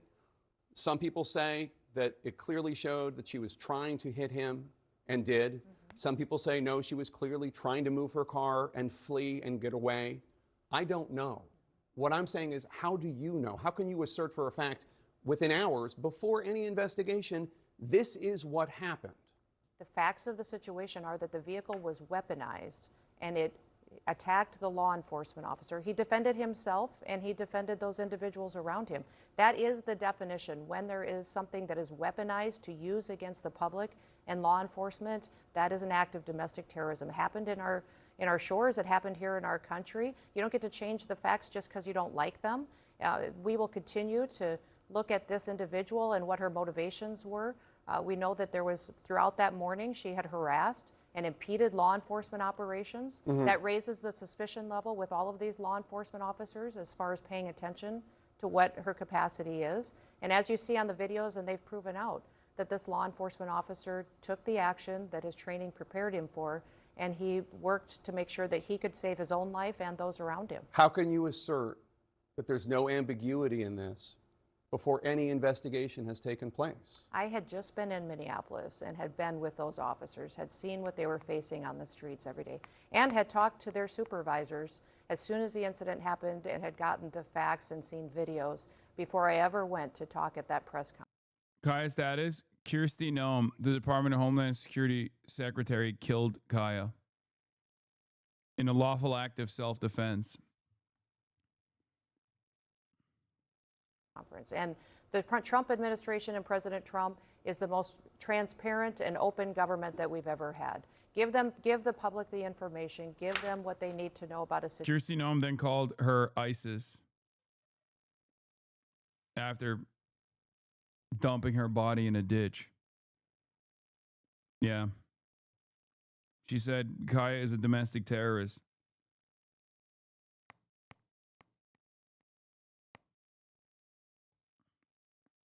So they could have the truth as soon as possible. So if this agents were perfectly fine, if everything he did was accurate, does that mean that other ICE agents should He look wasn't at what... perfectly fine. He was injured. He went to the hospital. No, He his was actions treated. were fine. I didn't say... In fact, I think a lot of people and guests, and even you yourself, called this situation something very different and untruthful about what it was, as far as... What did I say that was untruthful? That this was not a correct definition of what was happening on the ground. I said that... My feelings are hurt because of your accurate reporting on the events that every American saw with their own two eyes. Aw, shit, dude. Well, tough titties, I guess. If you can't take the heat, get the fuck out of the kitchen. Fuck you mean? Fuck you mean is hurtful.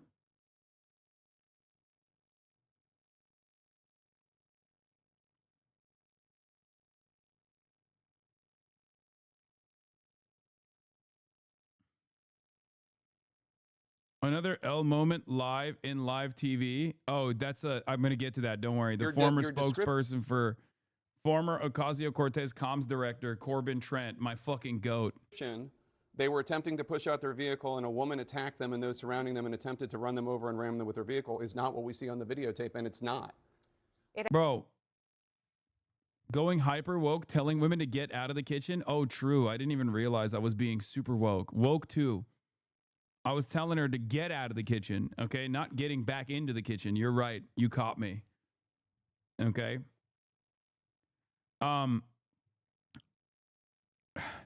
Yeah, don't be ableist. Not everyone has two eyes. I'm going to be honest with you. I am being ableist when I talk about Kirsty Noem because she is dumber than dirt, okay? She has nothing going on up there. It is so crazy to me how bad she is at her fucking job. Like, what an insane administration this is, man. Trump is just like, oh, are you like, do you have a serious intellectual disability? It's fine. As long as you demonstrate absolute fealty to me, we're good. As I like to say, she is a medically stupid person, okay? Needs constant medical supervision 24/7. Absolutely is the facts of what happened on the ground that day. They were there pushing out a vehicle earlier. They had helped each other. But that's not what you said. That's not what you said. Yes, they were pushing out a vehicle. Absolutely what I said. There's not one thing. We all have seen the video. I don't need to relitigate it. We've all seen the video. She is blocking the street. They approach her. You haven't seen the video of the entire morning and the previous encounters with this individual. Oh, we have aired it. Yes, we have. On Thursday, we were airing and noting the fact that she was there for several minutes, for minutes and minutes and minutes. She was Obviously, if she was there for several minutes, then, you know, she deserves to be murdered, guys. I mean, case closed.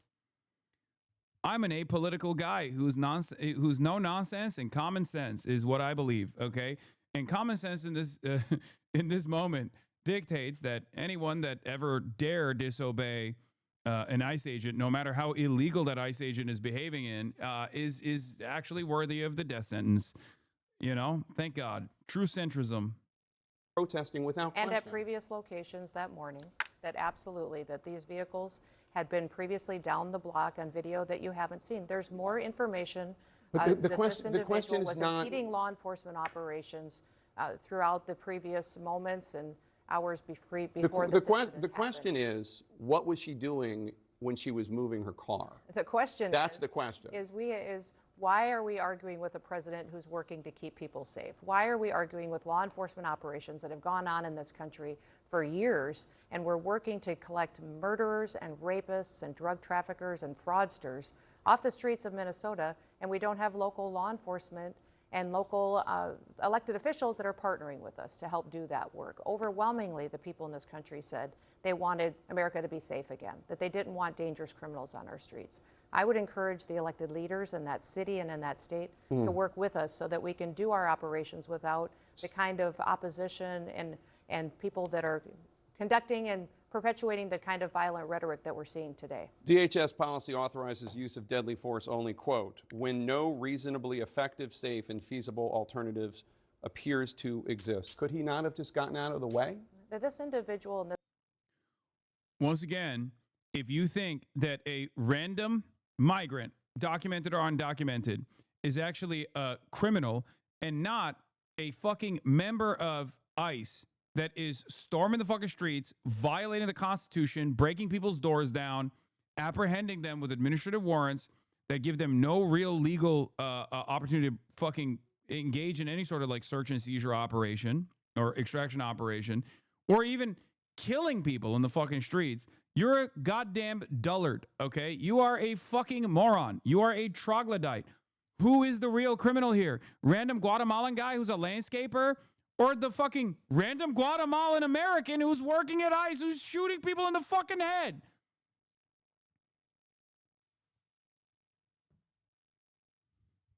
No disrespect to the Guatemalans, but let's be real. A lot of the ICE guys are, 52% of Customs and Border Patrol is Hispanic, okay? I think ICE are the real criminals, okay?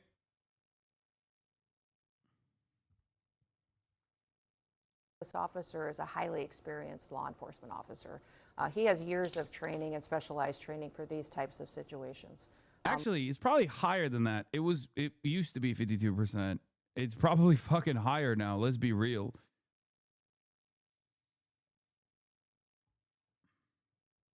We're grateful that he's alive. It's a tragic situation, and we're going to continue to work on the investigation into the individual and find out what the motivation. My cousin was Border Patrol. He's darker than me. Yeah, I mean,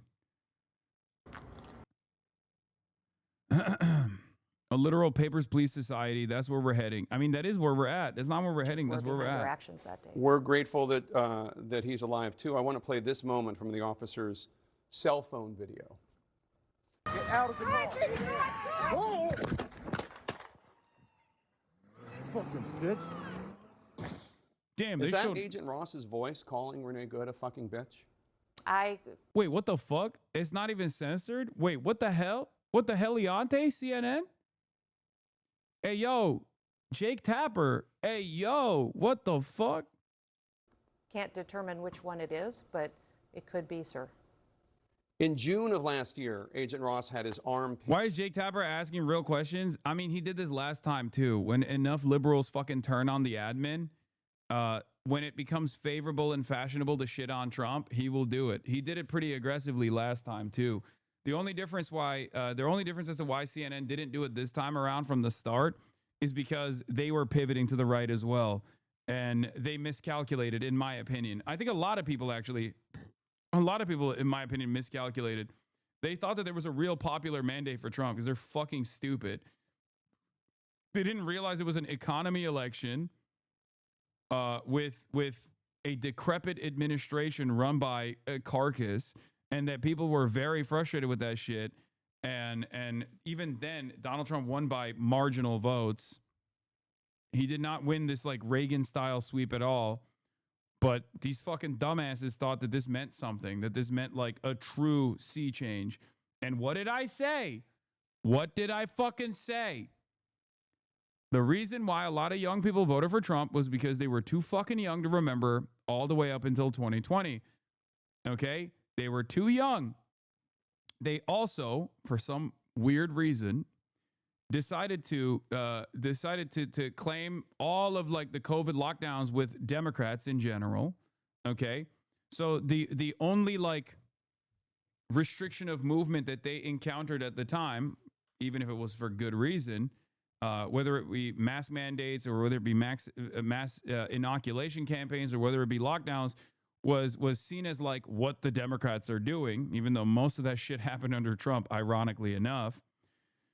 And they only knew Biden as the guy who fucked up the economy, who didn't actually make the necessary changes. And they were dumb enough, especially the youth, were dumb enough to take a shot in the dark with Donald Trump. That's why Donald Trump won the low propensity voters. Okay? But what did I say? The moment that they actually get into the Trump administration and realize none of these changes are coming, and it's only going to be dumb shit like, rooting out the 14 transgender high school athletes or something, and that's the only area of impact that they are going to see. And when that doesn't fucking translate to any real difference in their lives, any material changes that they can experience, they're going to fucking experience buyer's remorse. And that's precisely what has happened. Just like I said, people who think that they wanted mass deportations because they thought every single migrant was a criminal are going to realize that their neighbors are getting deported, and they don't like that. They're going to go, these guys are the good guys. What the fuck is happening? These are the good migrants. Why are they not making this distinction between the good migrants and the bad migrants? And once again, that is what's happening as well. There's buyer's remorse in that regard as well. I told you that this is what was going to happen. Here's you saying the exact same thing in October 24th. This is another glaringly obvious example where people think they want mass deportations and concentration camps, but if it happens, they're going to be like, oh my God, this is actually kind of fucked up. This happens very frequently. Okay? This happens very frequently. Now, that's one aspect of this. Okay? People do not understand the impact of the legislation that they're advocating for. When this is October 24th, 2024, Harris Town Hall, Rishi Torres, Ben Shapiro, Jubilee, Ethan Drama, LSF. Look at that. Faced with the actual impact of the legislation that they're advocating. The only difference is I was way more fucking tan. Look at how pasty I am now. Devastating. They go, oh, that's not what's going to happen. Come on. They fantasize about a completely alternative way that this is going to unfold in a way that actually is positive for them. Okay? I don't know if this was the one. Republicans don't know anything about their party. That's very bad for American democracy. Denying people health insurance because of pre-existing conditions is both unconscionably cruel and despised by voters. As a result, Republicans will routinely lie about their position on this issue. The most outrageous instance of this is when former Senator Cory Gardner cut an ad with his mom, a cancer survivor, saying he was fighting to protect those with pre-existing conditions. There are certainly efforts to fact check, but as this result suggests, the effects of these efforts may be limited. Okay?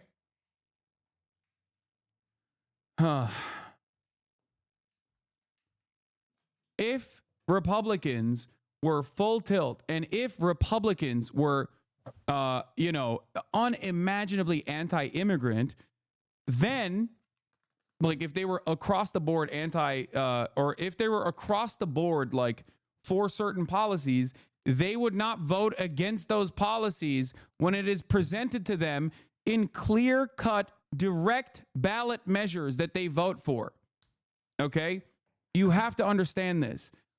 Stealing YouTuber content again. Sometimes I genuinely should just like play my older videos and run it on repeat.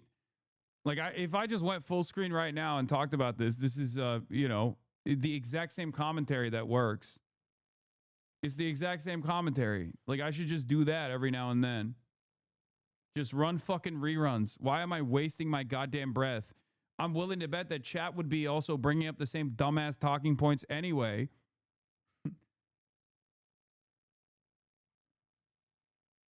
Ugh. Smells terrible. It is not surprising. Is it not shocking to you that Republicans in deep red states, even in Ohio or Kansas, Kentucky, will vote to restore abortion protections? But they vote for Republicans that end up taking away abortion access from them? I was using abortion as an example to try to get Democrats to recognize that this immigration shit is not something to run away from, is not something to be fearful of, and that the more fearful their approach is to talking about immigration, the more reluctant they are to actually offer counter talking points on immigration, the more the Republicans will dominate discourse. And when they win, they would be able to do all of these like horrifying things in relation to immigration. And then once they actually,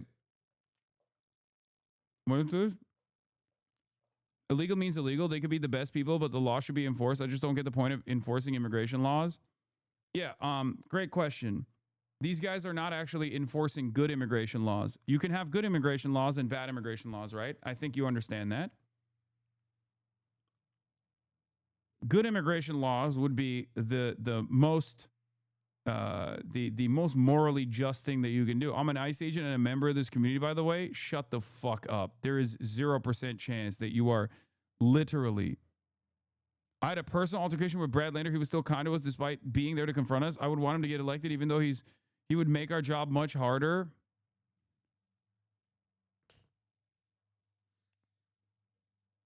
Brother, what could you possibly be getting out of being a part of this community? I genuinely don't understand. Quit your job right now, okay? Quit your fucking job right now. Quit your fucking job right now. Dude, what the fuck? How do you get any satisfaction out of this? How can you get, I call you motherfuckers Gestapo every day. How is that possible? You're not enforcing immigration laws, dumbass.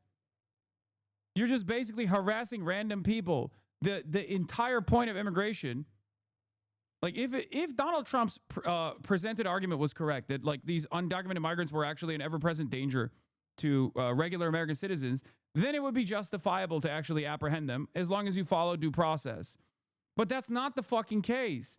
The people that you are literally kidnapping from their court hearings, as you have personal altercations with Brad Lander, are people who are no different than you. They're no different than you. As a matter of fact, they actually have helpful output in general. They're a part of the productive forces. You're not. They do more for this country than you do. That's crazy. I genuinely don't understand how you could be in here day in, day out. I swear I've been here for like the past 4 to 5 years. First of all, you've been an account created December 4th, following since December 4th. So I don't know about that. I need money. It's not an easy job, but I got pills to pay. I can't just quit. I don't brutalize them. I don't harass them. I don't get joy out of it. It's my job. Brother, quit your job and get something else. Quit your job and do something else. I promise you. Okay? It will be better for your morality and maybe even better down the line when there might be some legal repercussions for the actions that you engaged in. Because there is going to be a point. Right now, you think there is a point where you could just be like, oh yeah, I'm just following orders. I'm just doing my job. I'm just doing my job. You are already engaging in a bunch of fucking immoral behavior. Okay? How can you sit there and feel like what you're doing is good for the goddamn country when you're literally ripping away families in a court right after they leave the immigration court hearing? Like, how can you at any given point look at what you're doing there and go, well, a job is a job. You know, it is what it is. Like, your job is kidnapping random fucking people who could just as easily get their paperwork done. If they had more money, then they would not even be considered illegal. Let's be real.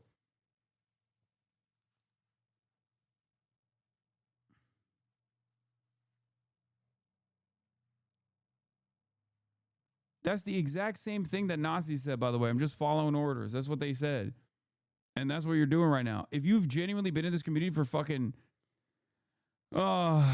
every day at 26 Federal Plaza, we have a list of people with criminal offenses who will get their cases dismissed. We don't take anybody. We take specific people. Dude, we just showed that your own ICE data shows that the largest group of immigrants that are being detained right now, the largest growth in immigrants being detained, have no criminal background whatsoever. What are you talking about? No, you don't take specific people. That's ridiculous. That is fucking ridiculous. You think ICE is taking specific people. Maybe your unit has only taken specific people.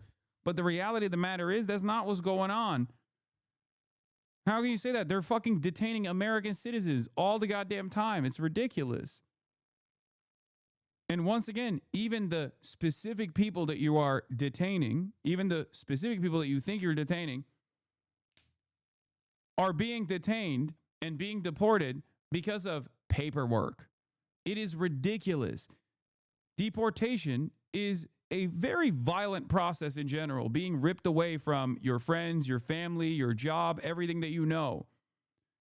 The punishment needs to be suitable for the crime. If the crime is just, sorry, we're never going to give you the proper paperwork as we fucking use and abuse you, knowing full well, and if you've been an ICE agent for years, you know this already, ICE agents know exactly where the undocumented migrants are because there's a handshake agreement, at least under different administrations, as to people playing ball with ICE that will never get their paperwork cleared, but everybody knows exactly where they are. Everybody knows that they're not like violating the fucking laws in an egregious manner. At most, it's like unpaid bills or traffic violations or moving violations or whatever the fuck. Okay? You're out here making it seem like you're you know, you got people with criminal offenses like fucking rapists and baby decapitators or some shit. You either are gaslighting yourself into believing that because the facts don't actually bear that out at all.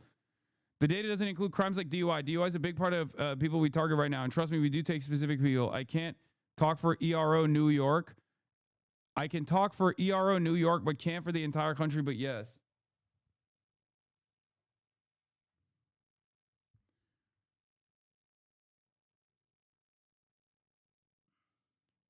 I'm not even going to get into like whether or not someone who is engaged in a fucking DUI or at least arrested for a DUI, not convicted, arrested for a DUI is worthy of fucking deporting from the goddamn country. Defense attorney here, ICE is literally notorious in courts here for literally just sitting in courtrooms and seeing if anyone has an immigration issue and then just fucking taking them. It's not specific people. They would literally just go to court and listen for people to deport. Exactly.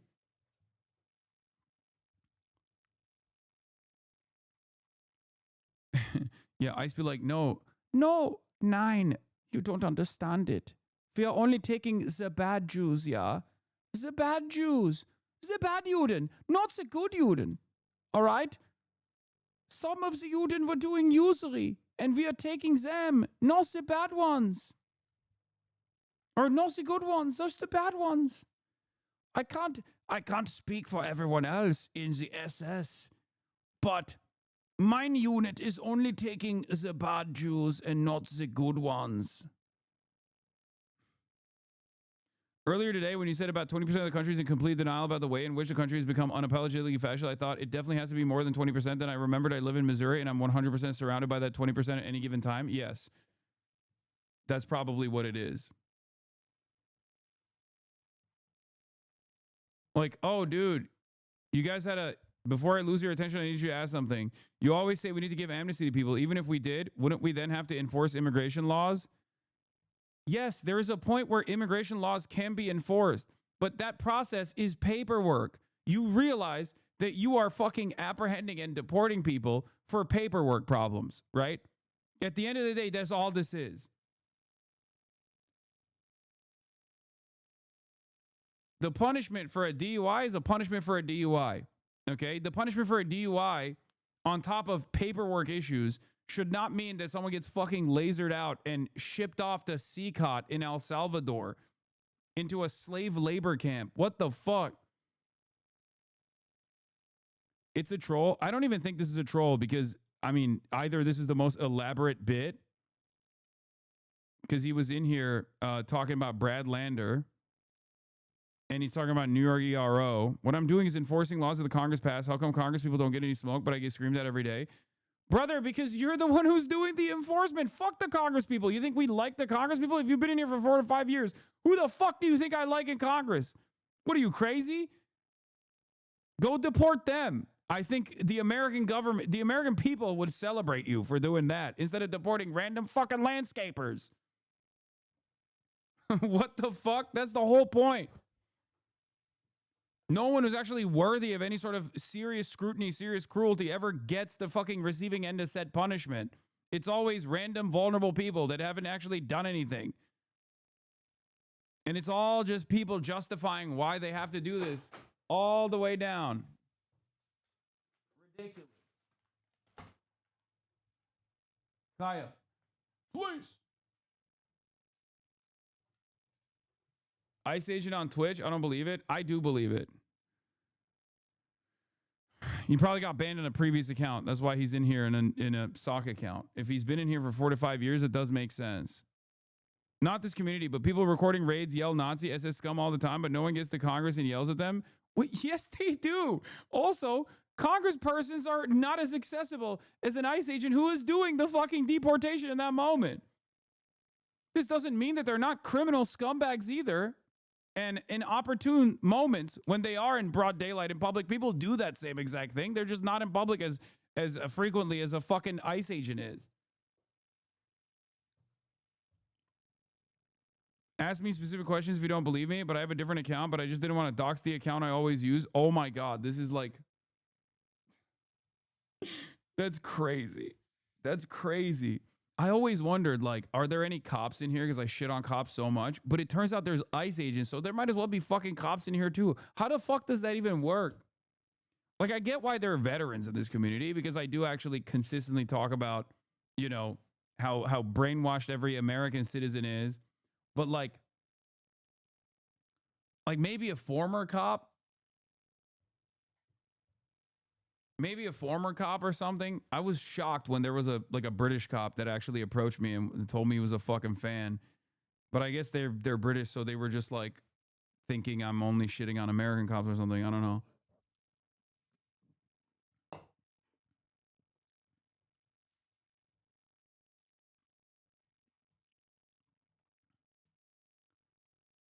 Brother, I know the job market is ass. Okay, I get it. I understand it. But there is no honor in this, okay? If there was honor in this, you wouldn't be trying to fucking, you know, justify it with self-soothing statements over and over again, being like, listen, I don't know. It's just a job. It's all this shit. He put a digital mask on by creating a second account.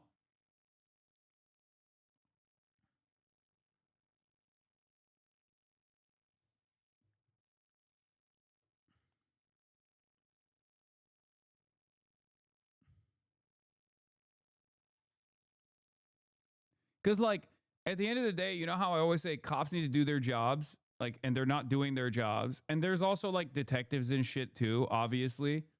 Like, there is a valid purpose for it, okay? But there is no valid purpose for ICE. It's not defending the American borders. It's not defending anything at all. There's a valid for customs. There's a valid for border patrol. There's a valid reason for border patrol to exist. There's a valid reason for INS to exist. But the whole point of INS is supposed to literally conduct, very rarely, deportation initiatives, and for the most part recognize if someone is actually recognize if someone's like paperwork is actually out of date or something, is to go to them and be like, your paperwork is out of date, you have to fix this, you have to go to fucking court.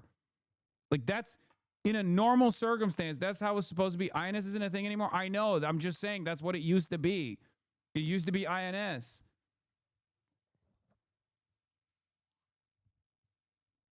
That is what it's supposed to work. That's how it's supposed to work in this situation.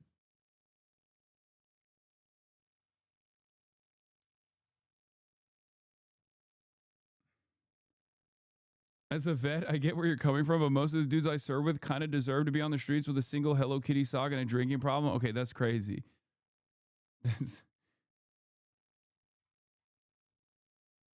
Anyway. I don't plan on doing this forever. I would like to move on to HSI or FBI or something, but yeah, right now this is what I have to deal with. Oh my God, brother. Well, good luck, because there's not any funding on that other side either. HSI or FBI, great. Bro, you are working in a call center. They don't fuck with you. Ask them what color of the day is. What? What the color of the day is? What do you mean?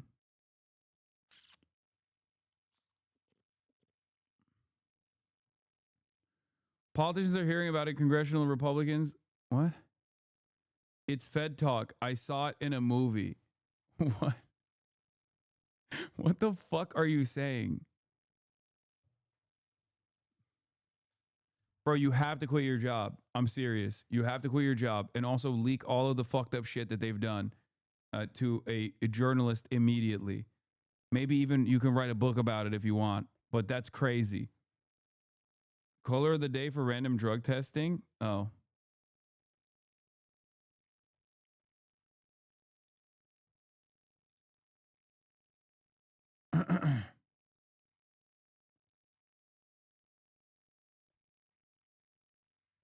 Like, I understand the job market not being shit, but that's crazy that you're like, well, job market's not shit, so I have to fucking apprehend random abuelas outside of a fucking courthouse because the current administration has decided that they ain't shit, that we're basically going to use them as a fucking talking point. You know what I mean? We're just basically going to use them.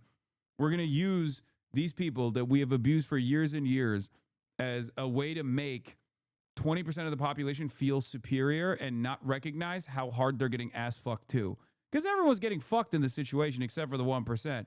And basically all these guys are doing is like throwing red meat in front of people, and that red meat happens to be the deportation and apprehension of some of the most vulnerable people in American society that have done nothing really.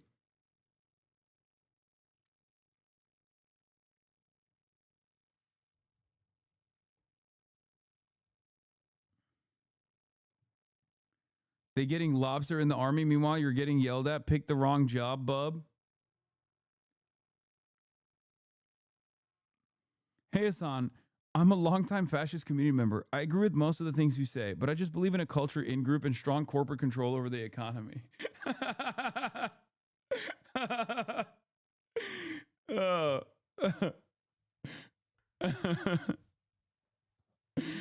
ay, ay. You shouldn't join the military either, okay? You should not join the military either. Don't do this, okay?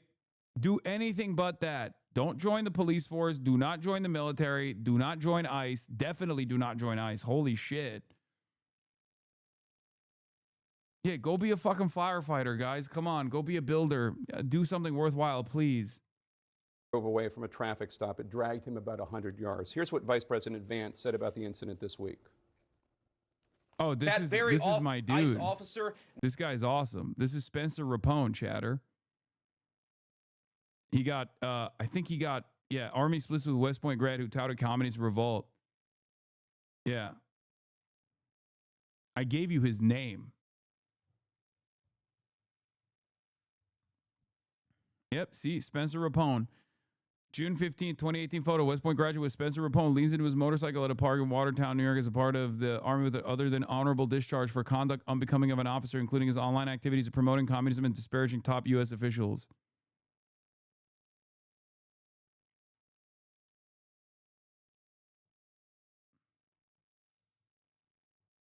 No, I never had Spencer on the broadcast, no.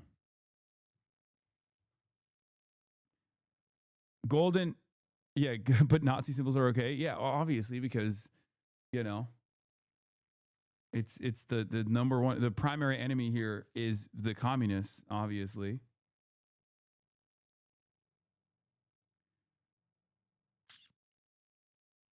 Anyway, Golden Kappa train, by the way. We are in the Golden Kappa train. Opinion polling is out, not looking good for ICE. Do you think ICE agents should face criminal charges for shooting the woman in Minneapolis? Yes, 53%. No, 30%. Oh my God. God, Americans are cattle. We deserve everything that we're getting. Honestly, we really do. I'm sorry. Broadly, we are a cattle country, okay? We are a nation state of cackling hyenas and cattle. Are you fucking kidding me? 30% no? Holy fuck.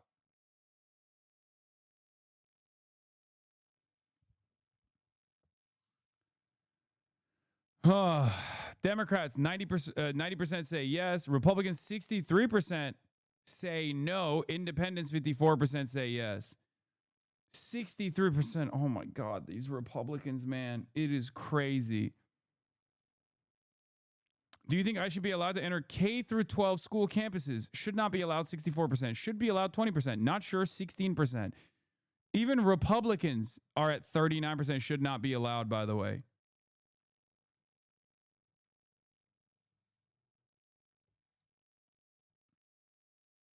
As someone who's been living here in the Twin Cities for a couple years, I can confirm these people exist. I know. We are a nation of lobotomy patients, dude.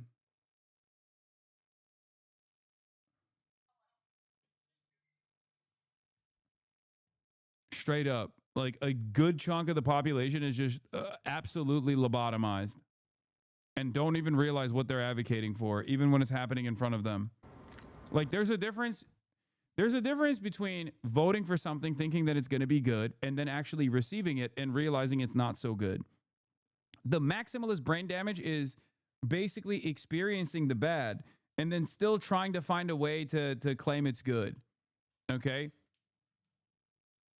And obviously the worst version of this is when it happens to you and you still defend it.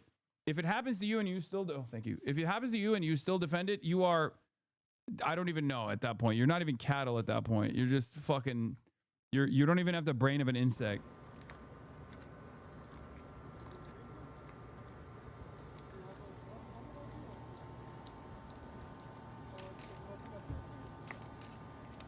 There's got to be at least a couple liberals in here, though, that were previously like, Hasan, I didn't really fully understand what you were talking about. I was scared about the whole like re-education camp shit. But now I'm actually beginning to recognize that you were right. Got to be a couple of them in here, right? There has to be.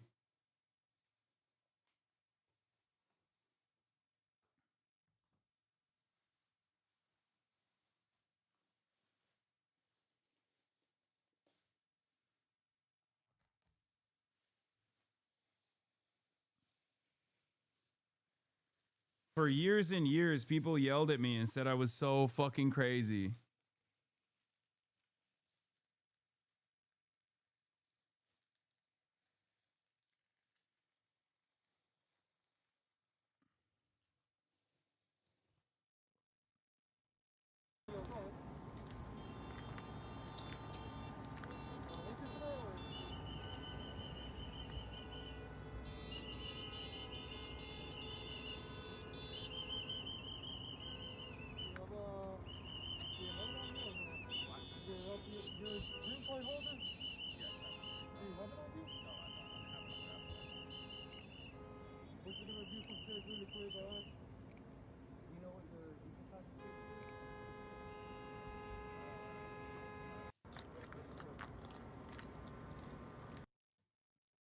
What is this? China's CR-450 is now the world's fastest high-speed rail. Oh, stop, dude. Stop showing me this. Nearly had his life ended, dragged by a car. We're watching the American fascist collapse unfold, and you're showing me fucking China flexing on us. It's what do you want me to kill myself, dude? What do you want me to do? Die? Do you want me to just be the first person that has died from heartache? 6 months ago, 33 stitches in his leg. So you think maybe he's a little bit sensitive about... Oh, he was sensitive. Maybe you should get off the fucking job then. The fuck do you mean he was sensitive? That was the dumbest argument. The infantilization of a fucking Gestapo officer is so crazy to me. Okay? Oh, he was sensy. Oh, shit, dude. He was sensitive. I guess he should fuck my mom and kill my family then. If he's sensitive. Oh, wow. I didn't even think about that. Why didn't I factor the fucking feelings of the assassination guy? Why didn't I factor in the feelings of the fucking ICE agent? Somebody ramming him with an automobile. If this is relevant, first of all, it's horrible that that happened. If it's relevant, which the vice president seems to think it is, do you think this understandably very traumatic event that this officer went through last June might have influenced, as the vice president is suggesting happened, how he responded? Now, there's no indication to that, but the facts is that we've seen vehicles weaponized over 100 times in the last several months against our law enforcement officers. So they definitely know that the threat is real, that individuals who are trained by activists to go out and to impede their law enforcement operations will weaponize their vehicles and try to run them over and drag them and not stop. So they certainly go into these situations with that knowledge that that could happen, and that's what their training prepares them for. What evidence are you looking at that so many other... That's what their training prepares them for? What, killing people? That's not the training. People around the country look at, and they say, it looked to me, her tires were turned to the right, she was moving her car, and they see a woman trying to flee. You say she was trying to kill the officer. No investigation has happened. Why are you so certain that your interpretation is the truth when an investigation hasn't even happened? Jake, I'm watching the videos. Other I'm people are talking watching to the officers. videos I'm getting and the coming facts. to a different conclusion. Everything that we've stated as the Department of Homeland Security and this administration has been factual. And I wish we would talk factually about what we see every day from these protesters, what they do, what they say, how they chant over and over, kill ICE, attack law enforcement, how they're trained to perpetuate violence against them and to stop the work that they do every day. Each of these law enforcement officers takes an oath to protect this country and uphold the law. They go out every day and enforce the laws of this country to keep people safe. So these individuals that are out there harassing them while they do that work, doxing their identities, threatening them and their families, it's unacceptable. And that's why President Trump is so strong in supporting their operations in all of these cities. The officer appeared to have fired 3 shots, the first one through the front windshield, the second and third through the side window.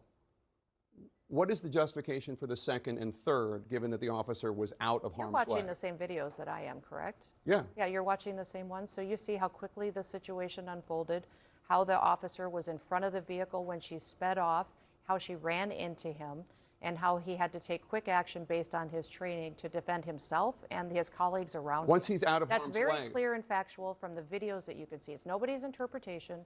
We don't get to change it because we can see it with our eyes and we can build on the evidence that we have on the ground. This morning, a man is in custody after driving this U-Haul into...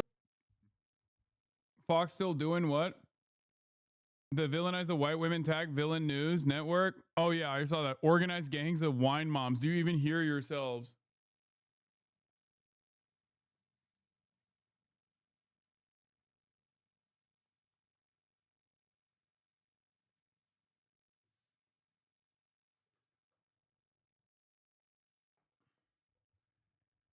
New York Times recently reported on something that happened in Huntington Park, California in June. ICE CBP used explosives to blow up the door. Yeah, I saw this. It's just after 6 a.m. on Flower Street. It's one of the most insane stories, dude. It is so fucking nutty. Amid the morning calm, a security camera captured... Wait, why don't you just send me the YouTube link, actually? Why the fuck are we watching it like this on TikTok?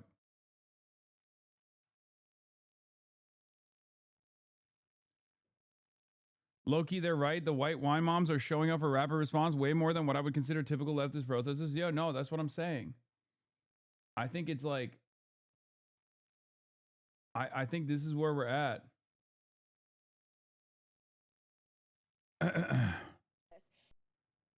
I think the white moms, the white wine moms are radicalized. About this case from the very beginning, and they have had to change their story and their narrative, because at first you heard Democrats, including the mayor of Minneapolis, saying that the car never struck the officer and the lethal force was unjustified. Now, of course, there is plentiful video evidence to show that the officer was struck by the car, that this deranged lunatic woman was trying to ram him over with her vehicle and was using that vehicle as a weapon, which justifies domestic terrorism. And unfortunately, we are seeing these instances play out in American communities across the country, where you have these organized, paid antagonists who are part of these groups that are actively, unlawfully impeding lawful law enforcement operations. They are harassing and targeting ICE agents, trying to make it impossible, again, for them to carry out their duties. That's what was happening in this case.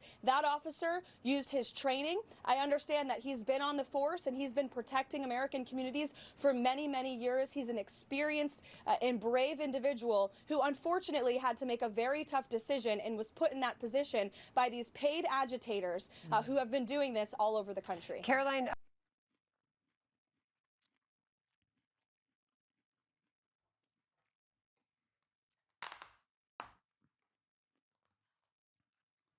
We have no nation, man. We don't have a country. Like, this is the American government talking about an American taxpaying citizen that was fucking assassinated.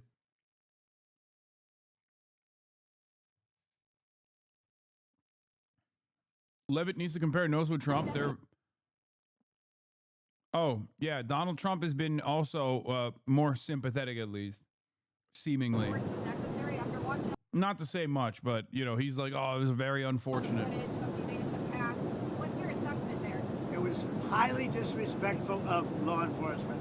The woman and her friend were highly disrespectful of law enforcement. You saw that. They were harassing, they were following for days and for hours. And I think, frankly, they're professional agitators. But just disrespect. And I'd like to find out, and we are going to find out who's paying for it. But just disrespect. With their brand new signs and all the different things. But these are professional agitators, and law enforcement should not be in a position where they have to put up with this stuff. What that woman and what her friend and what their other friends were doing to law enforcement, not just ICE, law enforcement is outrageous. Do you believe that deadly force was necessary? Never mind. I take it back.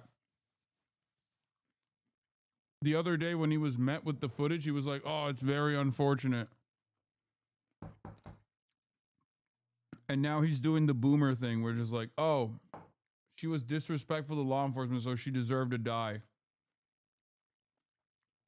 The president, by the way, talking about, you know, an American citizen.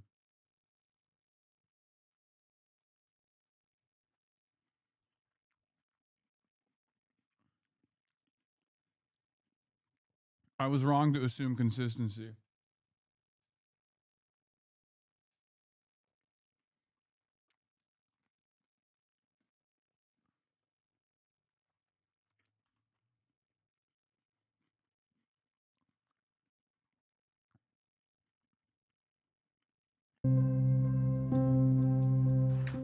It's just after 6 a.m.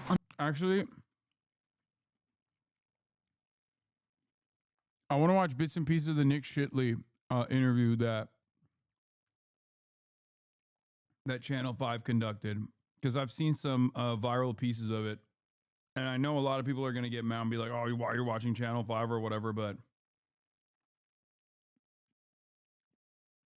it's a fairly viral video. And it's not about Andrew, but more so about Nick Shirley.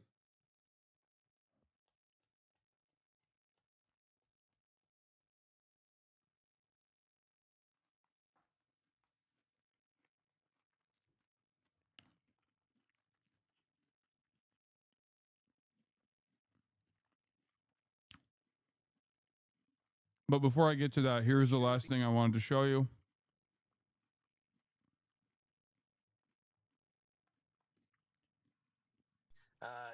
So what's funny to me is, when is violence? When is protest? When is this all acceptable? But isn't that the same though? Why do people hate Channel 5? It's because of what the person that runs Channel 5 did.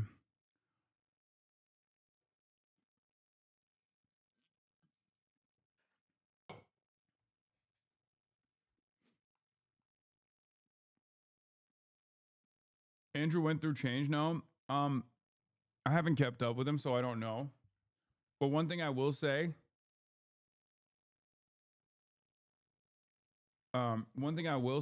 is that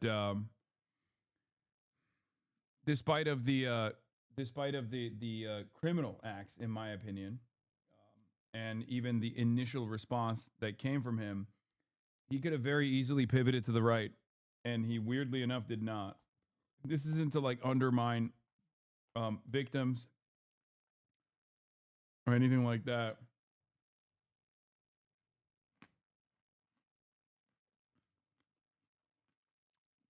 It's just objectively, he did not pivot to the fucking right when he could have easily done so.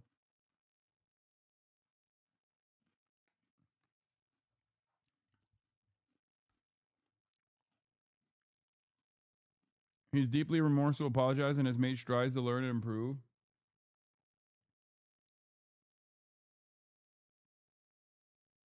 Are you familiar with this ad running for you on Twitter? No. What is this? Disarm with style in this union-made Hasan Piker t-shirt. Embrace peace and make a statement. What the fuck is this?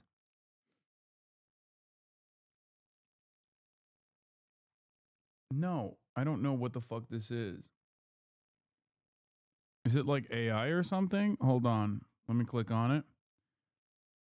No, it goes. Wait, what? Shop? Where does this go? Shop.app products? Is this actually my own? I got those too. The fuck is this? I seen these on YouTube. Oh, it's the Shopify aggregator. I wonder if Shopify itself is posting this on Twitter or if my like Warren James is doing it. I don't know.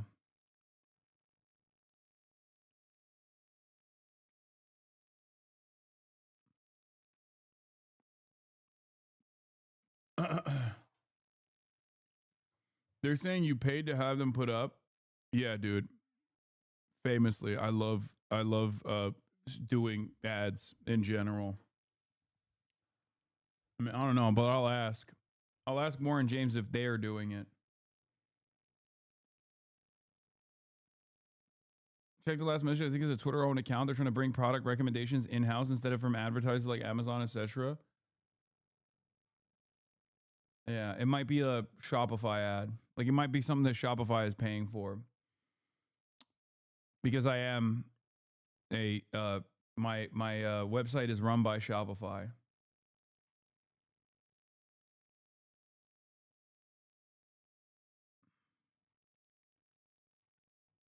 What was I going to look at?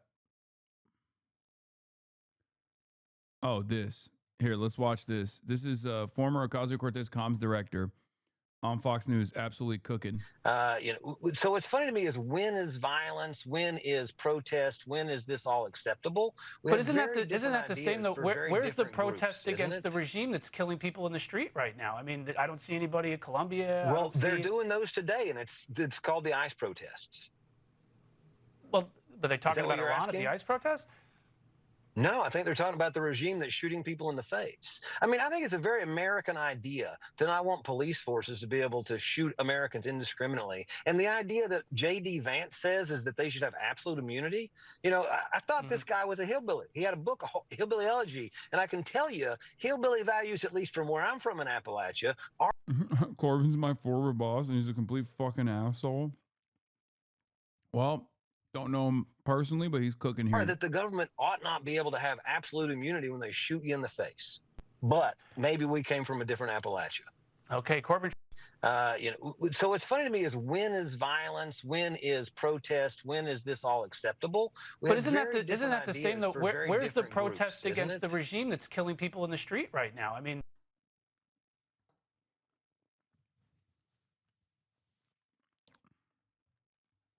He absolutely fucking cooked him.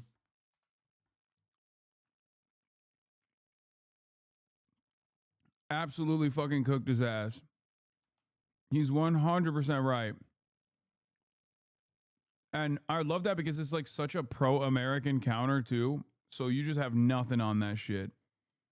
It is the most pro-American counter of all time. Like, what can you say to that? If you're Fox News, to be like, well, why don't you worry about Iran? Why don't we talk about Iran? And it's like, brother, what do you mean? Like the current regime in the United States of America is fucking killing American citizens. I thought this was an American news station.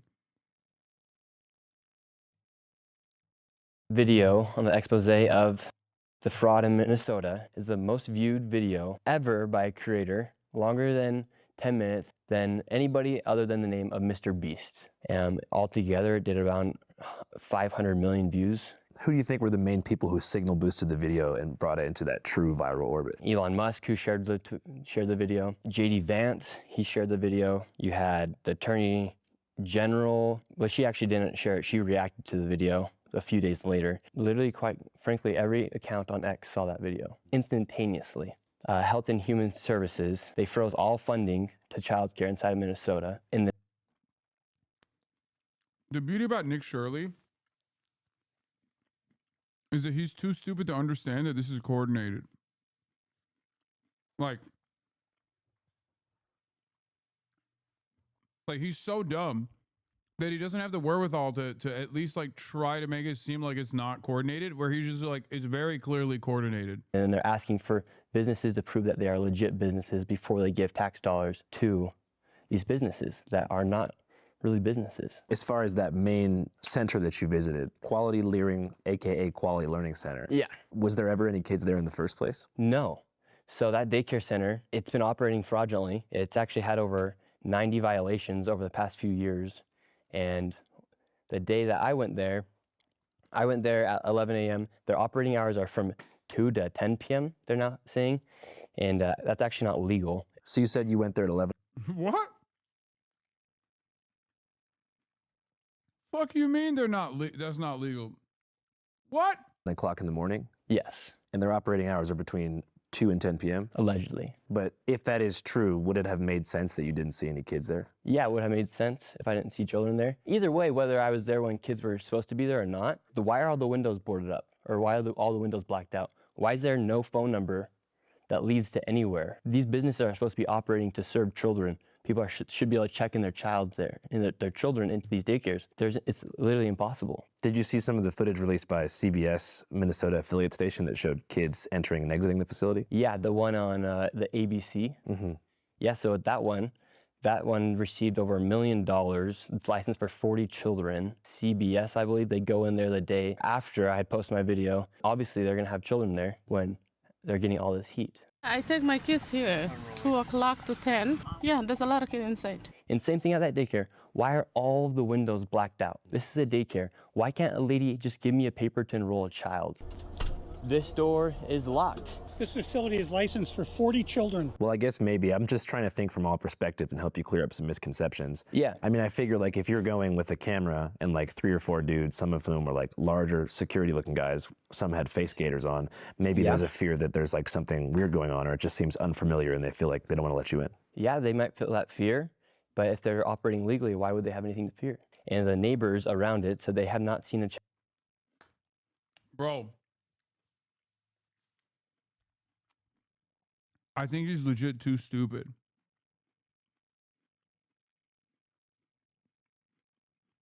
I think he's legit too stupid to understand.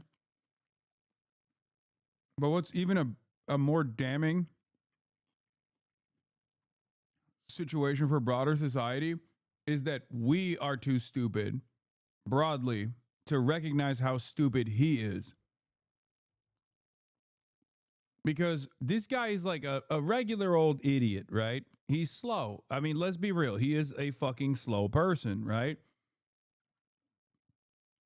So slow that it kind of comes across like I'm being ableist when I criticize him. But the problem is like, he's very clearly responding to these questions like a stupid person would, like, oh, why isn't there people? Why wouldn't they open the door for me? It's like, yeah, dude, because you're a fucking random stranger. Like, what? Of course. Quick question. No, hey, can you explain why he's stupid instead of saying he is? Yes, 2 minutes and 42 seconds in, he literally is asked, well, don't you think it's reasonable to not see children if you go to a fucking daycare facility outside of regular business hours? And he goes, yeah, that's, I guess, is kind of true. And then he says, the what daycare facility is open from 2 to 10 p.m. That's illegal. That's not, okay? That's not the case. You just made that up, okay? You just lied. Clearly, that's not the case. And he just doesn't understand it. Like, he's too dumb to comprehend why the fucking windows would be blacked out in a daycare facility so that like prying eyes can't look inside, because children's safety is the primary concern. He is too stupid to recognize that, they're not going to open the fucking doors to him. Whether they are criminally liable or not, they're not going to fucking open the doors to him. Like, what are we talking about? Why would they open the doors to a random person with like a bunch of masked thugs? Child there for 8 years. And if you go on Google Maps right now, you can actually see the images of the daycare progress over the past few years. And starting in 2021, the door is boarded up. from the image from Google Maps. So I think if you show that, it's actually pretty crazy to see. And then they moved the building and they cut open a door on the backside of the building as well, where they had a quality learning center. One man's been living there since 2017, hasn't seen a single child. And when I go and post my video on X, a lot of people were saying, well, Nick, you went during winter break. Well, actually, I went December 16th. School was still in session, so kids should still be going to daycare. The following days after the video then goes viral and gets over 100 million views, they have a person come out and he says, no, we're open. I'm the manager. I'm the son of the owners. We're open. At that same time, simultaneously, the lady who's in charge, the Commissioner of Children of Minnesota, says the daycare closed a week ago. Quality Learning Center, which Brown says permanently closed last week. While we have questions about some of the methods that were used in the video, we do take the concerns that the video raises about fraud very seriously. So I film my video, daycare is allegedly open. Then a few days later, the lady says that the daycare was closed while that guy is outside telling people that the daycare is open. I mean, it seems like that learning center has had a serious history of violations. Quality learning center, yes. Yeah, going back to 2020. Yeah, it's literally not a daycare. But how could they have violations related to childcare if there was no kids there? Yeah, the way they're operating inside of there, they had the violations. Those people are not able, they were operating fraudulently inside that daycare. But fraud would mean there's no kids, but the violations relate to like poor safety conditions that put the kids in danger. And so why would they be operating, and why would Minnesota continue? Again, he is too stupid. Bro. This is a unique instance where someone is too dumb to get owned in a conversation.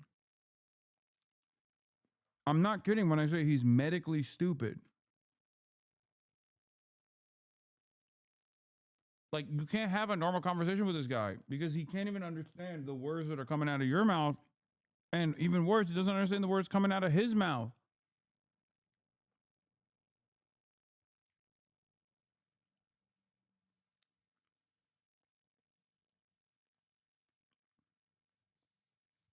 Like, the question is, it's funny because, like, the questions that Andrew's asking are all the same questions that I asked when I first watched the video, right? Where I was like, when we were looking through the Department of Human Services licensing reports, and we found that like every single one of these daycares had been audited as a part of the routine licensing process, and they actually had some instances of not fraud, but some issues, right? Like substandard conditions and things like that. But all of that actually proved that there were kids there. There were obviously children there, right?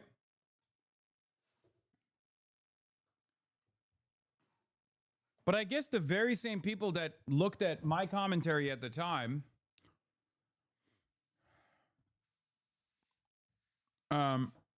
the very same people that were looking at my commentary at the time and saying, "Oh, you're dumb, you're wrong, actually, fuck you, you're biased, you're a commie," are the exact same people that have the same medically stupid background that this guy has.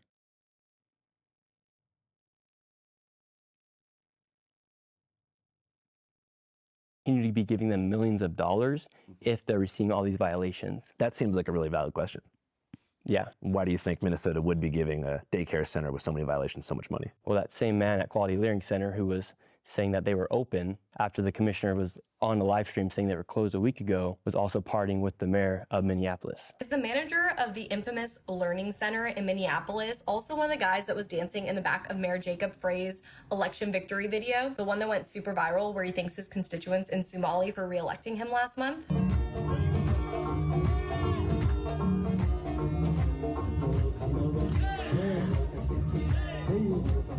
So you feel like there's kind of like some nonprofit industrial complex type of deal happening?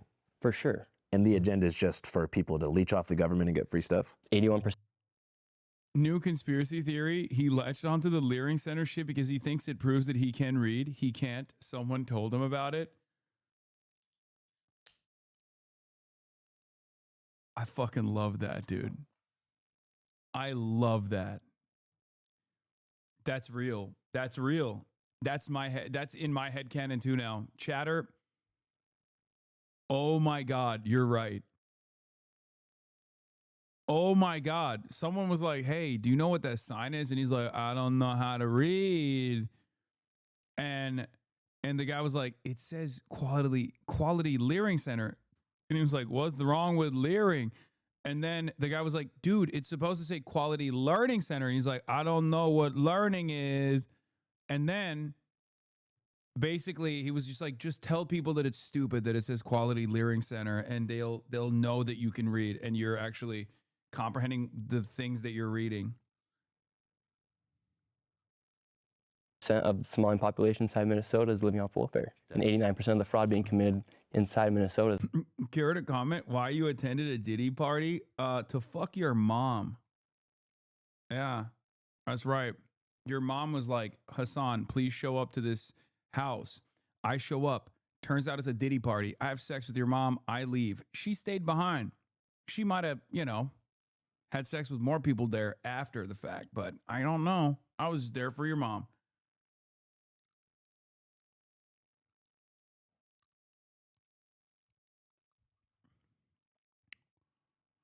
What happened to your hand? Is that from the ceiling fall?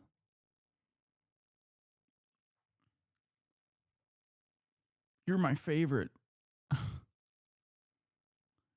I love this new meta of just like pulling Asmongold chatters.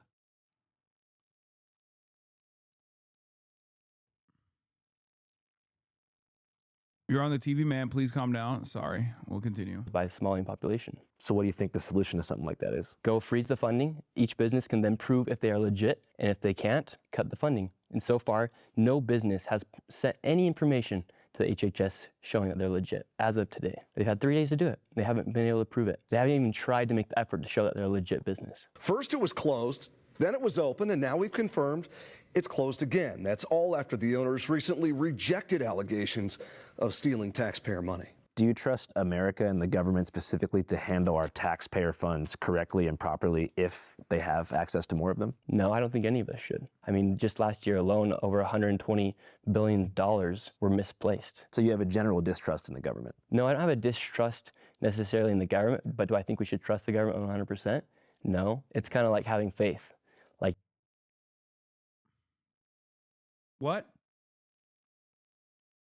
Bro, I'm telling you, this is fucked up. I can't believe that they're making this kid. I cannot believe that they're making this kid parade around as like a Republican pundit. You know what I mean? Like, you should just send him to the farm, big dog, so we can go and, like, I don't know, pet the goats. But not too hard, Not too hard. You might actually pet him too hard and then accidentally kill him. But, like, he should probably stay away from polite society. He should probably, not harm people, right? Or himself. Now I know why his mom drives him around everywhere, though, because there's no way. There is 0% fucking chance that this dude is safe behind a wheel. No one is safe. I do not think, I'm standing by this, I do not think he is legally allowed to drive a car. I do not think that he is legally allowed to be anywhere without constant adult supervision. I wouldn't let him boil water alone. Yeah, for sure.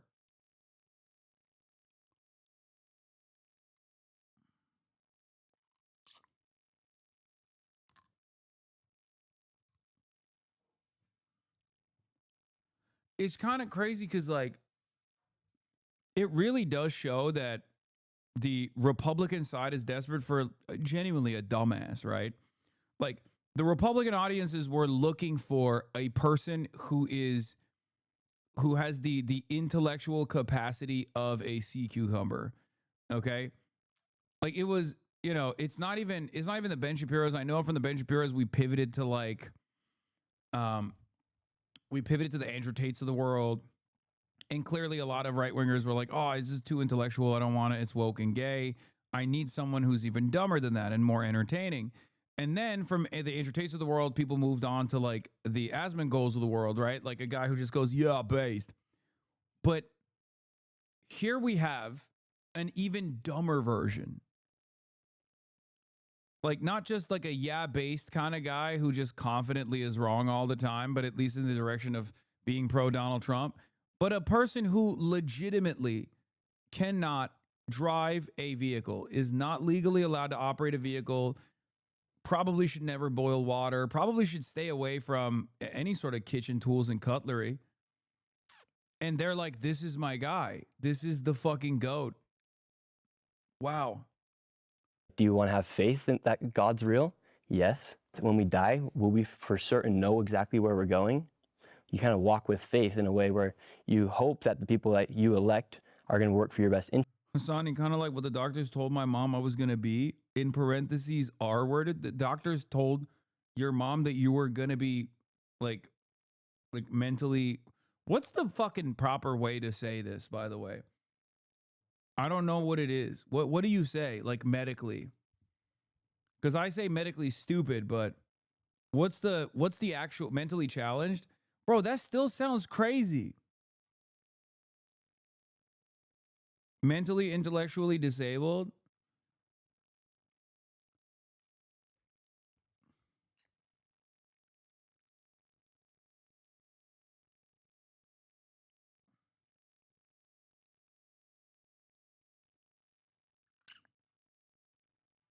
Cognitively impaired? Okay, that sounds more woke. Interest. Do you know for? I would just say Republican since birth, honestly.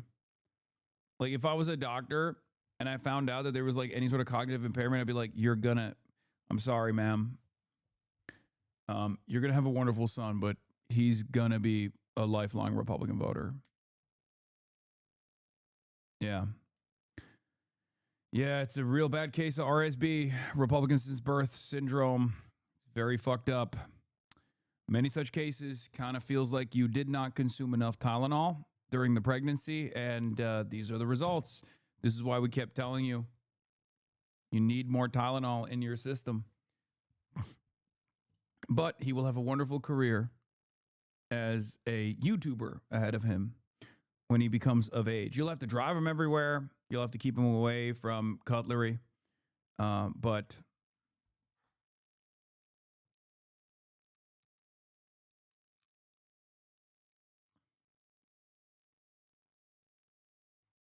certainty that the best thing is happening inside the country? Every single time you pay taxes, it's going to go to the place that needs it? No. But on that case, do I feel certain that I know where I'm going to go when I die because of my faith? Yes. But does that mean that it's going to actually happen? Who knows until we pass the other side. So, and then another thing is, we as Americans, how should we feel comfortable knowing that there are daycares receiving millions of dollars while some families are paying upwards of $70,000 a year for their children to be going to daycare? yeah, it is pretty impressive that his mommy at least tied his shoes for him so he doesn't have to wear the zipper shoes, you know? He doesn't have to wear the Velcro shoes today. So that's pretty chill. You know, he's a big boy. He's meeting up with his idol. You ever hear about the Amy Bach case? The white lady? Yeah. Yeah.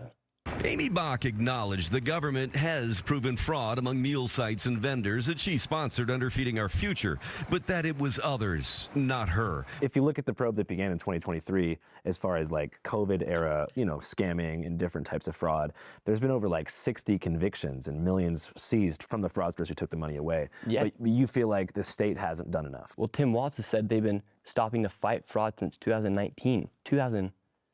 Please abandon the ad hominem on his stupidity. Just call his worldview and argument stupid. It's not a good joke to attack this man directly. It's going to alienate people in the margins. I could be wrong. What? Honestly, best to drop the entire stupid joke is disparaging and unnecessary. Can we just attack this man for his arguments? No.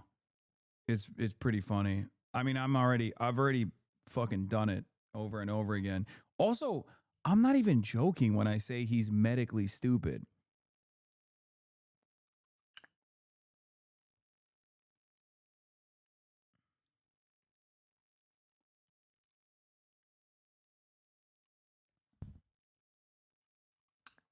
I don't think it's like, I think it's gotten to a point where because everyone is also just as stupid as this guy is, it kind of doesn't matter.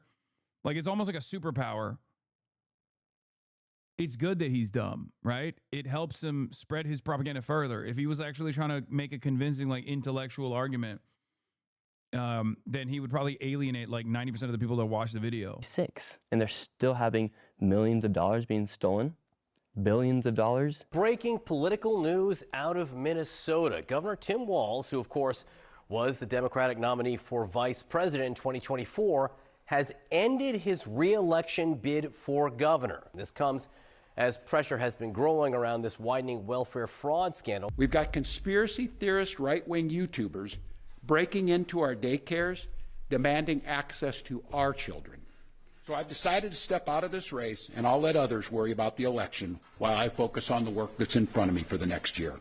I have quite literally saved America millions of dollars. That's why you saw the mainstream media attack me instantaneously after I exposed $100 million in fraud. Why would they not go investigate the fraud? Why would they investigate the person who investigated the fraud? Where does that $100 million figure come from specifically? Yeah, so you had all the daycares. With the daycares alone, you had millions of dollars in fraud. And then inside of the home healthcare businesses, they were warehouse-style and industrialized buildings where you had 14 of the same healthcare companies all working within the building, and they could not even give you a rate. We know how expensive healthcare is, and they're giving these companies millions of dollars. And the man David, who's in my video, he's the one who has the statistics and has the numbers on how much these businesses were operating. It is far worse than anybody can imagine. You heard it's 7 to 10 billion and maybe more, and now the numbers have been revised and put out there publicly that they think it's more like 8 billion. How did you come into contact with David? He just messaged me on Instagram, and he said, Nick, I have the information about the fraud taking place here inside Minnesota. I've been looking into it for years. I have somebody from inside the Capitol who has given me the numbers of CCAP funding. I've been trying for years to expose this fraud. Nobody will listen to me. Please give me a call. Has he shown you that data? Yeah, that's what's inside the video. When you see the video and the screenshots of the CCAP funding, that's all straight from the Capitol of Minnesota. So who is David's source? David's source, he has somebody inside the Capitol. And you don't know who it is? And that's public information as well. Who is it? Who is the person's name? Yeah. Wait, it's public information, so you don't even need an inside source. The lady's name, I did not work with her. However, the information that was provided, I can't tell you her name right now, but I could find it on X but she's also inside the government there inside Minnesota. But you like fact checked all that and you looked it all up. Yeah, David. Oh my God, it is that Republican. It is that Republican. It's the fucking Republican in the state government. So that lady was right. Remember when that lady was like, oh, I'm the one who fucking gave this information and told him which daycare facilities to go to. And he was like, nah, that's not the case. And then Lisa DeMuth, right? And then he fucking followed up and literally said, but you would be a wonderful governor one day. That's what he said. Yeah, Lisa DeMuth, breaking NPR News, reports that Minnesota House Republican Lisa DeMuth acknowledged the Republican Party's involvement in Nick Shirley's viral daycare video, saying, we work with Nick Shirley on this.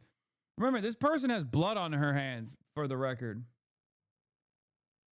Lisa DeMuth staffers asked David to DM him. He's too stupid to realize. Yeah, he said, this is completely false. I have no idea who this lady is. She's trying to make herself look good for her campaign. Shame on her. Either way, I'm sure this lady would make for a much better candidate. Tim Walz, best of luck in the race, and the truth is the truth. Fraud is happening.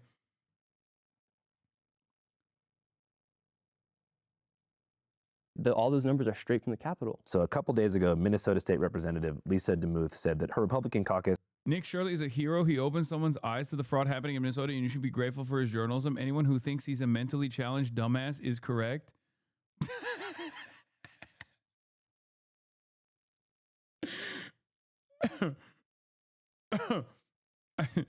I'm confused by both these two statements. Are you saying that he's still a hero even though he's a mentally challenged dumbass hero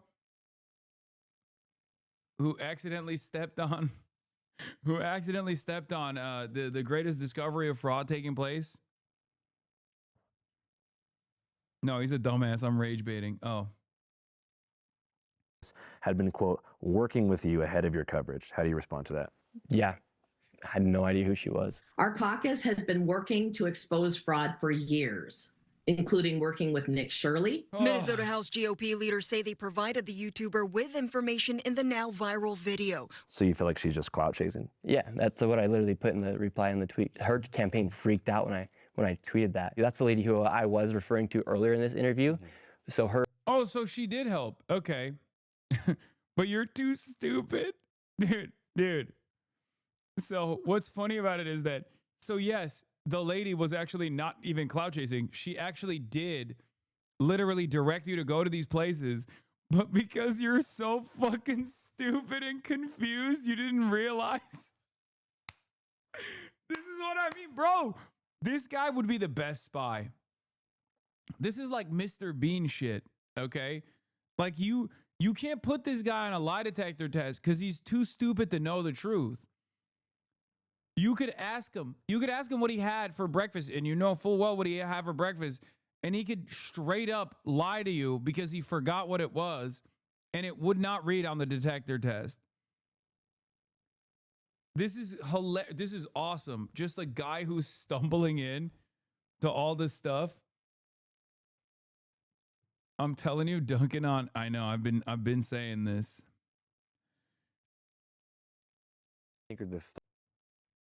Oh my God! Oh, it's awesome. Benevolent billionaires. What do you mean by the word benevolent? Just well-intentioned, positive billionaires who you think are creating, net positive societal progress. Trump, our president. I think he. Who do you think are?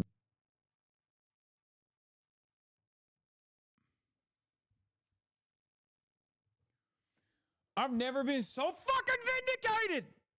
But also, it's not even vindication. It's like, I cannot, dude, the first 48-hour media cycle of people receiving Nick Shirley's slopaganda was a mind-breaking moment for me. I was like, what am I looking at here? Like, this is a genuinely intellectually stunted individual who's not even making a fucking convincing case. And you got motherfuckers who went to college like Atriok being like, oh, there's really good journalism here. I could not believe it, dude. I know we're going back to Atriok. I don't want you to hate on him. I don't even hate him. I don't hate him at all. I actually like Atriok. But I could not understand it. I was like, what am I seeing right now? Like, what has happened to society? Fuck! I could not believe it. I could not believe it. The fucking vice president was like, give this man a Pulitzer. What is going on? I felt like I was in fucking Idiocracy, dude. It just, like, how? How is this possible? How did so many, it's not even how stupid he is personally, because that is hilarious to watch, hilarious to unfold. I mean, he literally went into a medical plaza as like looked at. When I watched the video, the second half of it was like, that's when I was like, we're not surviving as a society. He went into a medical plaza and straight up said, why are there so many competing businesses in this one plaza?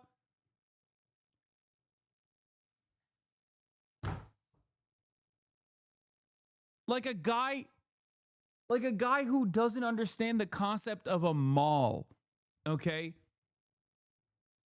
Like, think about that. Like, that's a new guy. That's a guy that has not existed yet. We're talking guy who straight up crawled out of his mother like yesterday, dude. Was comatose for like 23, 24 fucking years and just got out of a coma. Like, how? How is that possible? Guy who doesn't understand the concept of a mall is a new guy in America.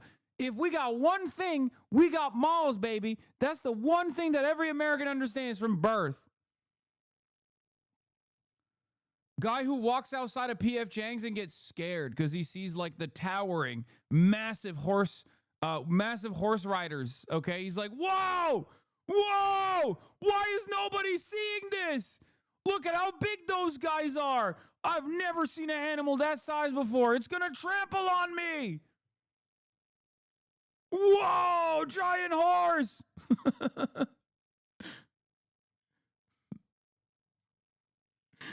Oh,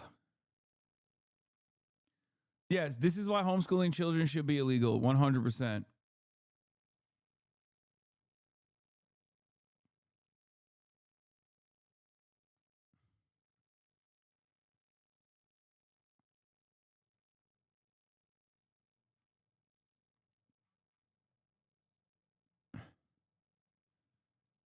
Her staff was the people that David had received the information from because David. Brother, people saying don't do the accent. He literally said, "What does benevolent?" Okay, three what do you most- want me to do? I don't know how to do his voice. Like, What do you mean by the word benevolent? like that's just his voice, dude. Look. Benevolent. Just. What do you mean by the word benevolent?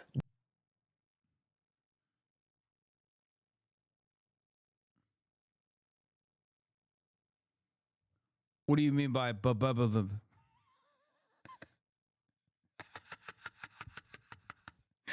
Read a book. Fuck.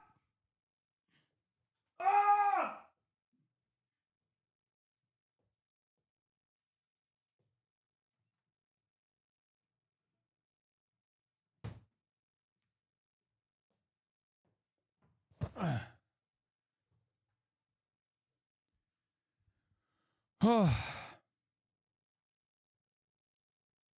Just well-intentioned. Benevolent. Just. The word benevolent. Just. What do you mean by the word benevolent?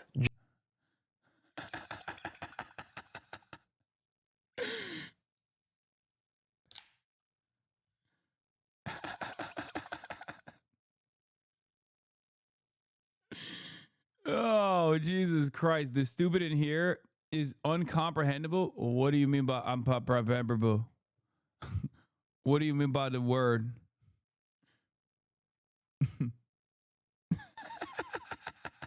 Reached out and she works inside the government, so she did actually a good job by doing what she's supposed to do by serving the people and giving that information. Yeah, it says that Harry Niska, a Republican representative who's a staffer for her, was the one who gave the intel to David. Yeah, that probably sounds about right, but good on her. What a comment saying. I have a deep-rooted fear that this is how I come across when I talk to people. This felt like interviewing a COD player. Straight up did not realize Shirley is borderline illiterate. Tracks, though. He's everyone's savior. He's my savior. He's your savior. Thank you, Lamau.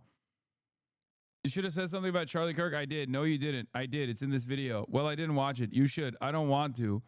Feels like a pretty succinct summation of how this guy sources info.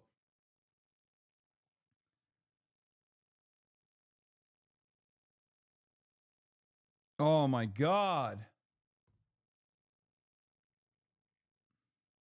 I just want to point out he's not wearing shoelaces. He's wearing those laces kids get. They can't tie their shoes, by the way. Wait, really? Actually caring about I think his mommy actually tied his shoes. I know he can't tie his shoes. Let's be real. But I know his ass can't tie his shoes. But I just assumed his mommy tied it for him. No, it's not Velcro. fraud. I looked. Fraud's been taking place for that was the first thing I looked at, chat. Come on, let's be real. years. And it's really affected the city on that big of a level. Wait.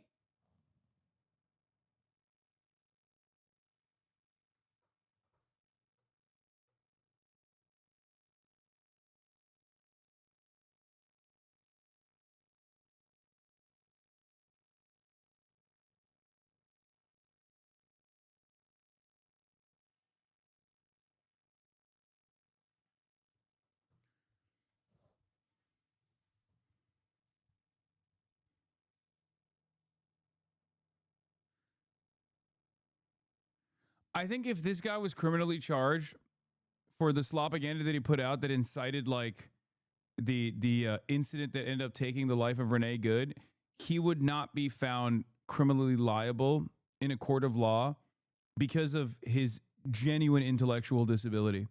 I think a jury of his peers, well, not his peers, but you know what I mean, would not be able to find him criminally liable, okay? There is no way they would be like, no, he does not know what he's doing.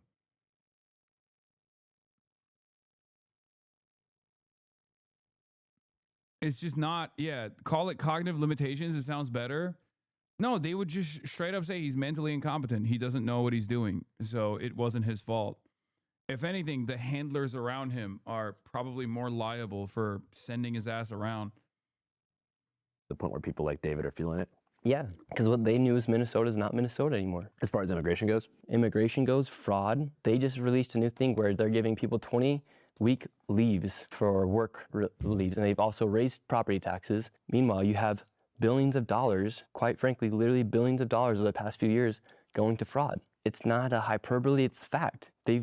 Government has shown that upwards of $9 billion has gone to fraud. I would vote for anybody but Tim Walz inside that state of Minnesota. Yeah, definitely. I'm glad you cleared that up because, it's like the same reason that people lost trust in traditional media is because they felt like there was no barrier between the establishment and, corporate news pundits. And they felt like CNN was an arm of the Democratic Party and then Fox was an arm of the conservative wing. So the fear now that I've thought about before, and I'm not saying this is happening, it will probably take like 5 to 10 years, is that somehow the political powers that be figure out how to use the independent creator economy like on a sleeper cell level to do their bidding for them. Yeah, that could happen. Like with influencer contracts and stuff like that. Yeah, you saw the DNC do that. All the people that are out talking against me, a lot of them have cut checks from the DNC. Through like a paid influencer program? Yeah, and it's public.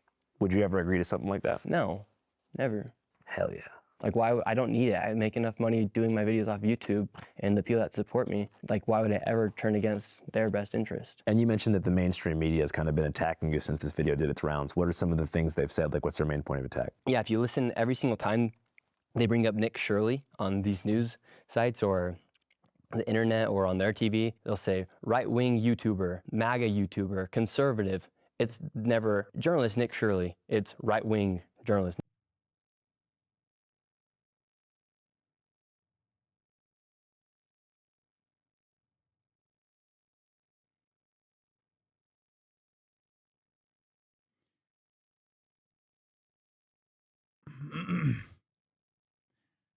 I mean, yeah, I wonder why, dude. Nick Shirley. Yeah. MAGA influencer Nick Shirley. Yeah. When I interviewed Hunter Biden, they did a RV YouTuber was the one they would use for all which actually sounds pretty cool. Like I'd want to be that, but I'm not that. And then like a liberal podcaster. Why is it never astronaut Hasan? Yeah, exactly. They always say progressive mind and MAGA body, never astronaut. Firefighter. I want to be known as firefighter. Why no astronaut? And that in the Atlantic said Gen Z influencer. So yeah, it's just like they're so mad that we have the opportunity, people like me and you, to upload a video and to get more views than them. Essentially, we're a threat to their entire industry. That's why they hate us. That's why they will never give us credit. And so when they see me doing what I'm doing, when they see me get more views than they will get onto their website for the whole entire year on one single video, yeah, it's going to make a lot of people mad. So-called evidence comes from a man who has posted anti-Muslim and anti-immigrant content in the past. CNN's Whitney Wild speaks to the man behind that video and takes a look at his claims. We're from CNN. Can we talk to you?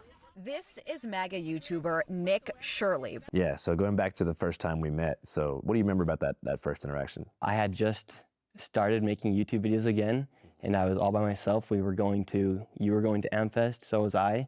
I was going to interview people about what's happening here inside the country, and I thought I had no idea exactly what I was walking into. I just knew there was going to be a lot of people to interview about what was happening inside the country. I thought it was like called America Fest, so I had no idea what Turning Point was. I had no idea who Charlie Kirk was at that time. It was funny because I'd watched you before on All Gas No Brakes, and you're always in that beige suit, just moving around and doing your videos, and so I was like stoked to see you. It was great meeting you the first time. I remember I first saw you, and you were setting up a tripod, and I was like, yo, what should I do? And you told me, you were like, you should go cover the border. And I told you, I was like, I want to go to Nogales to cover it. And you were like, no, you should go to Lukeville. Yeah. So you were the one who actually sent me in the right direction to do that. Yeah, you actually said, hey, can I get that information?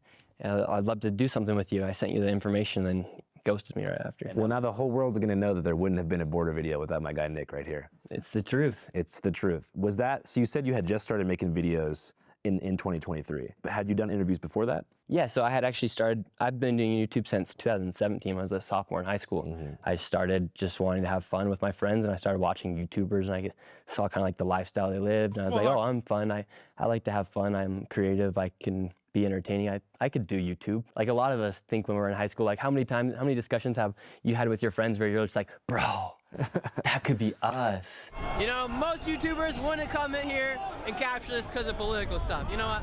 I don't care. We're out here, baby. Like and subscribe. Let's go back to the young Nick Shirley. Where'd you grow up?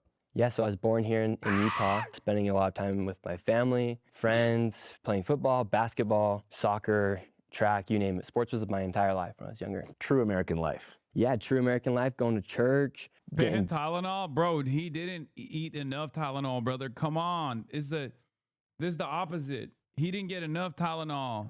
Decent grades, having fun, hanging out with friends. Jesus Christ, such a dickhead sometimes. He's still trying to figure out adjectives. Dude, you're right. I'm sorry.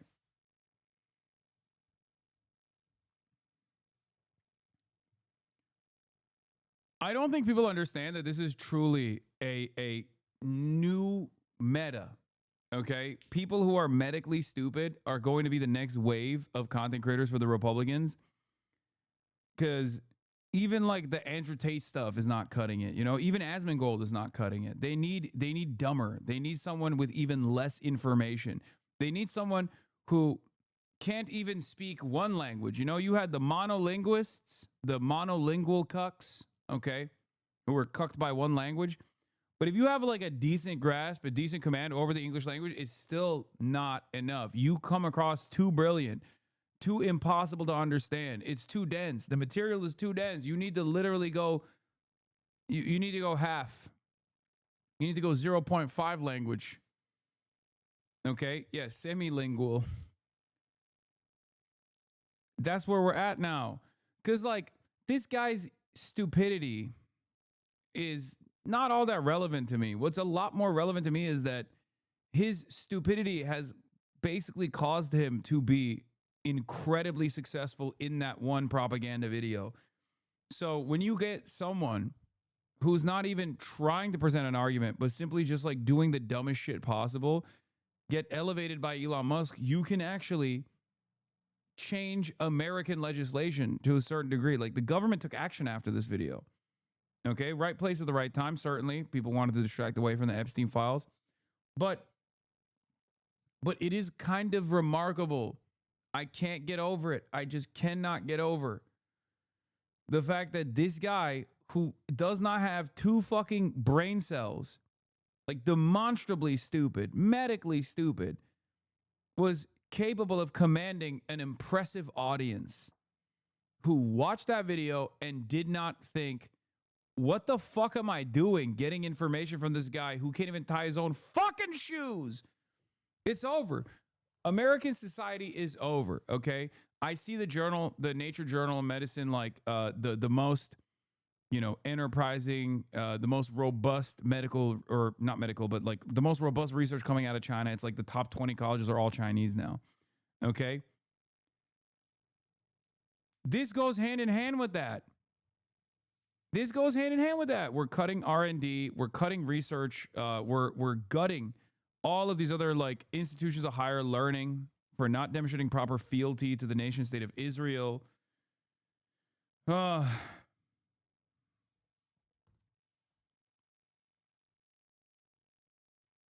It's over. America is committing suicide, a national suicide.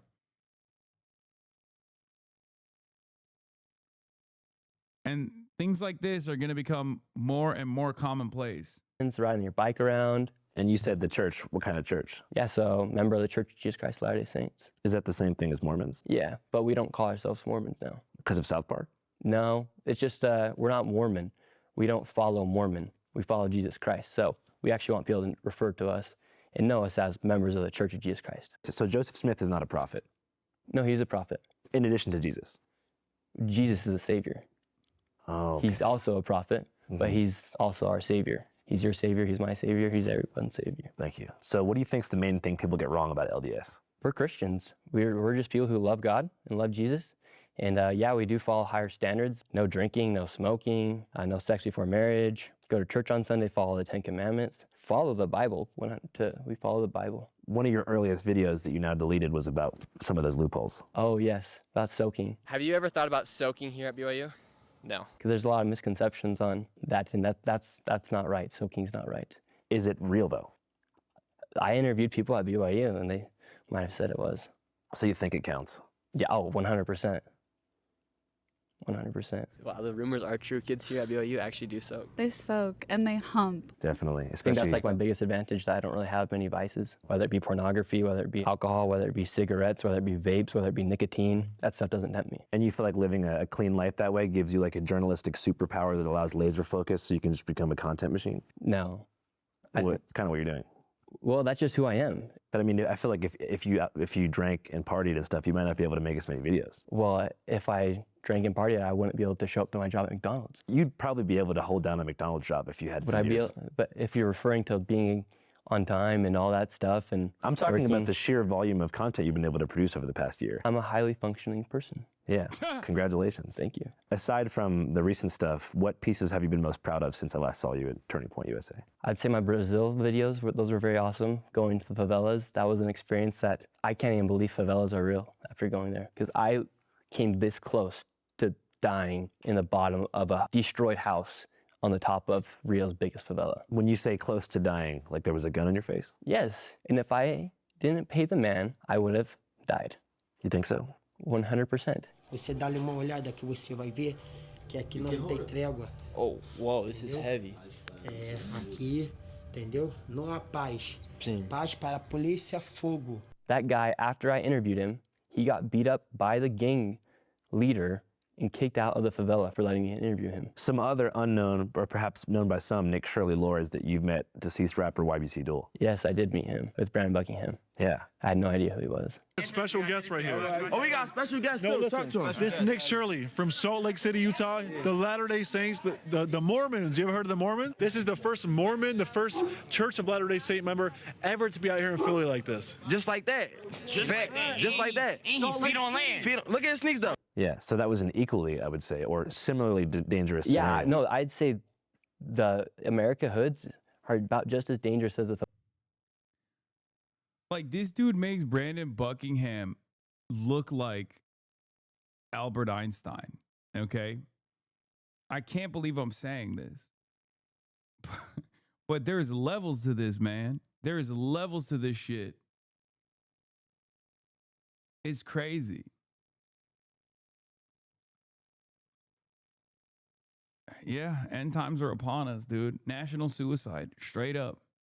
favelas. For instance, Chicago, you have armed militias walking around Chicago as well. Same within Philly. Think about how many young people are dying because of gang violence. Like, I loved your video you did in Baltimore about them kind of combating that and showing that like community really can make a difference and people really need to be looking out for one another because it's not worth dying for. So going back to high school, right? So you said that after high school you went on a mission trip, right? Yeah. Where to?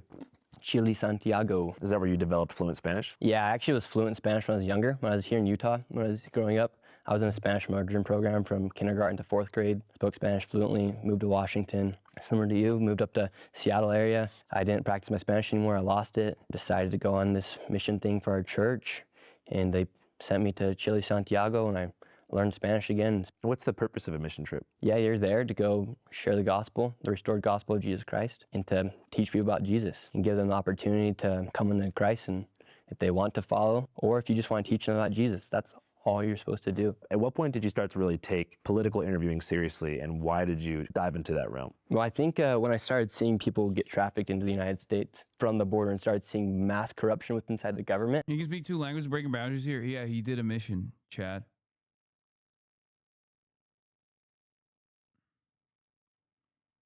That's why he can speak Spanish. Which, judging by his English, I doubt his Spanish is that good.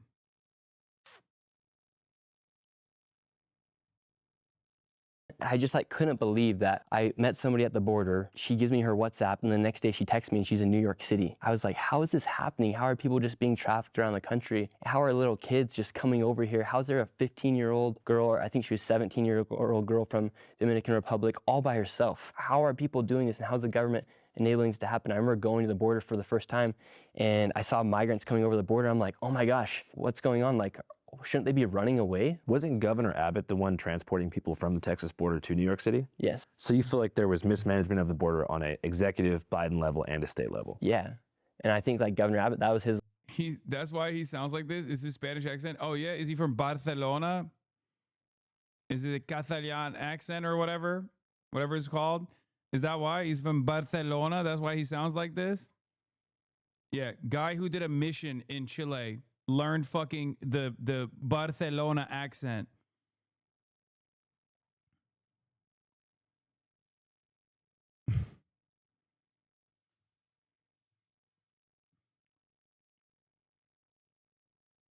Not lying when I say this guy speaks Spanish better than he speaks English. Way of like saying like F you to the to the sanctuary cities, and for the Democrats for just accepting and letting this happen, saying, okay, well, we're not going to deal with it. You guys go ahead and deal with it. And we'll give him bus ticket to get out of our state or city. So you feel like migrants kind of became political pawns for the two parties in America? Yeah, well, we all know, like, obviously it was because they wanted to vote. Fill the swing states, fill the big cities. We would have seen what was going to happen, but thankfully Trump won. How do you think Trump's doing so far this term? I think Trump's delivering, especially on crises like the border. I think that's been the major win of this election. Right now, you're not seeing illegal migrants come into the country. Me and you both did videos at the Loopfield border. We spoke with migrants. That was the most inhumane thing that I think America's seen. Yeah, which is why we should kill them and deport them. Yeah, it's so inhumane how these migrants come into the country, which is why we need to send them to El Salvador, to a fucking slave labor colony. I mean, I guess that's just how... That's low-key how Republicans operate, honestly. Years, as far as letting people be trafficked into the United States and then bringing them into the system, making them rely on the government, not giving them working visas, putting them inside of shelters, busing them all around the country. Families were separated. Thousands of children went missing. The government was literally trafficking children into the United States, trafficking people, incentivizing them to leave their houses in Colombia, leave their house in Ecuador, and then to come to the United States, and you're living in a shelter in New York City. So is it I got scared when I saw him do the gun noises. I thought he was shooting a gun.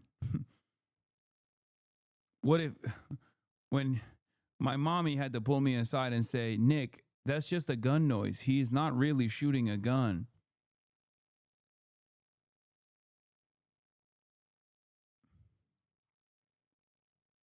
true that gangs are inside of the Roosevelt Hotel?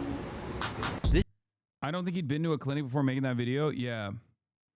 I did not realize that Nick Shirley walked to a healthcare provider waiting room, saw patients there, asked the receptionist what their healthcare rates are, posted that video as a part of their evidence of fraud, and was celebrated for his journalism. This is Ollie G level. Yeah. Yeah.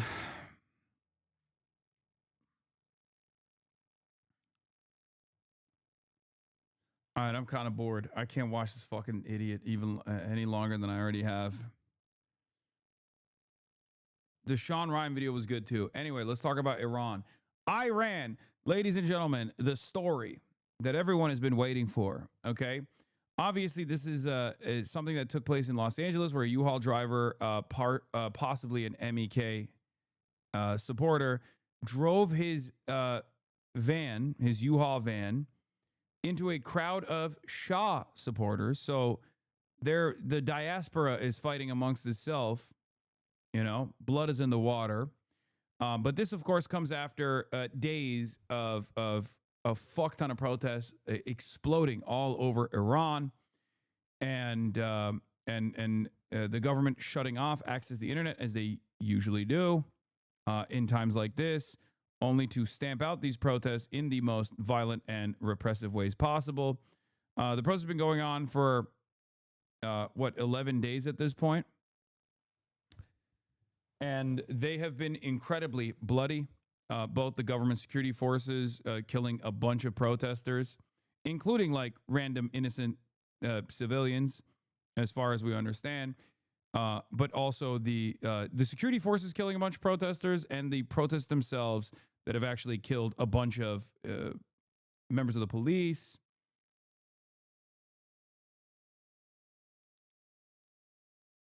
What? Typo? Sorry. What's the typo? Why did you link me my own tweet? This dude is wearing a quality Leering Center hoodie that he made and can't even tie his own shoelace. Can't even tie his own shoelaces. Oh, shit. Oh, shit.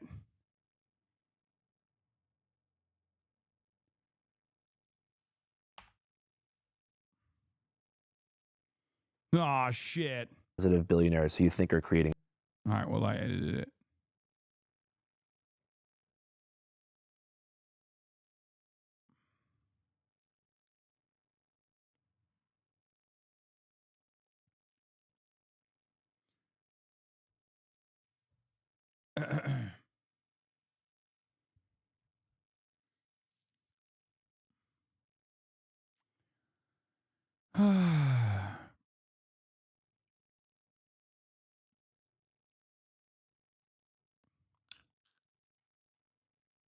As I was saying, where was I? I was talking about Iran. So, as I was saying, there were security forces that killed a bunch of Iranian protesters, and there were a bunch of protesters that killed Iranian security forces, the police. There was reports of even a firefighter being lit on fire, mosques being attacked. And even though the past iterations, and including this one, of protests and mass discontent that has led to violent protests in general, like violent response from the administration, from the regime, in general, has often been talked about on geopolitical terms, whether it's like Mossad-backed, CIA-backed, and there's truth to all of that. Ultimately, I mean, there is a valid reason for why a lot of the youth in Iran especially are protesting. As I've said over and over again, in as far as how these things go, the American government is obviously very impactful as far as destroying the Iranian economy, and the Iranian economy has been thoroughly destroyed. The inception point for these protests came from the rial losing almost all of its worth, and shopkeepers not being able to stock their own stores. That initially started off as a smaller protest on the economy has exploded into this massive thing. Okay? And there are obviously numerous reasons for it, as I've talked about over and over again. One of the major factors, of course, is the sanctions that are specifically designed to destroy the Iranian economy so that Iranians mobilize against the administration. So in that regard, there is a lot of Western involvement. Having said that, however, to say that the administration's own responsibility here in terms of not, leaning into any reforms or whatsoever is not playing a major role in the discontent would be silly. Okay? Let's be real. This is something I've talked about before as well, over and over again. One of the biggest issues with the Islamic Republic is the repressive nature of the regime. Iran, contrary to what people think about it, contrary to what people know about it, is actually an incredibly educated and somewhat very woke society. And by that, I mean the Iranian population is very woke and very educated. Okay?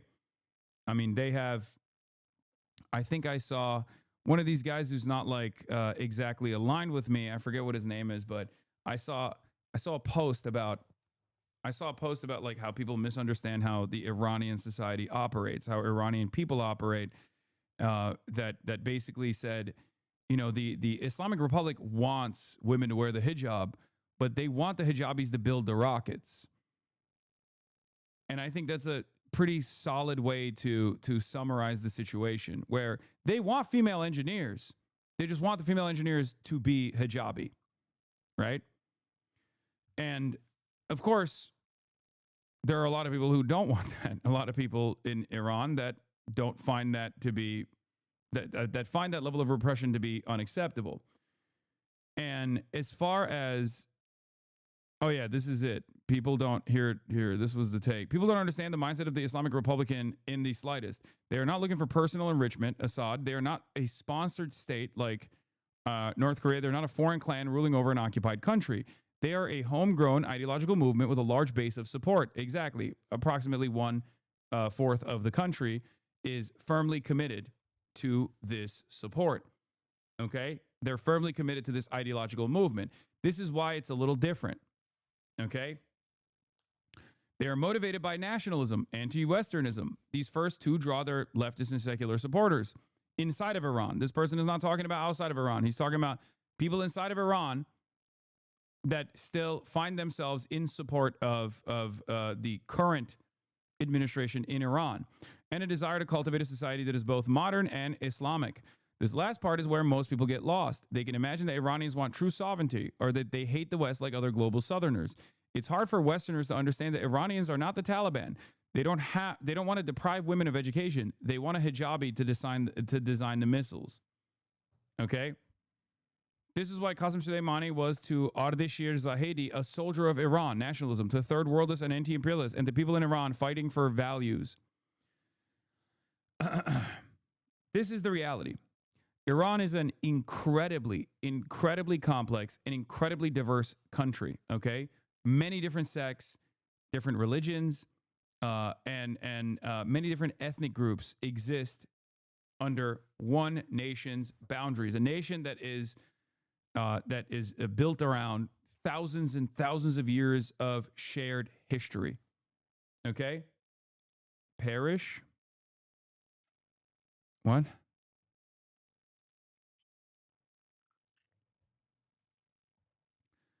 So no matter who, quote unquote, runs Iran, there is always going to be a tremendous amount of difficulties, especially considering that there is the Balochistan independence movement. You got the Kurds, you got the Turks, you got the Azeri Turks, you got the Persians, right? You have Iranian Jews, which are much tinier, obviously, in numbers, I believe around like 11,000. But ultimately, this is the reason why it's a very difficult country to, and Arabs, Uzbeks, yes. This is ultimately the reason why it has had a very, bro, that tweet is obviously pro IR. No, this person is not pro Islamic Republic, brother. Actually, that's the reason why I said he's not, he probably doesn't align with me on some of the things. Like, I mean, I'm not pro Islamic Republic either, but I am pro Iranian sovereignty. I'm sure you can get Sharkzadeh to clarify his take. He's a great content creator, but you're obviously misinterpreting it, if I'm understanding you correctly. He's saying hijab is not repressive or incompatible with modernity. You're completely butchering his take.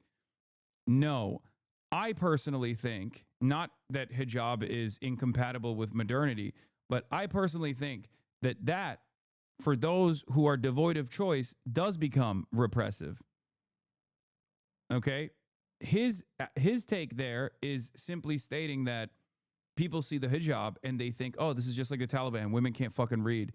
Women are not allowed to read. That's not the case. That's the juxtaposition. That's what he's actually highlighting here. Okay? I'm saying that some of the reasons as to why the Islamic Republic is seen in a very negative light, despite the fact that initially in the revolution, it was seen as the most viable outcome and the most viable popular support receiving faction that would deliver Iranian sovereignty. Years since the Iranian Revolution has been met with tremendous scrutiny over time. Part of the reason why they have received this scrutiny is because of the repressive elements of the state. There's also obviously some speculation surrounding corruption. But ultimately, the major force here is the economy. And the reason why the economy is the way it is because of the United States of America. Having said that, the way I've always interpreted it is, as a Muslim, this is just ridiculous. The talking point should not be about the hijab. It's not.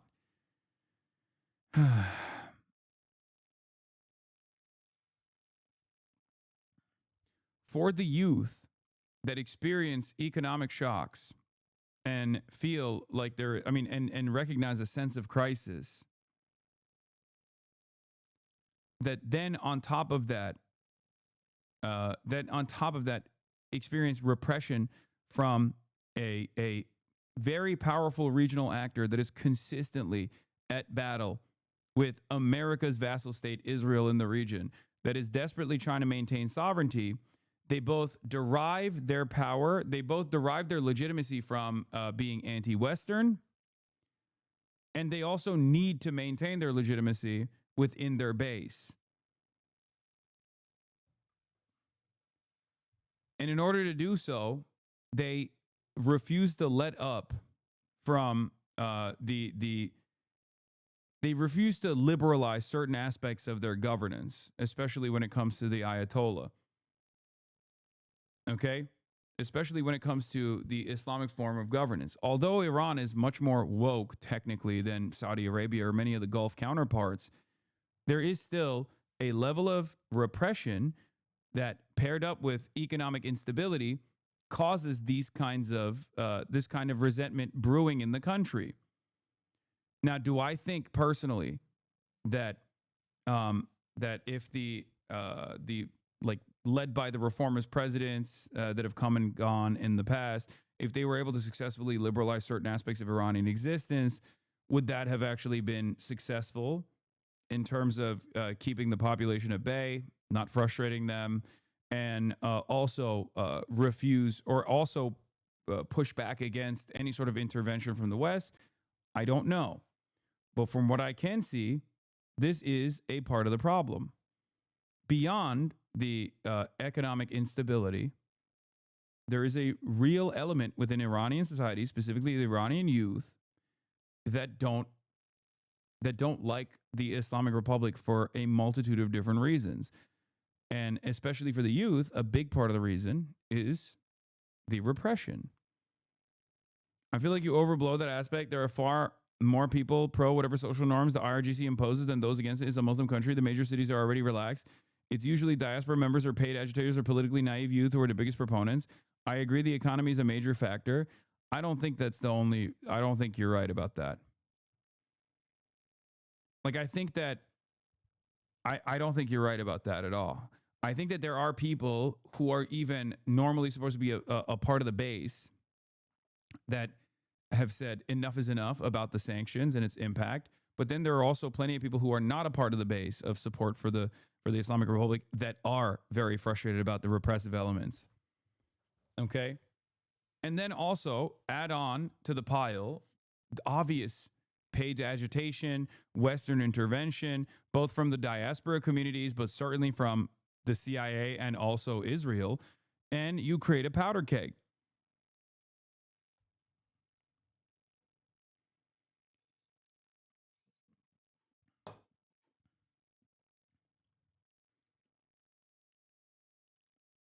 I think that certainly plays a role, though. From my understanding, the way these protests are different is because the base of the Islamic Republic is on the side of the protest, ethnically Persian business owners. It feels like you're attributing your education and Islamic initiative to yielding more pro-liberal takes. It makes no sense to me. Women technically have more freedom than American women to be educated debt-free.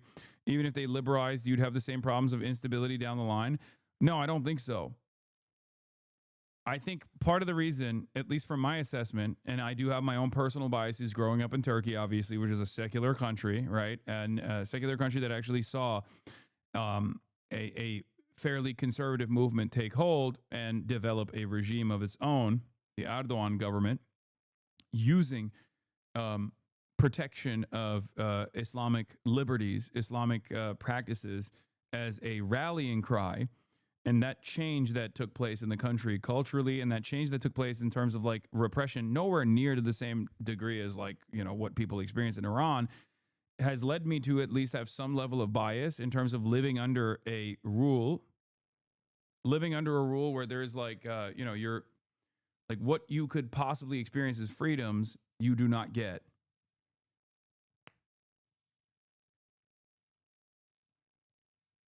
I think you're not recognizing how much that plays a role for especially a lot of young people, and simply discarding that as, or casting that aside as the silliness of youth is not correct. Okay. But to what end? Do you want him to become like France? No, that's not what I said at all. What I said simply was giving people the. It's already happened in bigger cities. Like the liberalization has already happened in bigger cities. Just do it across the board. It's that simple. That's it. And not only after like massive fucking discontent and massive protests, but do it as a mechanism of survival. That's it. But I do think that because the Islamic Republic derives its legitimacy from being anti-West, and in that side of the world, the most effective way to showcase your anti-Western bona fides is by being Islamist. Like, that is the most uncorruptible force. That's the way it's seen. Okay, any sort of giving up on that mentality will be met with resistance from your base. And that's basically what I'm trying to explain, which is they're stuck between a rock and a hard place in many instances, where if they were to let up on that, they could potentially lose some of their own base, and then they couldn't justify their existence any longer. As a matter of fact, this is part of the problem right now, because the economic situation has gotten so bad that they're actually losing their own fucking base of support. This is, I believe, the major reason as to why Trump and Israel didn't strike Iran this time around, because they entertained it, they talked about it, but I felt like if they were to actually strike Iran in the midst of these fucking protests, it would have actually whipped up public support back in the direction of the administration, because that is what happened last time around. Because it's not like the Iranian people are oblivious to Western intervention. They're very aware of it. Maybe some don't remember a life before the Islamic Revolution, especially because the Iranian Revolution, especially because they were not around back then. But there was a reason for why the Iranian public, got together and deposed of the Shah.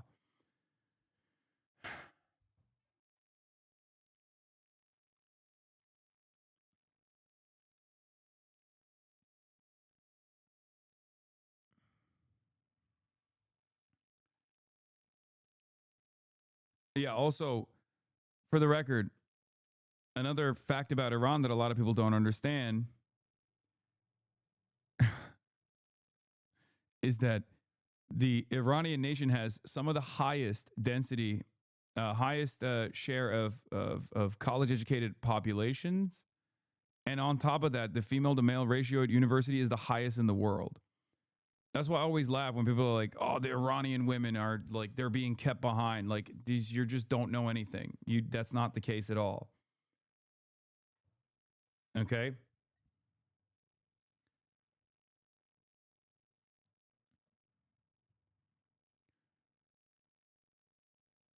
So, that is where we're at as far as this iteration of the Iranian protests. For me, if I was the Ayatollah, I would, number one, develop nukes instantly, and number two, work on, I mean, obviously this is stupid, and everyone's going to say that's not going to happen, obviously, but like, I would work on removing the parallel state that I have designed around reasserting my power, and make way for more socially conscious, more socially liberal forms of reform. Have a more laissez-faire attitude about certain things. Don't siege Leningrad, take it immediately. Yeah, I know. Well, develop nukes instantly, first and foremost.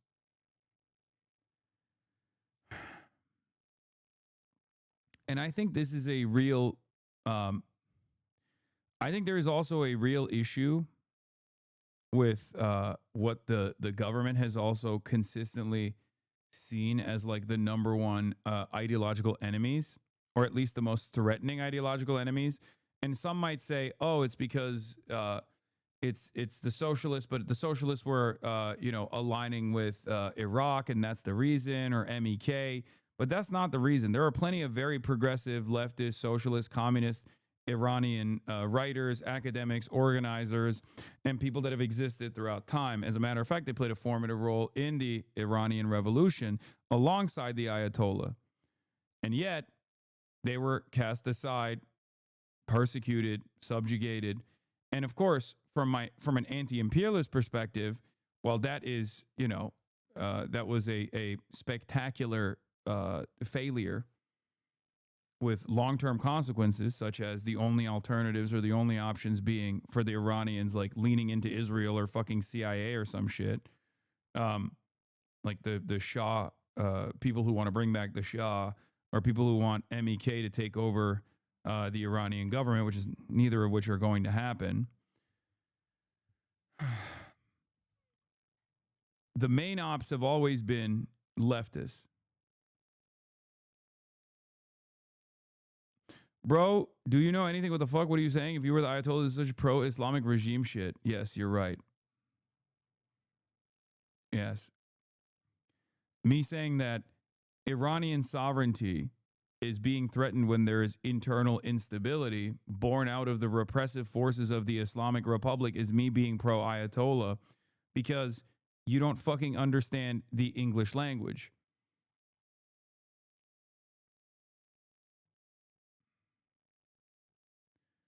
Yeah, I mean, there's this analysis as well from Ali Terra Noir. Iran's crisis produced a dangerous fantasy that the Islamic Republic can be swept away and instantly replaced by a Pahlavi restoration. Names, constitutions, policies are debated as if politics were a fantasy draft. This misunderstands the nature of politics and of the state.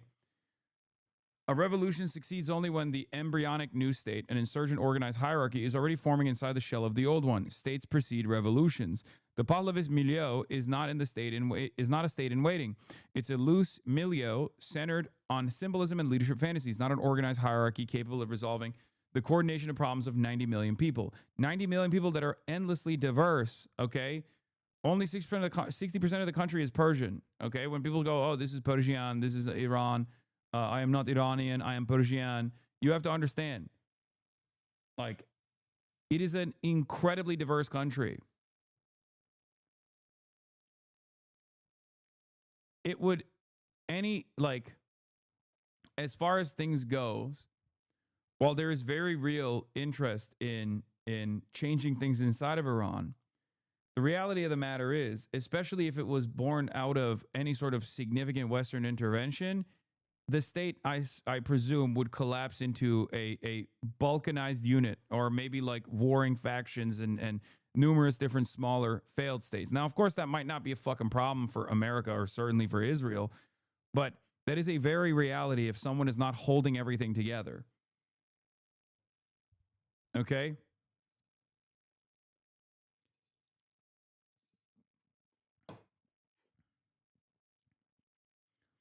Is 99.4% Muslim? That's a unifying factor? Yeah. Okay. Is 99.4% actually happy with the rule, like the Islamic rule or the version of Islamic rule that they exist under?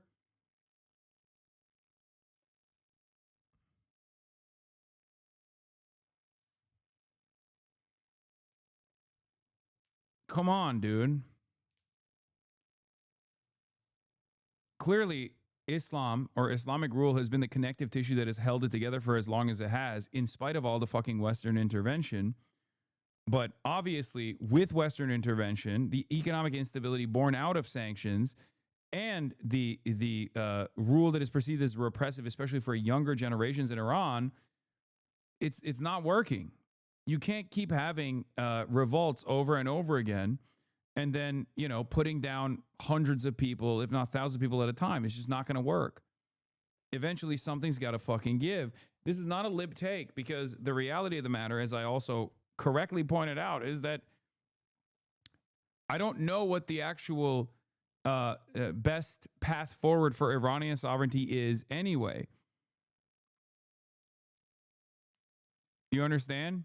A lib take would be to say, free Iran, free Iran. We need the Pahlavi. We need the Pahlavi family.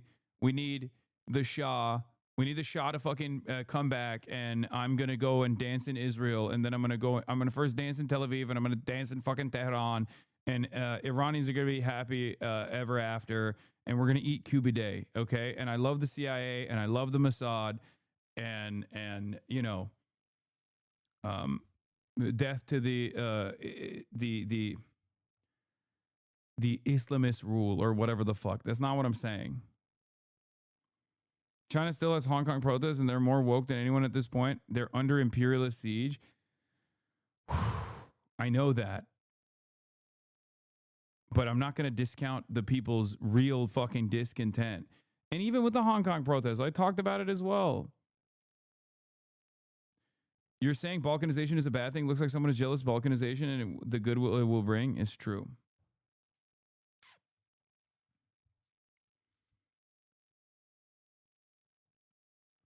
The know your rights pin is so cringe. You're right. When a fucking ICE agent comes knocking down your door, you shouldn't know what is an administrative warrant and what is a judicial warrant. You should just let them in to butt fuck you. Okay? Don't worry. You can open up your asshole and brace for impact when they come in. But I do think people should know their rights.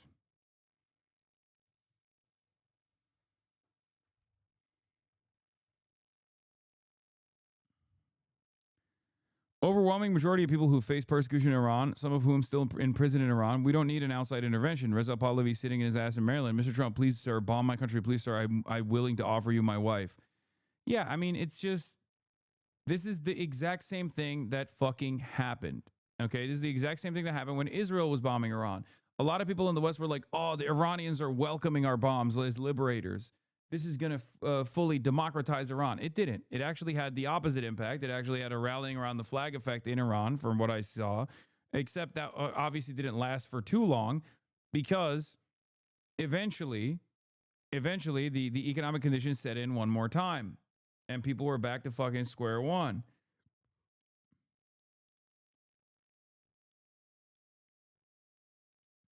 I don't think I am genuinely confused as to why they would bomb Iran. America would, because I feel like it would still have a similar impact. President Trump currently leans towards authorizing fresh military strikes on Iran, U.S. officials say, as the White House is weighing a last-ditch Iranian offer to engage in diplomacy over curbing its nuclear program. Because, like, the Iranians are very resilient people. They're very stubborn people. They're very proud people. They want their country to have sovereignty. And no, I'm not talking about the fucking diasporoids that are like, no, we should bring back the monarch, okay? At most, even if there is any call for the Shah to return, it's because they foolishly think that this will actually bring about some kind of liberal revolution or something internally in the country. It's not going to happen. It's not going to work. But then again, Trump is so fucking stupid that maybe he will bomb Iran anyway, in any case, you know, because he's a fucking freak. Some senior administration aides, led by Vice President J.D. Vance, are urging Trump to try diplomacy before retaliating against Iran for killing protesters. Like, dude, we're so fucking fraudulent. We're so morally bankrupt. We're so fucking fraudulent that we think the best possible way to help the people that are like, I don't know, that have had enough of the economic hardships in Iran is by eating lead. Okay? Oh, the Ayatollah's killing people. Well, guess what? I'll show them how to kill people. I'll show them how to kill people dead with Tomahawk missiles. Like, how the fuck does that work? Like, think about it from an American perspective, okay? Think about it from an American perspective. America, the American police force kills like 2,000 people, I think, or maybe somewhere along those numbers. I don't know the exact number of how many people the American police force kills every year in the United States of America, okay? But like, imagine there's like mass ICE protests. They fucking, or no, 1,100, sorry, 1,000. 10,000 dogs a year, 1,100, around 1,100 people a year, not 2,000. Apologies, I doubled the number. And basically, like, can you imagine if Iran was like, sorry, we're gonna lob Shahed drones in fucking, you know, in New York City because you keep killing your own citizens. Like, that's ridiculous. Yes, 10,000 dogs a year is real. Who the fuck would be like, oh, sick, thank you? Like, that's not, you don't solve anything when you do that. You do the exact opposite. It's not a solution to anyone's problems. Some in the U.S. doubt that Iran is genuine about its ending its nuclear program, telling Trump that Tehran may be finding a way to buy more time and avoiding American airstrikes. Aides have briefed Trump on the benefits and pitfalls of renewed nuclear negotiations with Iran. Trump currently favors attacking Iran, but could change his mind depending on unfolding developments. Some officials said Trump may strike first and then seek serious talks with Tehran. We may have to act because of what is happening before the meeting, he said Sunday.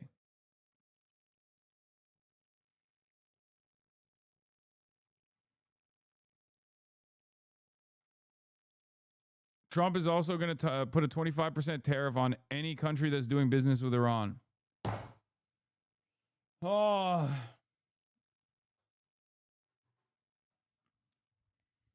This is why everything that you hear from Americans is inconsistent and fucked up.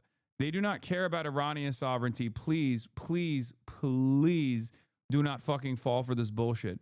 And if Iranians come in here and try to tell me like, no, you don't understand. We want these kinds of fucking, we want our economy to fucking collapse. You're basically begging for your own demise. Okay? That's it. There are plenty of Iranians who are fucking protesting against the government, not because they are upset about the repression that they're experiencing, but more so because of the economy.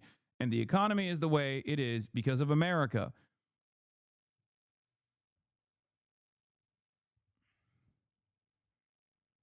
We are helping Iran by killing Iranians, either through direct military intervention in the form of bombings or through indirect intervention in the form of starving them by starving out the Iranian economy. President Trump says he's slapping a 25% tariff on goods from China, the United Arab Emirates, Turkey, India, Russia, Iraq, Pakistan, Oman, Malaysia, Indonesia, Brazil, South Africa, among other countries, because they're doing business with the Islamic Republic of Iran. God, it's so fucking devastating. It's just so fucked.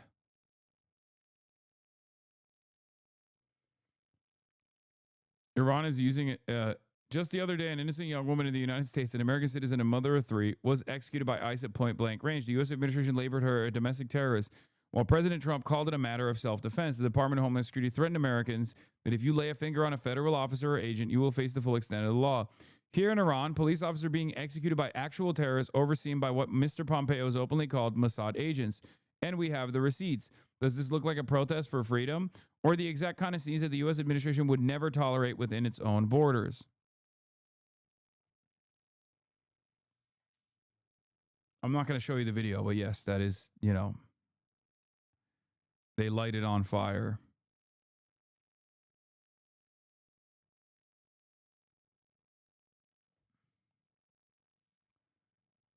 Yeah, sorry, Arakshi, that's a bit of a whataboutism. You're doing the same thing ICE did. Okay, that's not even a fucking whataboutism, okay? It's worse in some ways because obviously they killed a lot more people, okay?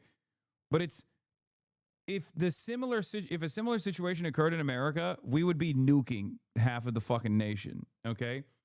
There is no world where like American protesters take up arms and start fucking burning like churches and shit, and then the American government doesn't assassinate like tens of thousands of people, okay? I mean, let's be real.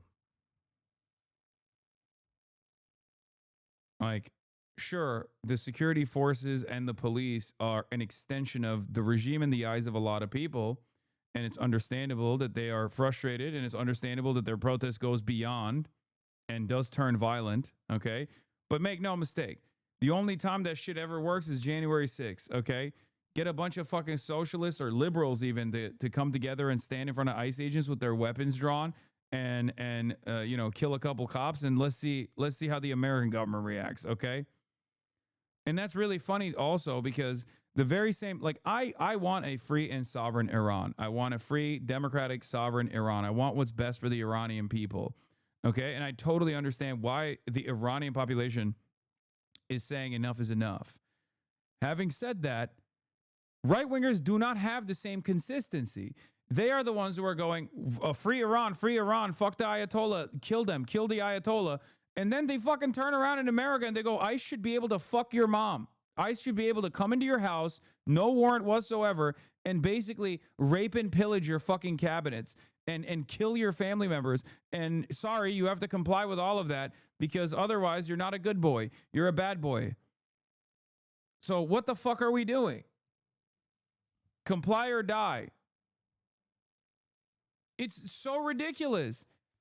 All the while, we talk about like freeing Iran, and the reason why they're suffering is because of us. We are causing their suffering. The number one reason, even beyond the Islamic Republic or anything like that, is American sanctions. Okay?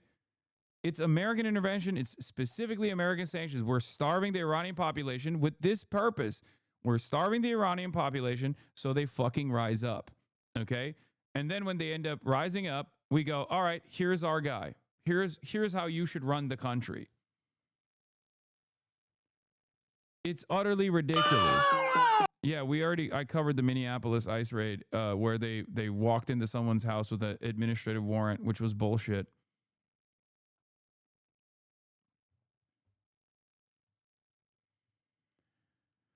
Yeah, and obviously the fucking Europeans are disgusting as well. EU's callous threatens tougher sanctions on Iran over brutal crackdown. I mean, they're disgusting. And I'm sorry, but Europe kind of deserves Donald Trump as their leader, okay? They do. We've already seen this inconsistency in the way that they talked about Venezuela versus the way they talked about Greenland.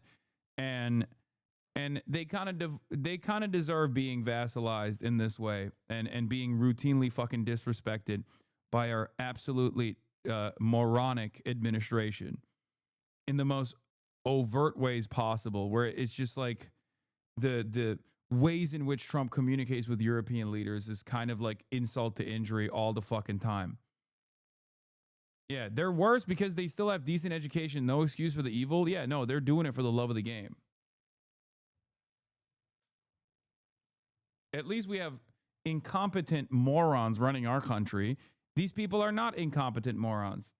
So it only leads me to believe that they're fucking openly evil. But yeah, as far as the Iranian protest goes, I know that it's like, it's very black and white for a lot of people, especially because like Mossad is openly, in my opinion, greatly overemphasized their level of involvement, even though they are obviously involved, as is usually the case here. And America has done so as well, both in a tongue-in-cheek manner in the way that like Mike Pompeo talked about it.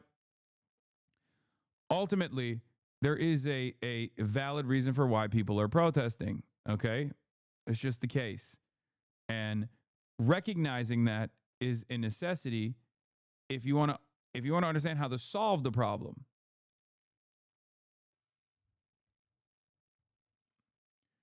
Trita Parsi and many others who are otherwise consistently called like Islamic Republic supporters, okay, our regime supporters are all singing a different tune this time around as well. I've never experienced this degree of blackout in Iran, whether during previous protests or Israel's war against Iran, but based on the selective images coming out via Iranian state TV of armed protests and the destruction inflicted, and Khamenei's defiant speech, much indicates that an extremely violent clampdown is in the making or has already started. If the calculations of certain quarters have been that once Tehran clamps down forcefully, pressure on Trump will grow to intervene militarily, I see several factors pointing in the opposite direction. There are pro-government marches too in Iran. It's not like being anti-government is in any way the majority opinion. Yes, because it's like 1/5 of the population. It's 90 million. 1/5 of the population is still a fucking ginormous amount of people. But 1/5 of the population in the other direction is also a ginormous amount of people, if you know what I mean. Okay? Does that make sense?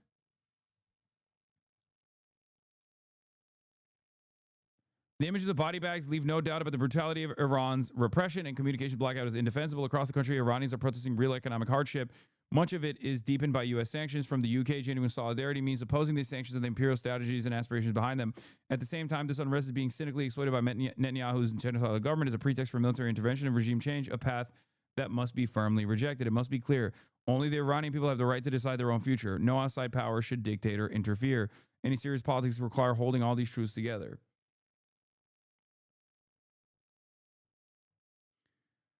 like regardless of the outside intervention, which is very real, okay, which is very real, maybe even a little overstated with the way that like they've been flexing about it this time around. There is still very clearly a lot of discontent. Okay, that's it. It's palpable. It's not something that you can what.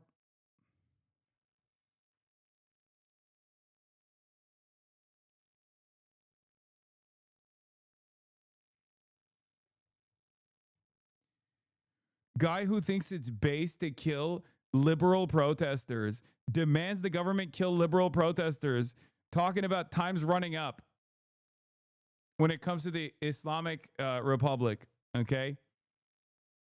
That's awesome. Bro, this is the inconsistency. Okay. This is what I'm talking about.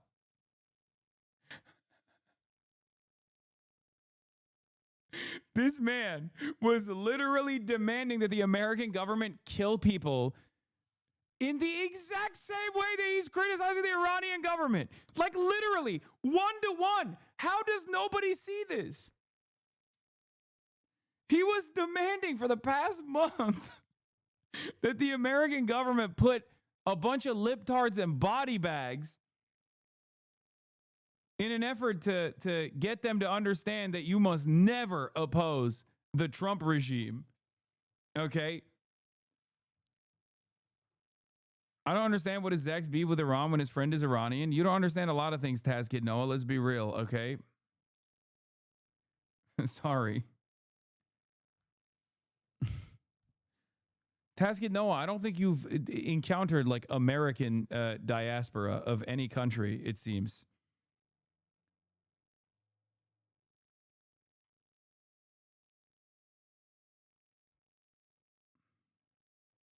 When Asman Mole was asked to clarify if dead Muslim Iranian child equals bad and liberal white American woman equals good, he said no comment.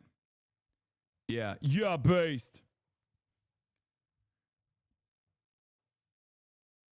Anyway, in the name of God, the compassionate, the merciful, the great Iranian nation, today you accomplished a great deed and made a historic day. Here we go.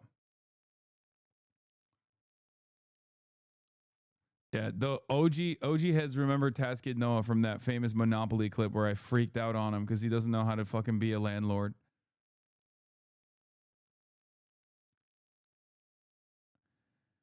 Violence in Iran creates messy imagery, and Trump is more inclined to intervene militarily when he sees an easy, smooth, and quick path to victory. When things are messy and challenging, he keeps a distance. In Yemen, against better advice, he went after the Houthis, but quickly changed his mind after the quick victory he was promised never materialized. And the Houthis took down 2 U.S. fighter jets. Even if the protesters look like they're winning, Trump will likely wait till the last and safest moment before he intervenes so he can secure credit at minimum cost. The violent clampdown might also leave Trump with the impression that once the regime has his back completely against the wall, it is more likely to fight back than to capitulate. Its clampdown up until last night was, by its standards, very restrained. But then it dramatically turned more deadly once the regime believed it fought for its survival. Tehran is likely signaling the same message to Trump. Yes, it has only struck back symbolically against U.S. attacks since 2020, but now it will be different since it sees no exit if the U.S. attacks.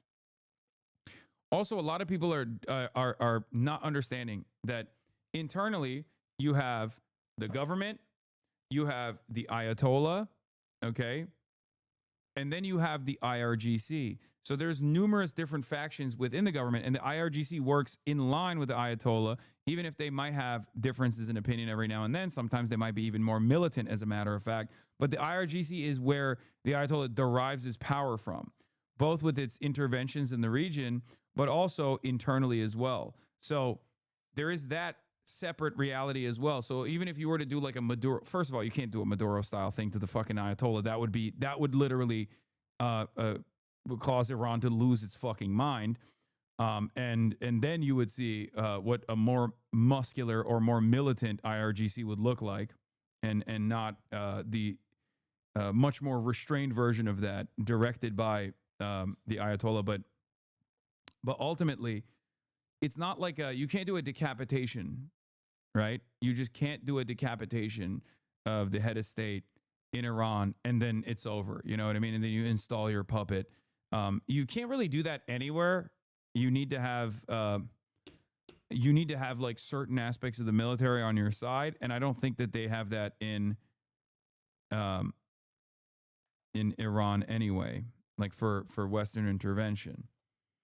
So at most, a lot of the conflict is led on the sectarian infighting side. You know, you got the Kurds, you got the Turks. The Azeris are actually kind of on board, and so many of the Turks are as well, on top of the Persians. But then you also have, you have people with different interests inside of the country that are not very fond of, you have the Balochis as well. And yes, current Ayatollah is Azeri Turk. He might not be Turk, but I like to say that he is. The reformists perform well electorally among the Kurdish and Azeri areas. Yes, but the problem is the reformists don't actually end up bringing about reform. Also, Azeris are Turkic too, for the record, just so you know. You're uneducated on this, so just wanted to point that out. They are Turk. They are Turkic.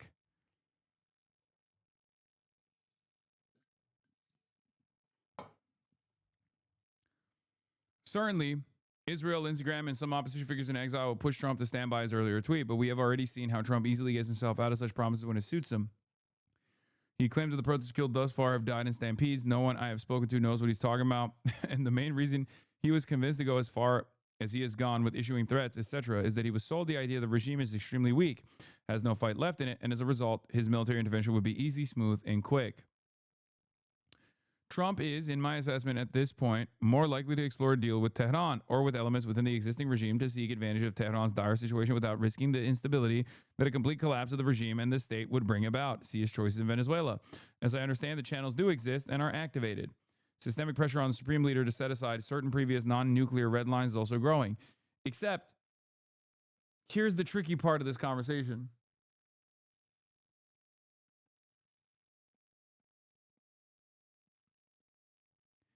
In many ways, America's dealings with Iran has nothing to do with Iran. It has even less to do with, obviously, like Iran not being a liberal democracy or whatever. America's dealings with Iran have everything to do with Israel and China. But more importantly, Israel. Okay? Israel even more importantly than China. Because, like, Chinese trade negotiations and dealings with Iran is ultimately marginal, and it's not like the American allies are not selling a tremendous amount of oil to China anyway. They are. Everyone else is selling oil to China. Iraq, after the American intervention and invasion, still kept selling oil to China at fucking bottom of the barrel prices, and Saudi Arabia still sells oil to China. Like, sure, it's a good lever to have control over if you ever want to pull it, but let's be fucking real.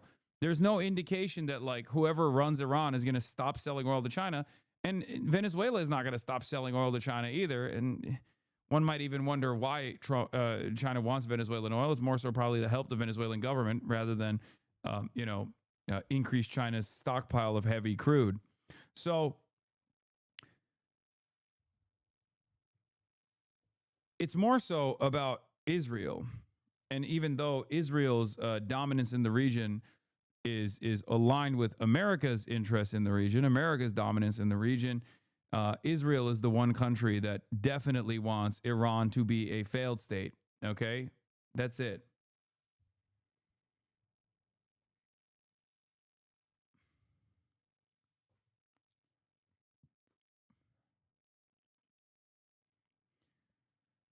Anyway, Trump's statement regarding the son of the previous Shah is instructive here. Trump said it wouldn't be appropriate for them to meet. Appropriateness is dependent on the circumstances, and as circumstances change, so does appropriateness. Trump is essentially saying that he's not ready to go all regime change yet, but he will not wait for Tehran forever either. Israel's a different matter, of course, as its interest is distinct from that of Trump's, as well as Sina is right. Israel's interests are very different from Trump's interests with Iran. Trump will play ball with the Ayatollah. He doesn't give a fuck until Israel makes the boss call and says, no, no, no. The situation is not only very fluid, but with the blackout, information is very limited and even more difficult to verify.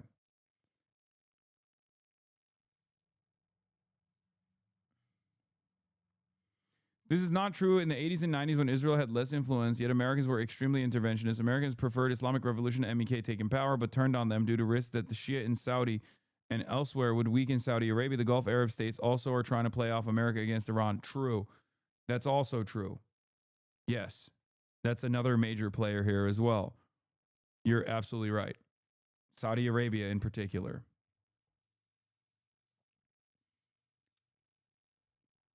But the reason why we don't talk about that is because that's just brownie points for America. The real player here is always going to be Israel. Israel must enjoy total security, and for that to be achieved, the rest of the region must be in a state of complete insecurity vis-a-vis Israel. Back in August 2025, I wrote in Foreign Policy that Israel was likely to restart the war in Iran before the end of 2025. Much indicates that Israel may do exactly this in the next few hours or days. Important to understand that it has nothing to do with nuclear weapons, freedom, or democracy, and everything to do with Israel's demands that no country in the region should be able to deter Israel. That is, Israel must enjoy total security, and for that to be achieved, the rest of the region must be in a state of complete insecurity vis-a-vis Israel. Israel cannot achieve or sustain this on its own. It needs the U.S. There is no universe in which signing up to indefinitely sustain and pay for Israel's dream of a greater Israel is America first. True. So I think that ultimately we'll see what Big Daddy Israel wants here, considering that we have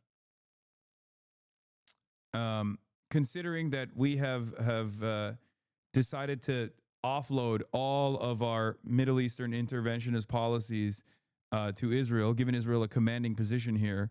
I suspect that that's going to happen here as well.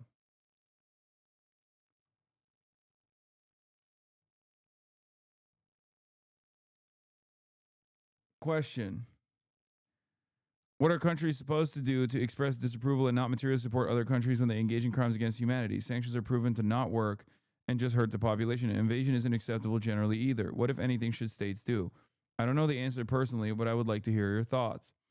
I think the only countries that can actually intervene peacefully with other countries when they decide to do shit that's like fucked up is countries that have already developed positive relationships with these nation states. So if there was any sort of like liberal interventionist attitude, if like the American theory of American world policing was actually a real thing and it wasn't just like a mask that's put on for American imperialism, then America would need to have much better relations with every single country around the world in an effort to make itself irreplaceable, Chinese style. Okay. And then they would be able to intervene. This is the reason why the United States of America has a much easier time telling Israel what to do if it ever chose to do so than Russia, because Israel does not exist without American support. Okay. Israel does not exist at all without American support. Russia, on the other hand, as we have seen over and over again, does very much exist without American or with direct American intervention. Okay. So if America truly was interested in being the fucking world police, they would have done a Chinese style, soft power initiative all around the globe. And I don't even mean USAID. I mean like literally develop positive relations with every country, including Iran. And then as a peaceful force, they would be able to intervene by saying, you shouldn't do this to your population. Now, of course, it's a totally hypothetical situation. We don't live in that world, and that's never going to happen. So, that's neither here nor there.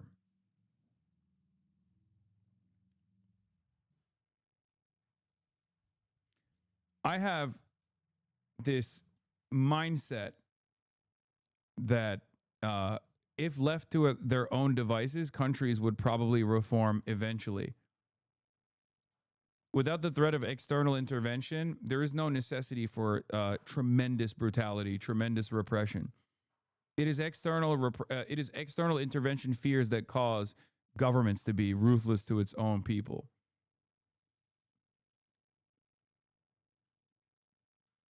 What?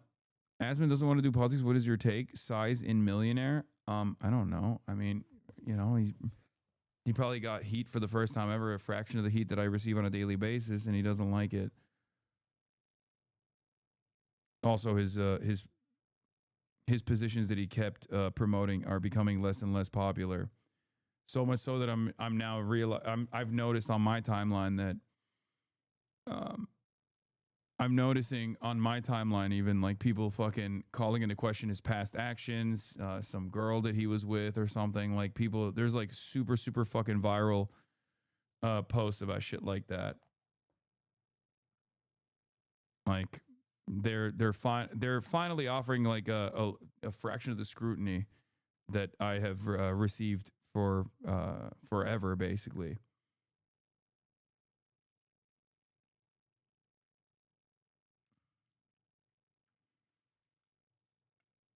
Like if your goal was regime change in Iran, the most effective way to do that is by leaving Iran alone. Okay? Leave Iran alone. Let them fucking be a sovereign country and have a robust middle class. And slowly but surely, they actually successfully implement regime change, either by force or through different means, by consistently applying pressure to the government and making it untenable for them to sustain any sort of repressive attitude over the population. Now, of course, the problem there is a sovereign Iran is always going to be a risk for Israel. So you can't have that. You can't have a sovereign Iran. That's the real point. That's the real problem here.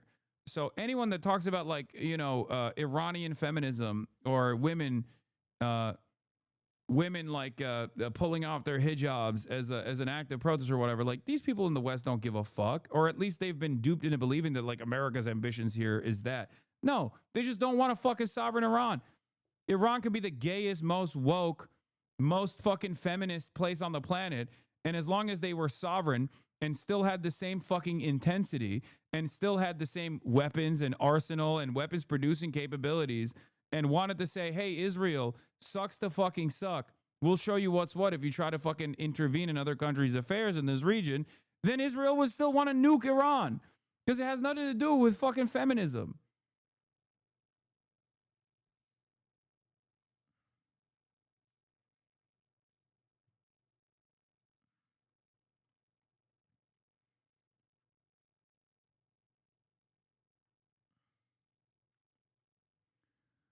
Yeah, on Israeli media, they speak openly about bombing Iran after the regime falls. Do you remember that what happened 20 minutes after Assad fled to Russia? Israel turned Syria into one big shooting range.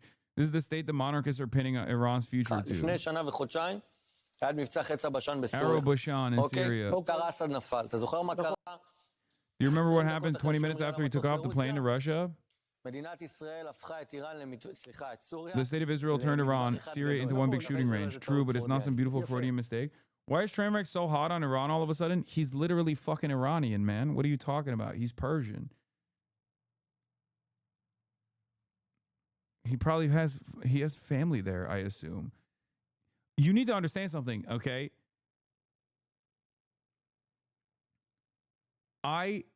Maybe I don't have that many friends that I know that are Iranian, that are directly pro Islamic Republic. But even those who believe that the Islamic Republic is the only pathway towards maintaining sovereignty in Iran are still very upset with the government, okay? That's it. The only people that I've seen that are just like unconditionally offering support in this instance are or saying that everyone is a fucking Mossad agent or everyone's a fucking CIA agent are they're not Iranian. Like, let's be real. Like I think it's you can't kill this many people all the time, man. That's it. Like that's it. You can't do that. That's crazy. Obviously, things are fucked up. And I understand why people's attitude is like some people will look at the Islamic Republic as like the only pathway to consistently apply pressure and harm to the state of Israel. And that is true. Okay. But that's technically not the only pathway. You don't know. We don't know what might happen in Iran. I don't think the Iranian population is going to magically turn pro-Israel overnight in the way that like people present it here in the Western world. Okay? Sure, there's a lot of people who fucking hate what they perceive Islam to be, especially amongst the youth in Iran. But that don't mean they're going to be pro-Israel. Okay? Because Hasan knows me IRL, lol. Answer my question, Hasan. If Israel does not exist... Wait, what? No, I don't know this person IRL. What the fuck is this guy talking about? What the fuck? This guy's starting to get delusional. Take a day off.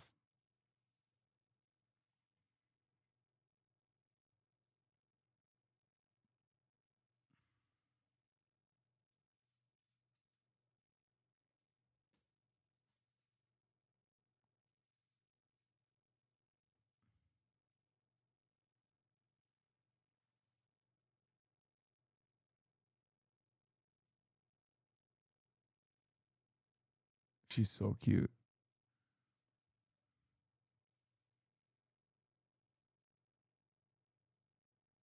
Hello. Are we having a good time?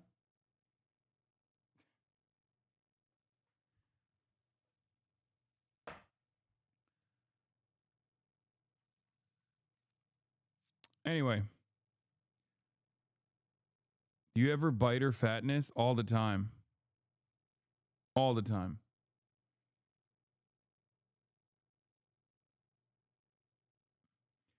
But in any case, there is nothing more ridiculous than seeing all these people that have like advocated to starve the Iranian people over and over again, advocated for Israel to bomb Iran, okay, got Israel to successfully bomb Iran, celebrated it, got America to bomb Iran, celebrated that, turning around and being like, oh, free Iran, oh my God. It's like, bitch, you don't give a fuck about the Iranian people. Suck my dick. Shut the fuck up. Shut the fuck up. If you are pro-Israel, you are not pro-Iran, okay? Everybody knows the game is up. We know you are Israel first. You're not America first. You're Israel first, okay? If you're pro-Israel and you're Israel first, you don't give a fuck about the Iranian population. Get the fuck out of here. If you're America first, once again, you end up still being Israel first, let's be real, and you definitely still don't give a shit about the Iranian population. It's so crazy. And it's funny because, like, as I showed you with the Asmongold situation, the motherfucker's not even America first. He's like, oh, let's free the people of Iran. It's like, bitch, you advocated to kill Americans.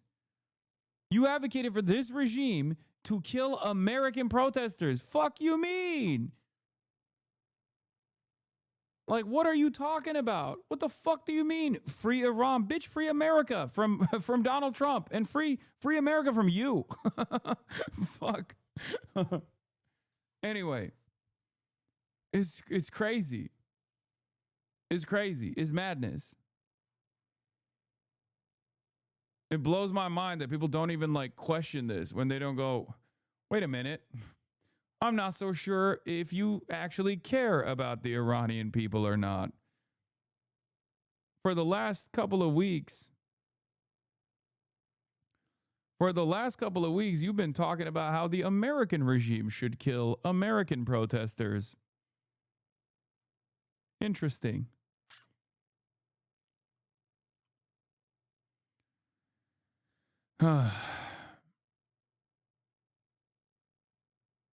Anyway.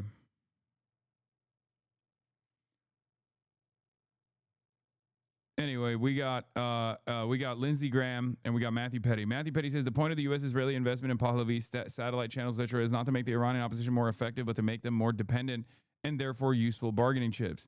It's similar to U.S. policy in Syria, where they back rebel groups at first because they assumed Assad was going to fall no matter what, then later because they assumed the country would be stalemated and wanted leverage over the outcome either way. Yeah. Yeah, it's the same reason why they, quote-unquote, back Kurds, both in Iran now as well, for the record, but also all around.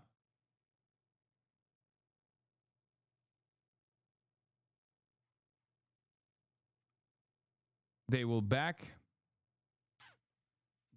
these groups specifically to get leverage over the Iranian government and try to get them to do their bidding.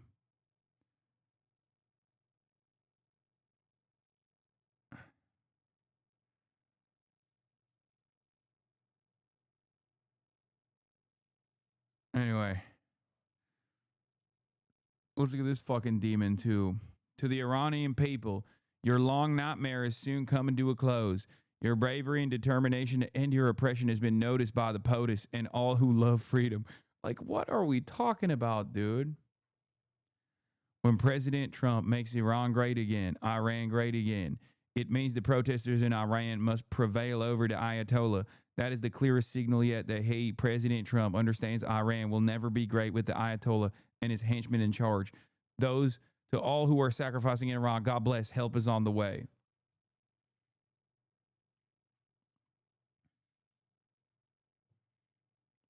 Incredible stuff. Thank you, Lindsey Graham.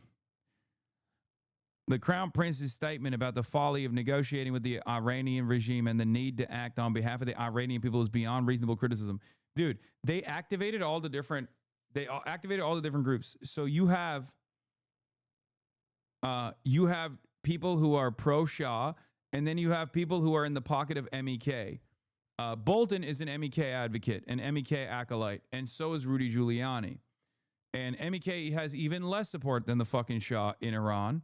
And the Shah doesn't necessarily have a reasonable amount of support either. Okay? Because I need you to understand something. Okay? These people have already successfully deposed of the Shah. You need to understand. These people, the Iranian population, already historically successfully deposed of the Shah. Okay? There is no fucking way that they will entertain Western intervention, no matter how much they suffer. They are incredibly resilient, incredibly proud people. I just don't believe that there is any world where the Iranians will be like, oh, great, we're a Western puppet state now. It's fine.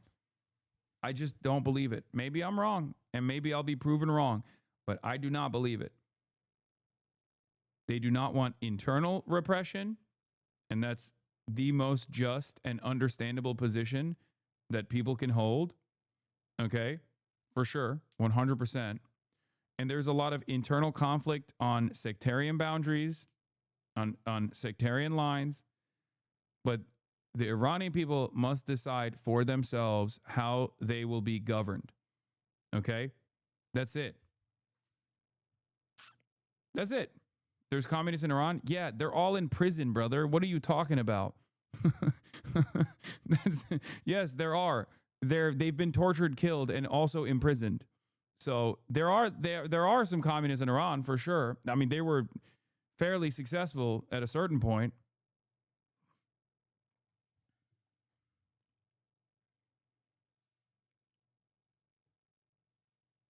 But they were the number one ops.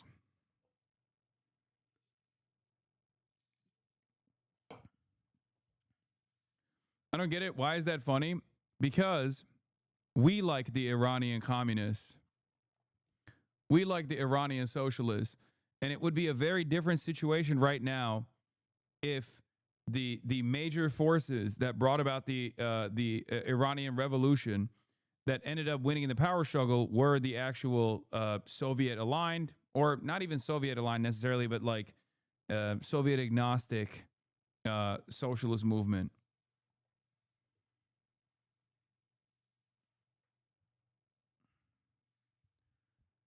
Which played a major role alongside everybody else in the Iranian Revolution.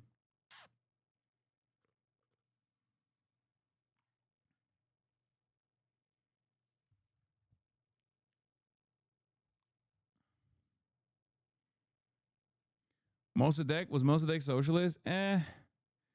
He was more of a social democrat, but even the modest amount of changes that he wanted to implement in terms of taking a new look at the oil contracts that were endlessly exploitative by British Petroleum was enough for the American government to come in and do a coup and get him out. And then put in charge the puppet, the Shah. which of course had no real legitimacy in the eyes of the Iranian population and therefore engaged in unlimited fucking cruelty. Okay? Secret police, like all of the things that people look at with the Islamic Republic now and say like these are very repressive elements, these are really fucked up. The Shah did, and then some.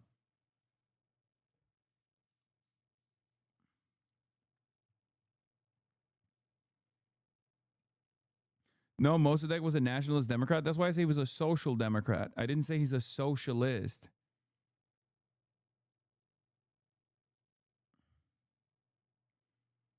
Is Khamenei communist? No.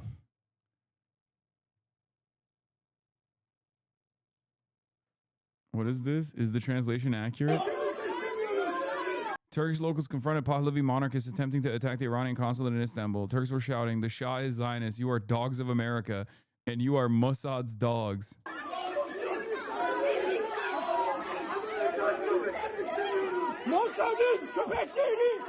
Yeah, he's saying Mossad's dogs. They're calling him the dogs of Mossad.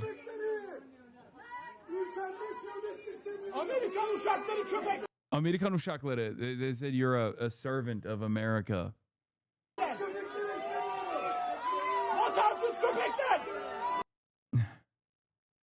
It's such a funny predicament in Turkey because like it's not like Turkey loves Iran either. Turkey fucking does not like Iran at all. Long-standing beef that spans across empires, if we're being real. So what's Iran's relationship with Turkey like? Not good. Not good at all. I mean, not great.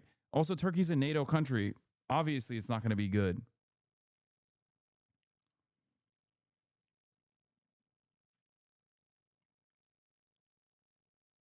Think about it this way.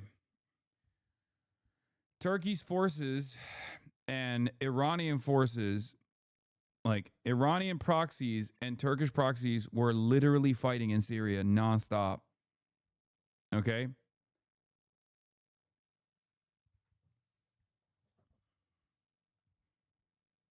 Yaşasın devrim ve sosyalizm, yaşasın halkların kardeşliği, kahrolsun Amerikan emperyalizmi ve işbirlikçileri. Ucube, ucube. He said, long live the revolution and socialism. Long live the brotherly bonds of all nations. Damn, goddamn, damn American imperialism and its collaborators in Turkish.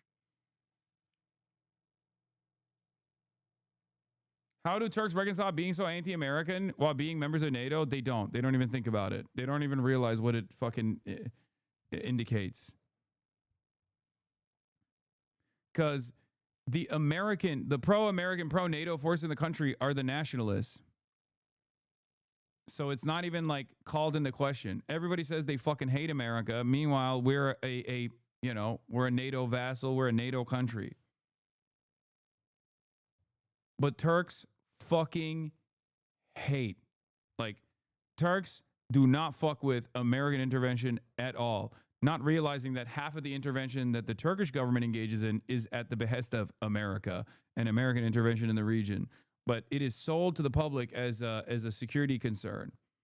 It is sold to the public as a matter of national security. So people kind of bite into it. Because even with the Kurdish stuff, like, Turks, in some ways, I think, understand that Kurds are seen as like a proxy, a militia force against Turkey, led by the United States of America. But they don't really think about how like America literally says, okay, you can go and slaughter the Kurds now. We're done using them, over and over again.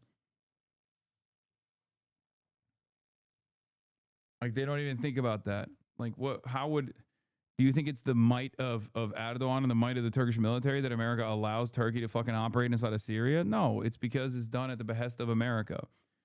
But having said that, there's also a lot of, a lot of drama currently between Turkey and Israel, which even got me fucking feeling a little, asbayrakları, if you will.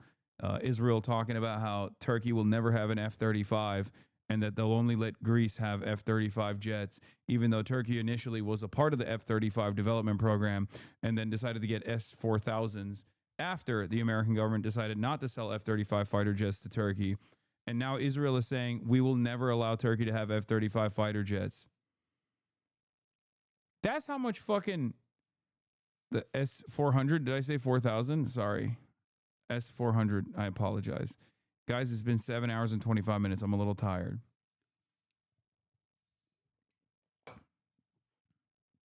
It's real. Turkey's Erdogan told Russia's Putin he's willing to return the S-400 air defense systems bought nearly a decade ago, a move that could prompt the U.S. to lift sanctions and allow Ankara back into the F-35 fighter jet program, according to Bloomberg. And then, literally, the Israeli government intercepted this and said no. Khomeini in the 80s was the only actually existing non-aligned third worldist out there. Guy was killing thousands of Soviet-aligned communists, but at the same time blowing up hundreds of U.S. Marines in Beirut. He was the only one who really was against both the East and West. That's why both the U.S. and USSR were arming Iraq against Iran. That is true. He was the actual real non-aligned third worldist. It's an interesting perspective. He did hate. I mean, but that's how Iran is. People are like, oh, why won't they align with China, myself included? And that's just how Iran is. I don't know how else to describe it. They literally don't do that. Like, the only country that they have like long-standing commitments to in terms of security has been Russia so far. Straight up. But at the same time, they had no problems doing JCPOA with Barack Obama.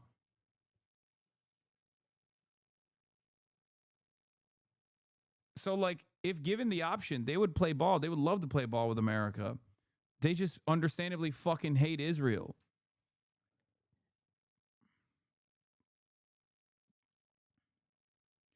America respects Erdogan's intelligent monetary policy and wants to keep him as great inspiration for the American century of prosperity. No, that's why. No, that's why he got Maduro. That's why he loves Erdogan, and also he arrested Maduro so that he could learn from Maduro's operations and how the central bank should be controlled by the executive. These are the brilliant. This is the brilliant mind of the. This is the brilliant mind of the United States of America leaning into the nation, the glorious century of prosperity for America. Unironically, my parents say shit like that.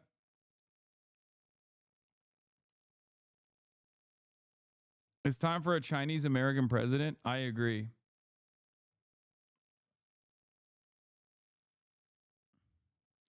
Iran is kind of like DPRK, trade with China, partnership with Russia, attempt to deal with the U.S., hates South Korea.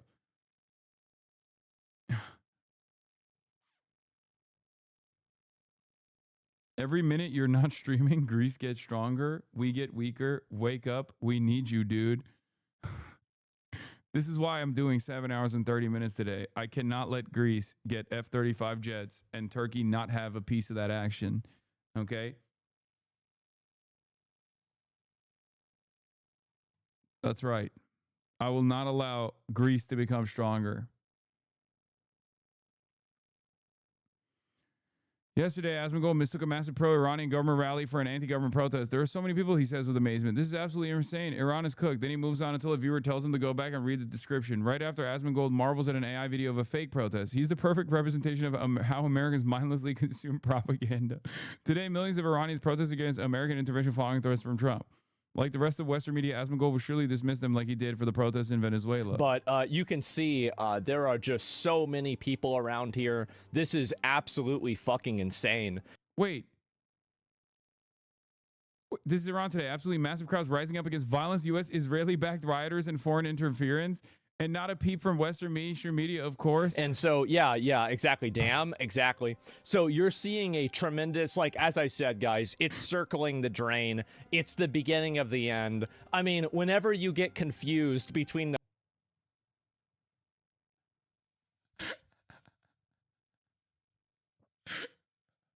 I see. The Nick Shirley technique.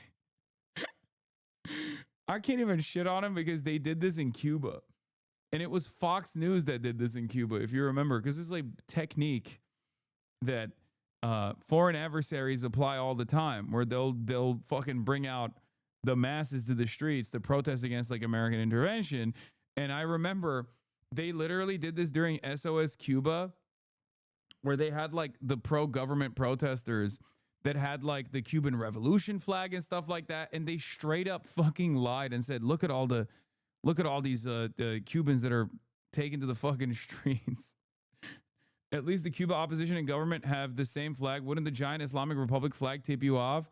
No, he doesn't know what the Islamic Republic flag looks like. He doesn't understand what the difference is. He does not. What is the difference between this thing and fucking a lion from where he's standing? Nothing. Oh, that's really it. And wasn't that post-pro regime? I don't know if it was or not. Let me see what it says. Violent U.S.-Israeli backpackers. Oh, these are people. Oh, wait a minute. I see it. I didn't read it. I just assumed that it was one of the positive protests. But no, these are actually people that are supporting Iran. Well, these are all people. Look at this. Wow. And they're all in the, the robes and all of that. And they're all happy about it. So I did get it wrong. Okay. And so, yeah, it looks like there are a lot of people that do still support the regime, sincerely follow our leader. Yeah, well, we'll see what happens. Look at this. This is crazy. Oh, my God. I don't know if this looks like it's an AI generated video. It does.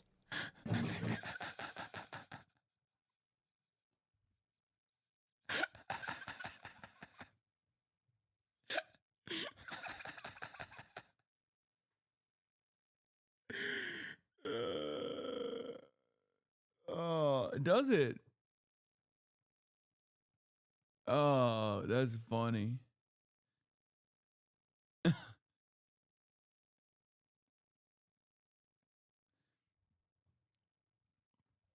Oh.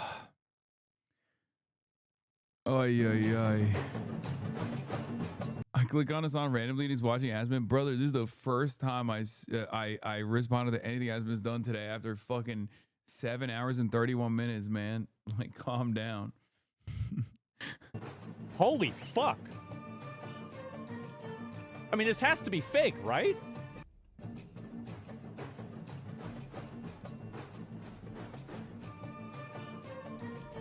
It is? Yeah, I mean, there's no way.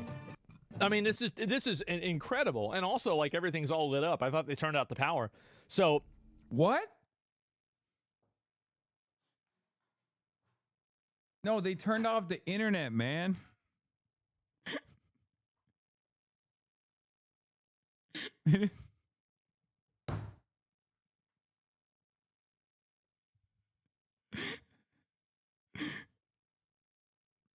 Also, even if they turned off the power, the phones could still be lit up. You know what I mean? The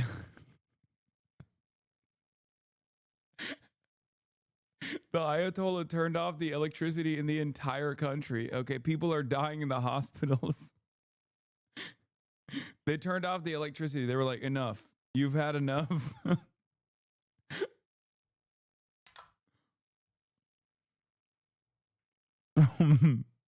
Militants and mercenaries. Oh, it's awesome. He's trying to be more stupid to compete with that Nick Shirley guy? I think so. Someone should turn off our internet, honestly. That's what they should be doing.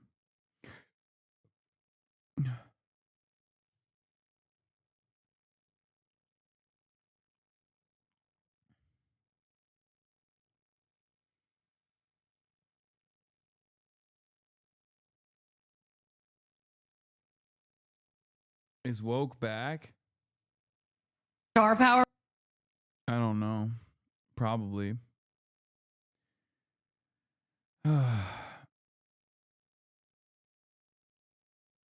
If there was a coordinated threat to like ICE, they'd 1000% shut off our internet. I mean, look. Once again, Asmangov would be basting his fucking face off if the American government behaved like the Iranian government, okay? We know that. It's not even a hypothetical. He has literally demanded it. He has demanded it. I don't get why the admin isn't going with the ICE agent got reasonably scared in a situation where he had to make a split-second decision. It's a tragedy, but good shouldn't have been there in the first place trying to obstruct law enforcement. It would have been so much easier to sell because they're fucking stupid. and they're not thinking. Oh, there was also a fundraiser for the Minneapolis ICE shooter that already raised $178,000. And what's really interesting about the campaign that was fundraising, but this didn't happen in a vacuum. It's a direct result of anti-American traitors like Minneapolis Mayor Jacob Fry, who is Jewish.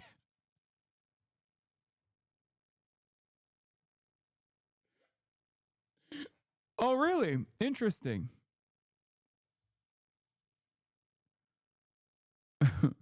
Interesting. I'm glad that they put this in the parentheses.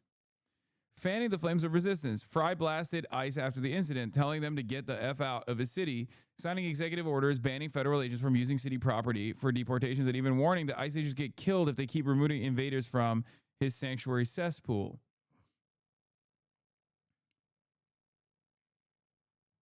Yeah, in some ways, I guess like Omar was spared because I feel like they would have tried to assassinate him if he was mayor right now. Oh, it's at $561,000 now, apparently. This is how the creator of the official GoFundMe for Jonathan Ross, per Liz Collin and Megyn Kelly, described it himself. Take a look. This is the official fundraiser.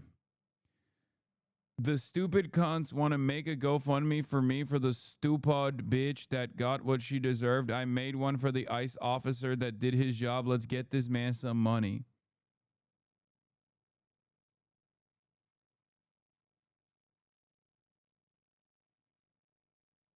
Cool. Oh, paper beats rock. Wait a minute. What is that? What is that I see from Clyde Emmons? Oh, didn't even notice the PFP. Classic. Oh, wow. Just some classic wholesome memes right there.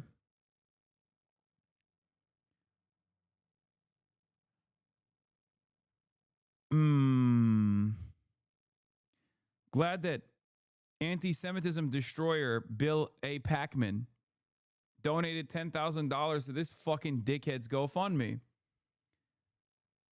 Much love. The GoFundMe, which states Jacob Fry is Jewish, by the way.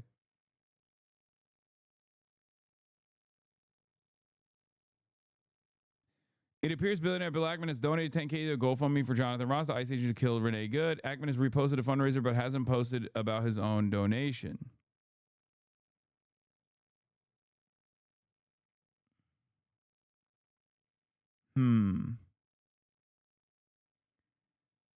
Yeah, Bill Smokes Crackman. Ken got a leak, by the way. Leaked documents about ICE deployment in Minneapolis suggest they're more worried about the backlash to Renee Good's death than they're letting on. That's cool. And instead of doing anything about de-escalation, they've decided to just double down and triple down and quadruple down, it seems. So that's wonderful.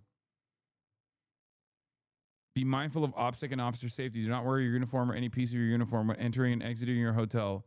No BP tux. Do not display any Border Patrol or law enforcement insignia on your belongings. Do not divulge meeting, staging, or operation location. Do not divulge anything related to operations. Be mindful of what you post on social media. Turn off your location settings and set page to private. Always employ situational awareness.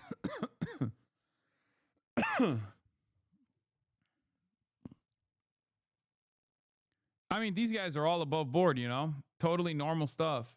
Totally cool stuff. I'm glad that they're, you know, trying to maintain their operations in secrecy.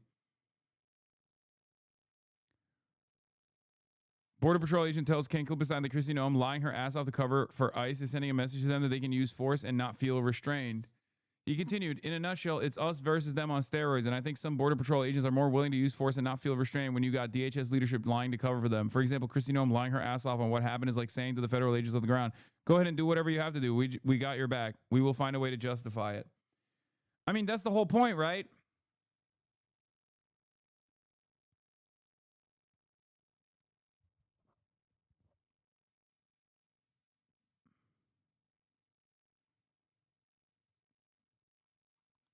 That's kind of the whole point. That's the reason why they did it. That's the reason why they defended it. So that they wouldn't feel restrained. Fantastic. Fantastic stuff. Anyway, that'll be all for today. I'm tired. 7 hours and 40 minutes. You already know what it is. Hey. Love you all. And that's all I got for today. Stunning lo-fi introduction. I'll see you tomorrow, everybody. You already know what it is. Peace. Half day, even after a 2-day break. Yeah, half day Hossie is back. There you go. Just kidding. Peace. Love you guys. Bye-bye. California, says Hasan.